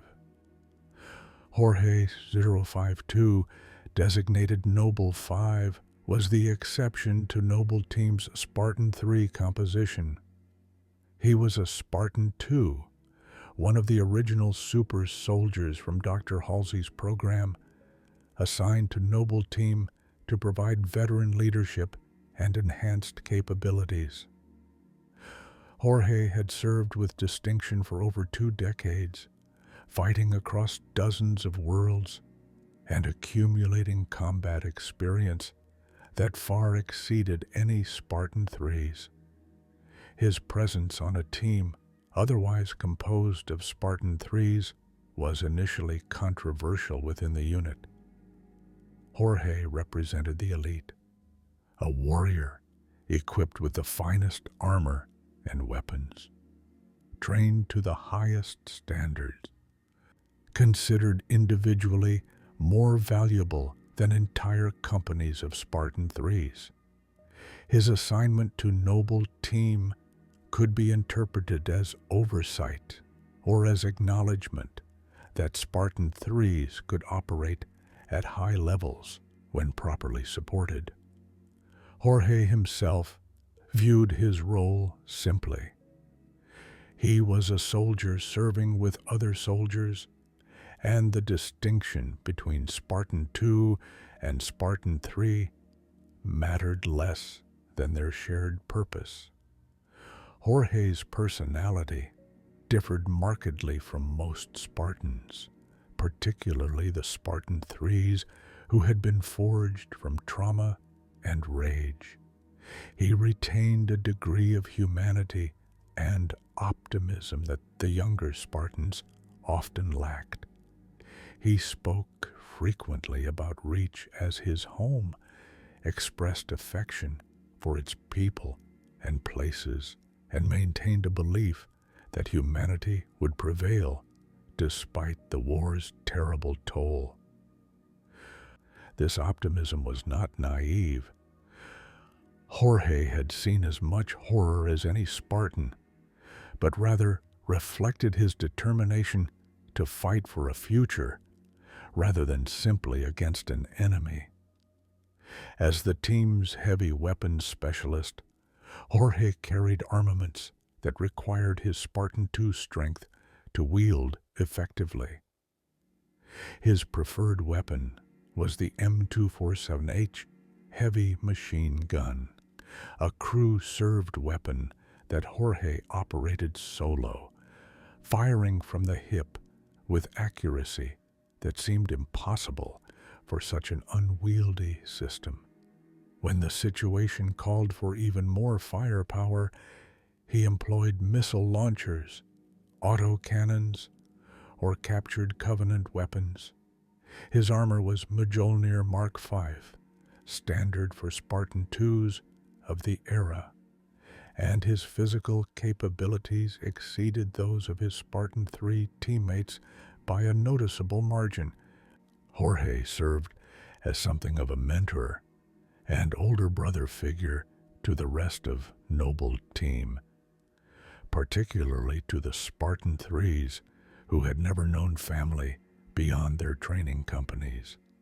He offered advice when asked, provided encouragement during difficult operations, and demonstrated through his actions what it meant to be a Spartan who fought for something rather than simply seeking revenge.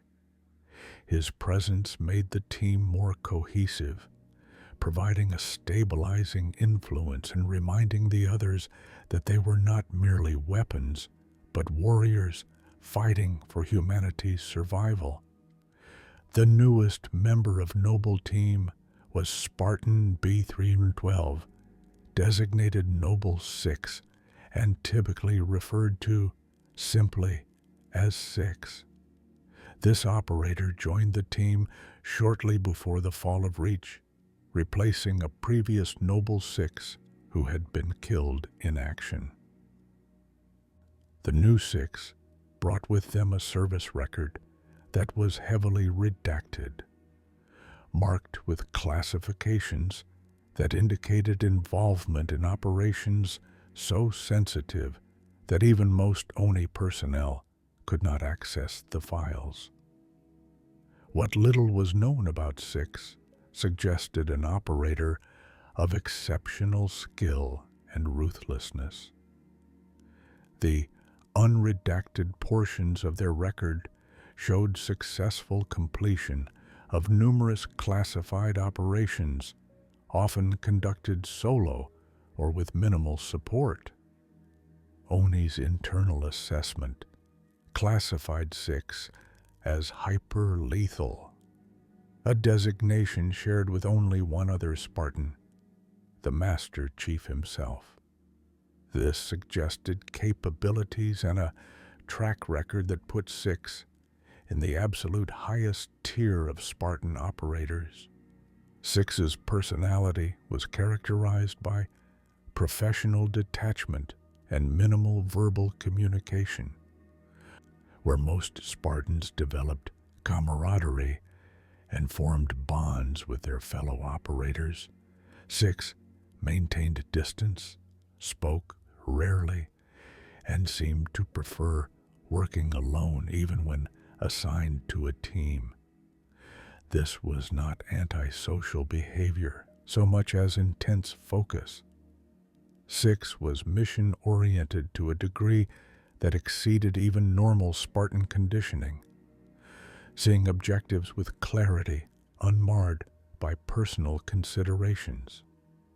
The nature of 6's previous assignments had shaped an operator who was comfortable working in the shadows, executing missions that could not be officially acknowledged, and making decisions that others might find morally compromising.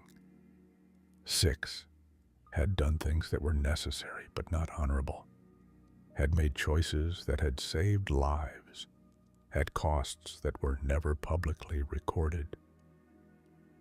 This experience created a Spartan who understood that war in its truest form was not glorious, but brutal, not about honor, but about survival. 6's integration into Noble Team was smooth from an operational standpoint. The Spartan skills were immediately evident and valuable, but more complicated on an interpersonal level.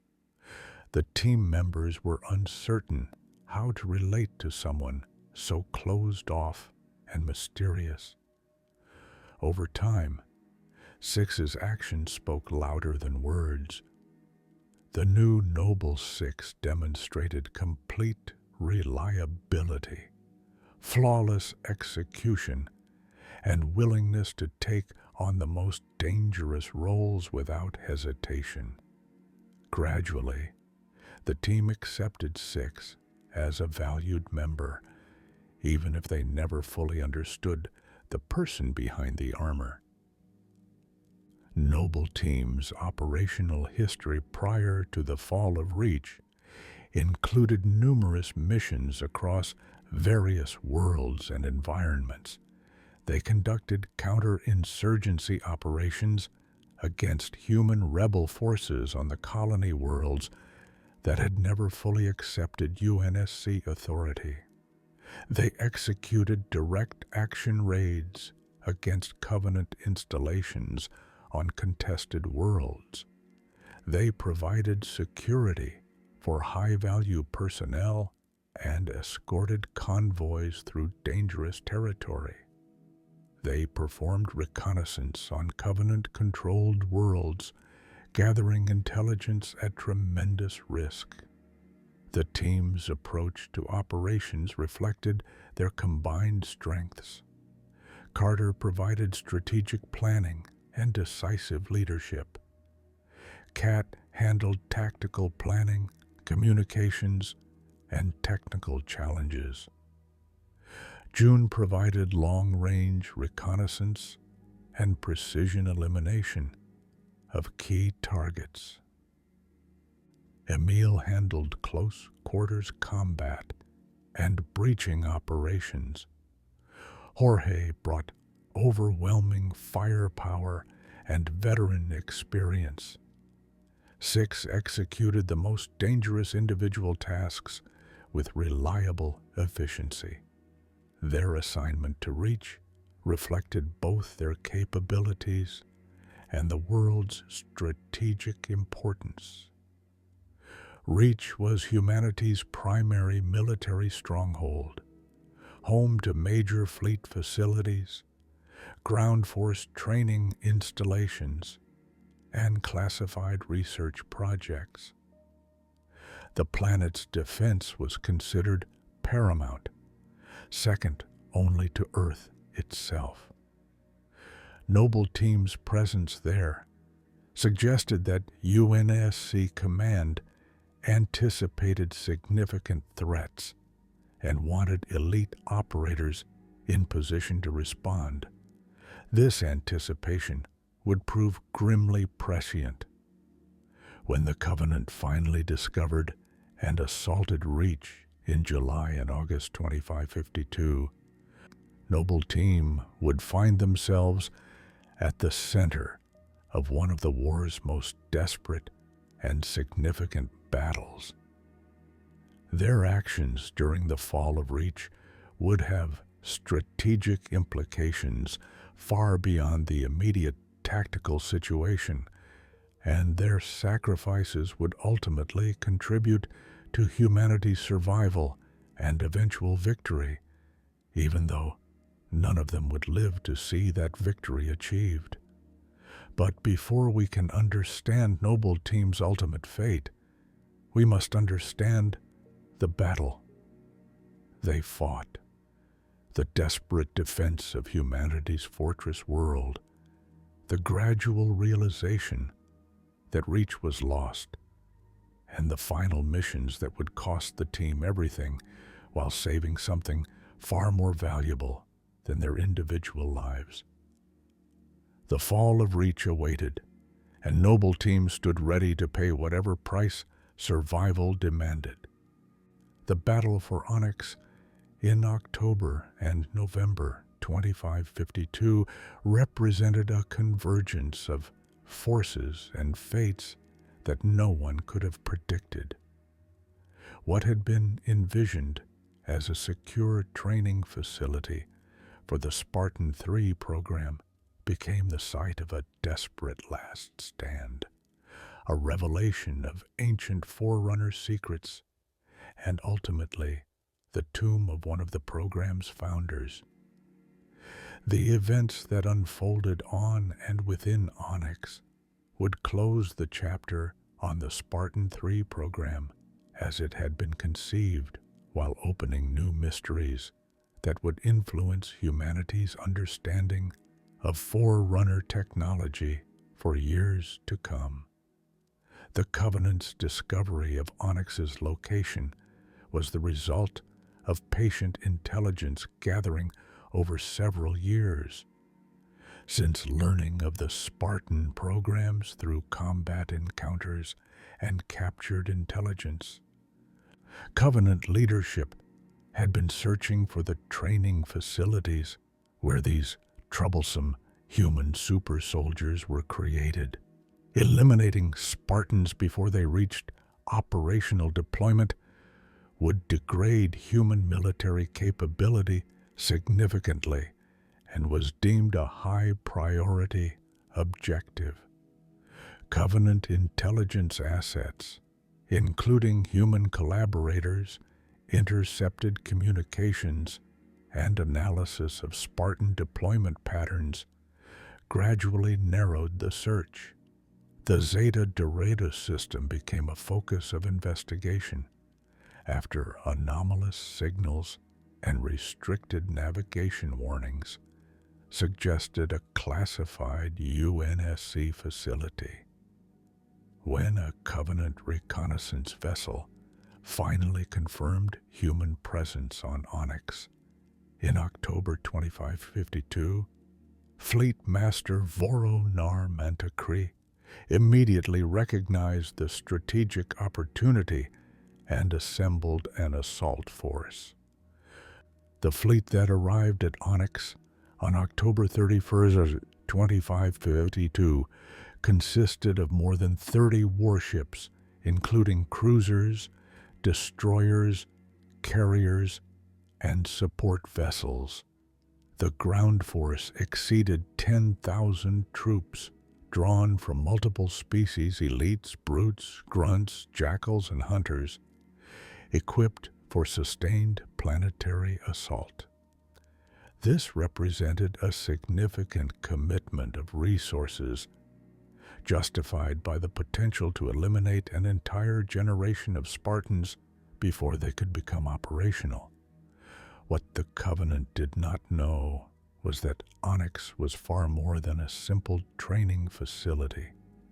The planet itself was a Forerunner construct of staggering complexity, a shield world composed of trillions of microscopic sentinel drones, maintaining the appearance of a terrestrial world while concealing an enormous slip-space bubble containing a Dyson sphere. This secret had been hidden for over 100,000 years, since the Forerunners had created the Shield Worlds as refuges during the Forerunner Flood War. Dr. Catherine Halsey had been investigating Onyx's anomalies for some time, having detected irregularities in the planet's magnetic field, gravitational variations, and other signs that something artificial lurked beneath the apparently natural surface. Her research had been compartmentalized even within Oni's classified projects, known to only a handful of individuals. When Alpha Halo was destroyed in September 2552, its detonation triggered automated responses in Forerunner installations across the galaxy, including Onyx. The Shield World systems began to activate, and Halsey recognized that something significant was about to occur. Halsey's recognition of the importance of whatever was happening on Onyx led her to divert Blue Team, a fire team of Spartan-IIs consisting of Fred 104, Kelly 087, and Linda 058, to the planet. She transmitted orders under her own authority, without proper clearance from Oni Command, effectively going rogue to pursue what she believed was a discovery of immense importance. Blue Team, trusting Dr. Halsey despite the questionable authorization, followed her orders and set course for Onyx. Their arrival coincided almost exactly with the Covenant assault, creating a situation where veteran Spartan-IIs, Dr. Halsey herself, and Gamma Company, still in training and having never seen combat, all converged on a world about to become a battlefield on multiple fronts. The coincidence was not entirely accidental. The Forerunner systems activating on Onyx were drawing attention from multiple parties, creating a confluence of forces around the Shield World. The initial Covenant assault began with orbital bombardment of detected surface facilities, followed by mass dropship deployments of ground forces.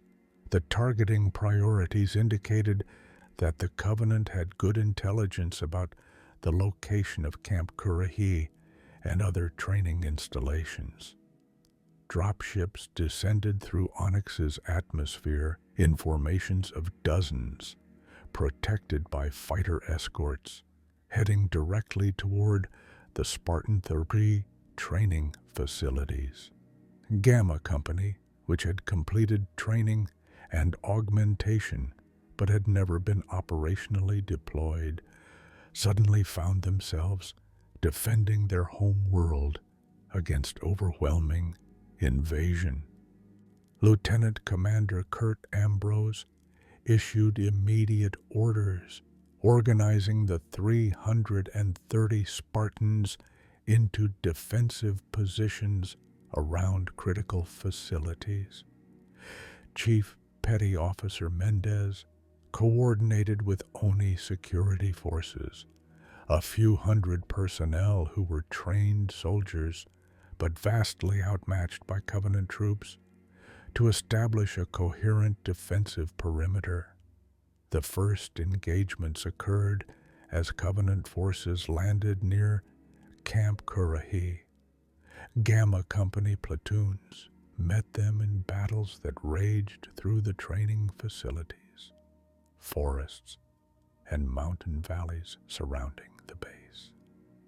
The young Spartans had never seen combat before, had never faced an enemy trying to kill them rather than training instructors trying to teach them. But years of intensive preparation had forged them into warriors, and they fought with a skill and ferocity that shocked the Covenant troops, who had expected to face students, and instructors. The Gamma Company Spartans wore their SPI armor and wielded the full array of UNSC weapons they had trained with for years. Their augmented capabilities, enhanced even beyond Alpha and Beta companies by the mutagenic procedures they had received, allowed them to move faster, hit harder, and endure more damage than the Covenant ground forces had anticipated. Their photoreactive camouflage let them ambush enemy units, appearing from seemingly empty terrain to cut down patrols before vanishing again. But skill and technology could only compensate so much for overwhelming numerical inferiority. For every Covenant soldier the Spartans killed, 2 more landed to take their place. Gamma Company fought desperately, but was gradually forced back toward Camp Kurahi and the mountain regions beyond, ceding ground while extracting terrible tolls from the enemy. Spartan casualties mounted, killed by plasma fire, caught in artillery strikes, overwhelmed by superior numbers in close combat. The arrival of Blue Team on November 3rd brought veteran leadership and additional combat power to the defensive effort. Fred 104, the senior Spartan-II, immediately coordinated with Lieutenant Commander Ambrose to assess the situation and develop a coherent strategy. The tactical picture was grim. Covenant forces controlled much of Onyx's surface and were landing reinforcements continuously. The defensive forces, Gamma Company, Blue Team, and Oni security personnel, numbered fewer than 500 combatants against more than 10,000 Covenant troops with naval support. Fred's strategic assessment concluded that holding Onyx was impossible. The best option was to delay the Covenant advance while evacuating critical personnel and destroying classified materials to prevent their capture. This was standard protocol for overrun facilities, and plans were put into motion to implement it. But Dr. Halsey argued strenuously for a different approach.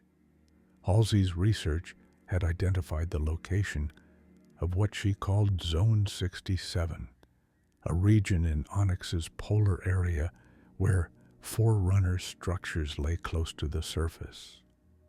She believed this was the entrance to whatever the Shield World concealed, and she insisted that gaining access to it was worth any risk. The Forerunner technology that might be found there could change the course of the war, could provide weapons or defenses that humanity desperately needed. Kurt Ambrose found himself caught between conflicting imperatives. His duty was to protect Gamma Company and preserve as many Spartans as possible. But he also understood strategic necessity, and if Halsey was correct about the importance of Zone 67, then accessing it could justify significant casualties. After brief deliberation, he made the decision to attempt reaching Zone 67 while fighting a delaying action against the Covenant forces. The decision was complicated by a new threat that emerged as the battle intensified. Onyx's sentinel defense systems, dormant for millennia, began activating in response to the combat occurring on the planet's surface. Thousands of sentinel drones, flying weapons platforms, equipped with energy beams, emerged from hidden installations and began attacking any military forces they detected. The Sentinels made no distinction between UNSC and Covenant forces, engaging both with equal ruthlessness. The three-way battle that resulted, UNSC forces fighting Covenant troops, while both sides were also attacked by Sentinels, created chaos that actually worked to humanity's advantage. The Sentinels were more numerous than either human or Covenant forces, and their appearance forced the Covenant to divert significant strength to dealing with this unexpected threat. This gave Gamma Company and Blue Team breathing room to begin fighting their way toward Zone 67. The journey to Zone 67 became a running battle lasting several days. The combined force, now reduced to fewer than 200 personnel, including approximately 100 remaining Gamma Company Spartans, the three Spartan-IIs of Blue Team, Dr. Halsey, Chief Mendez, and a handful of other survivors, fought through Covenant patrols and Sentinel attacks while moving toward the polar region Halsey had identified. The tactical situation required constant adaptation. The Spartans employed hit-and-run tactics, ambushing enemy forces and withdrawing before reinforcements could arrive. They navigated through terrain chosen to minimize exposure to aerial attack and sensor detection. They fought desperate rear guard actions when the Covenant caught up with them, sacrificing Spartans to buy time for the main group to escape. Kurt Ambrose has commanded the defensive effort with a tactical brilliance born of decades of experience, but he was fighting an unwinnable battle. Every engagement cost lives. Every hour of delay meant more Spartans dead. He was watching Gamma Company, the children he had trained, augmented, and prepared for war, die in their first combat operation, defending the world that had forged them. The burden of command had never weighed heavier. The Covenant forces, despite being harried by Sentinels, pressed the pursuit relentlessly. Fleet Master Forerunner Montecree recognized that the humans were heading towards something important and was determined to either capture it or destroy it. He committed additional forces to the ground operation, landing fresh troops ahead of the human line of march to set up ambushes and blocking position. One particularly costly engagement occurred when Gamma Company's advance elements ran into a prepared Covenant defensive position in a mountain pass. The resulting battle lasted 6 hours and cost 30 Spartan lives to break through the position. The defenders fought with the desperation of troops who knew there was no retreat, no extraction, no hope of survival except through reaching their objective. Blue Team's contribution to the fighting was significant despite their small numbers. The three Spartan-IIs had decades of combat experience and equipment that outmatched what most Gamma Company Spartans carried. Fred 104's leadership in tactical situations was invaluable.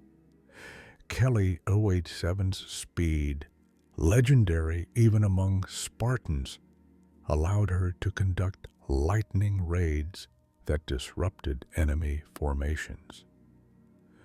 Linda 058's marksmanship eliminated high-value targets and provided overwatch that saved countless lives.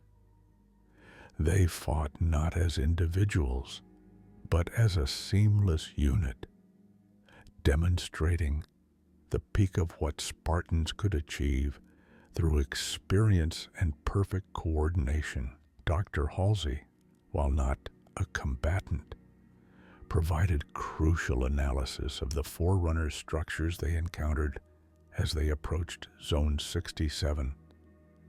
She identified markings and architectural features that guided them towards the correct location, preventing costly wrong turns or dead ends. Her presence was also a psychological factor. The Spartans, particularly those of Gamma Company, who had never met her, fought harder knowing that the mother of the Spartan-II program was there, that they were protecting one of the most important minds in the UNSC. Chief Mendez, now in his 70s but still tough as tungsten carbide, fought alongside the Spartans he had trained. He carried a rifle and held positions like any other soldier, earning the respect of Gamma Company by his refusal to accept special treatment or protection. Many of the Spartans owed their lives to his training, and seeing him fight beside them reinforced their determination. The approach to Zone 67 required descending into a vast underground complex, a network of Forerunner structures that extended deep into Onyx's crust. The architecture was unlike anything human or Covenant, featuring materials that seemed to shift and change, surfaces that glowed with internal light, and geometric patterns that hurt to look at directly. This was clearly technology operating on principles that humanity barely understood. As the group penetrated deeper into the complex, the Covenant pursuit intensified. Forerunner Montakri had realized that the humans were close to their objective and committed his remaining ground forces to stopping them. Thousands of Covenant troops poured into the underground structures, overwhelming the diminishing defensive perimeter through sheer numbers. The final approach to the core of Zone 67 saw Gamma Company reduced to fewer than 50 Spartans, all of them wounded to some degree, all exhausted, all aware that they were running out of time and options. The Covenant was minutes behind them. The Sentinels were converging from multiple directions, and ahead lay whatever Forerunner's secret Onyx had hidden for 100 millennia. When they finally reached the central chamber, what they found exceeded even Halsey's expectations. The chamber was enormous, kilometers across, with walls that seemed to recede into infinite distance. At its center floated a portal, a tear in space-time held open by Forerunner technology, leading into what scanners could not fully analyze, but which appeared to be an artificial slip-space bubble of immense size. This was the entrance to the Shield World proper, the refuge the Forerunners had built. Beyond that portal lay a Dyson sphere, a construct so vast that its interior surface area exceeded that of millions of planets. It was a sanctuary designed to preserve its inhabitants through the firing of the halo array, protected from the weapon's effects by dimensional barriers and enough space to house populations numbering in the billions. Halsey immediately understood the significance. This was not merely a technological treasure, but a potential refuge. If they could get through the portal before the Covenant caught them, they would be safe.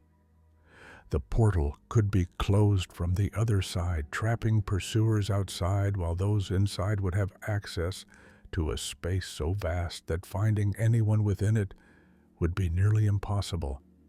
But getting everyone through the portal while holding off the Covenant forces pouring into the chamber would require time they did not have. Someone would need to hold the entrance long enough for the others to pass through and then seal it behind them. That someone would be trapped on the outside with thousands of enemy troops and no hope of survival. Lieutenant Commander Kurt Ambrose made his final decision. He ordered everyone else through the portal, all surviving Gamma Company Spartans, Blue Team, Dr. Halsey, Chief Mendez, every remaining Oni personnel.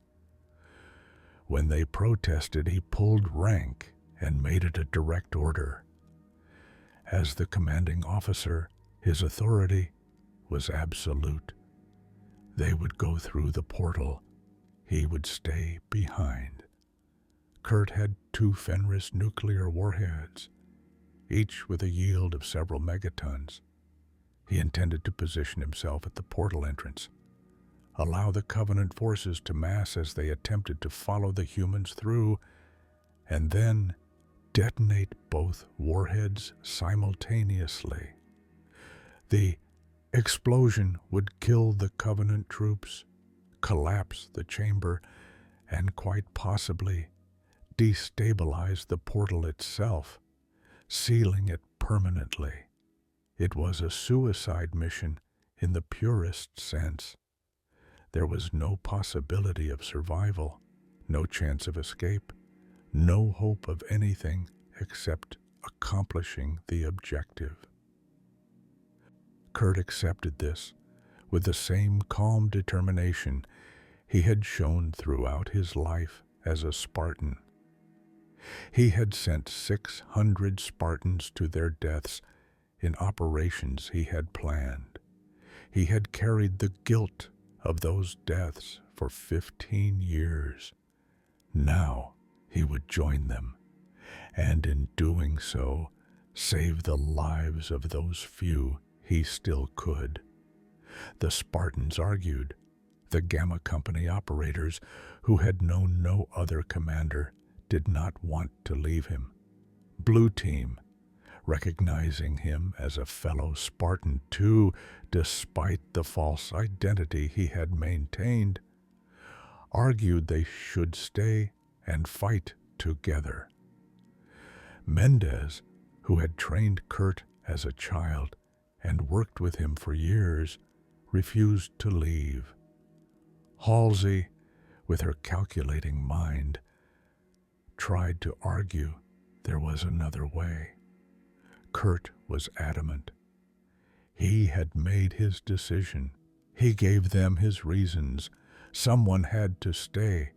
He was the logical choice as the senior officer. The mission to save the Gamma Company survivors was more important than any individual life. But underneath those tactical justifications was a simpler truth. He was tired, weighed down by 15 years of sending children to die, ready to finally pay the price he had asked so many others to pay. One by one, they went through the portal. First, the wounded, helped by their squad mates. Then the able-bodied Gamma Company Spartans, each one pausing to salute their commander before stepping through. Then the Oni personnel, Chief Mendez, reluctantly leaving the last of his Spartans behind. Dr. Halsey, calculating to the end, memorized everything about the portal technology before passing through. Blue Team went last, Fred 104 clasping Kurt's hand in a warrior's grip, acknowledging his sacrifice. When they were all through, Kurt stood alone in the vast chamber.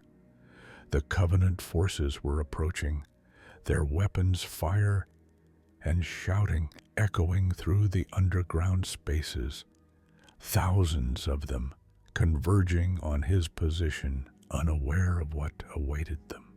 He positioned the 2 Fenris warheads, armed them for manual detonation, and settled in to wait. The Covenant troops poured into the chamber in a vast tide. Elites in ornate armor, brutes wielding hammers and spikes, grunts in their thousands, jackals with shields raised, hunters stomping forward with assault cannons charged. They saw the lone human standing before the portal and initially dismissed him as insignificant. One soldier who could be swept aside in seconds.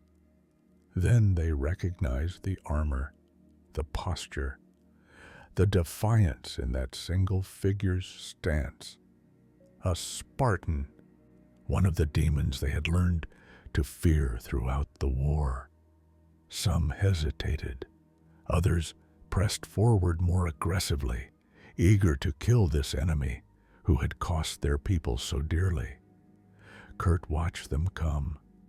He had spent his entire adult life, more than half his total existence, fighting these aliens.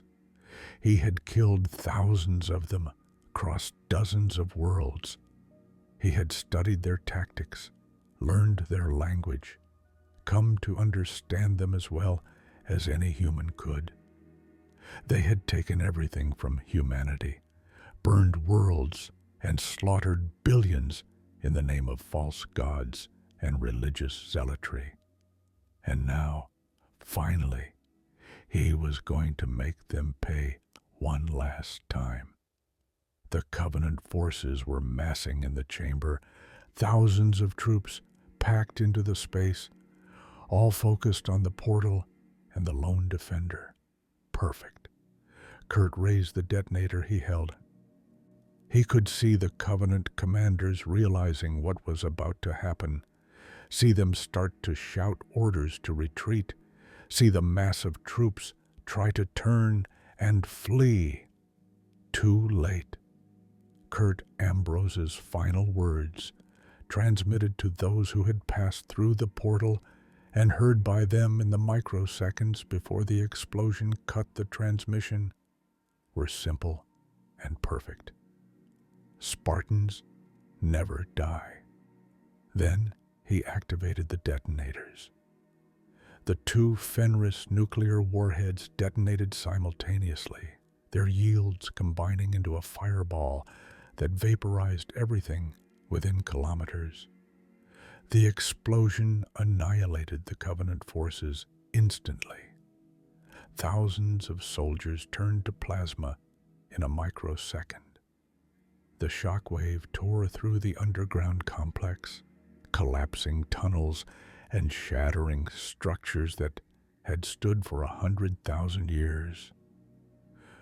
The portal destabilized as the explosion's energies interfered with its delicate mechanisms. It collapsed, the tear in space-time sealing itself, cutting off the entrance to the Shield World. Those inside were safe, trapped, but protected. Those outside were left with only the ruins. The explosion propagated through the network of structures beneath Onyx's surface, triggering responses from the Sentinel drones that made up the planet itself. The trillions of microscopic machines maintaining the illusion of a terrestrial world received damage reports and error signals beyond their ability to process. Their programming, ancient and degraded, responded with catastrophic failure. Onyx began to disintegrate. The planet's surface fractured as the Sentinels abandoned their positions and formations. The illusion that had maintained a seemingly natural world for millennia dissolved. What had appeared to be a terrestrial planet revealed itself as artificial, a shell of Forerunner technology wrapped around the portal to the Shield World. The Sentinels, now free of their planet maintenance programming, attacked everything in sight. The Covenant fleet in orbit found itself under assault by millions of flying weapons platforms. Ships that had survived the ground battle were torn apart by swarms of sentinels. Fleetmaster Forerunner, Manta Kree's flagship, was destroyed with all hands. The entire Covenant fleet was annihilated in a matter of hours. When the violence finally ended, Onyx as a world no longer existed. In its place, in a stable orbit around Zeta Doradus, hung a small sphere approximately 23 centimeters in diameter. This was all that remained visible in normal space. The actual planet-sized construct had collapsed into the slip-space bubble, leaving only the portal access point in real space. To outside observers, an entire world had simply vanished, leaving only a mysterious sphere and a debris field of destroyed Covenant ships. Inside the Shield World, the survivors of Gamma Company, Blue Team, and their companions found themselves in a space beyond comprehension. The Dyson sphere's interior was Earth-like, with atmosphere, gravity, and what appeared to be a sun at its center. The surface area was so vast that even with advanced sensors, they could barely begin to map it. They were safe, but they were also trapped, with no apparent way back to normal space. They would remain trapped for months. The survivors established a camp, rationed their supplies, explored cautiously, and tried to find either a way out or a way to signal the outside universe. Gamma Company's Spartans, who had expected to die in their first combat, instead found themselves stranded in a Forerunner paradise, waiting for rescue that might never come. Eventually, in 2553, Oni forces would succeed in reopening the portal from the outside. These survivors would be extracted and returned to a universe that had changed dramatically in their absence. The Covenant War had ended. Humanity had survived, and the sacrifices of Kurt Ambrose and all those who had died defending Onyx had not been in vain. But Kurt himself was gone, vaporized in nuclear fire, along with thousands of Covenant troops. He had spent his entire adult life sending children to die for strategic objectives. In the end, he made the same sacrifice he had asked of them, paying the price he had collected from so many others. His last words, "Spartans never die," would echo through the years that followed, a reminder of the dedication and sacrifice that had characterized every Spartan who fought in humanity's desperate war for survival. Lieutenant Commander Kurt Ambrose, Spartan-I, had made his final stand, and in doing so, he had saved not just the lives of those who passed through the portal, but preserved the secrets of Forerunner technology that would prove invaluable in the years to come. The Battle of Onyx was over. The Spartan-III training facility was gone, but the legacy of the program, written in the blood of thousands of young warriors who had given everything, would endure.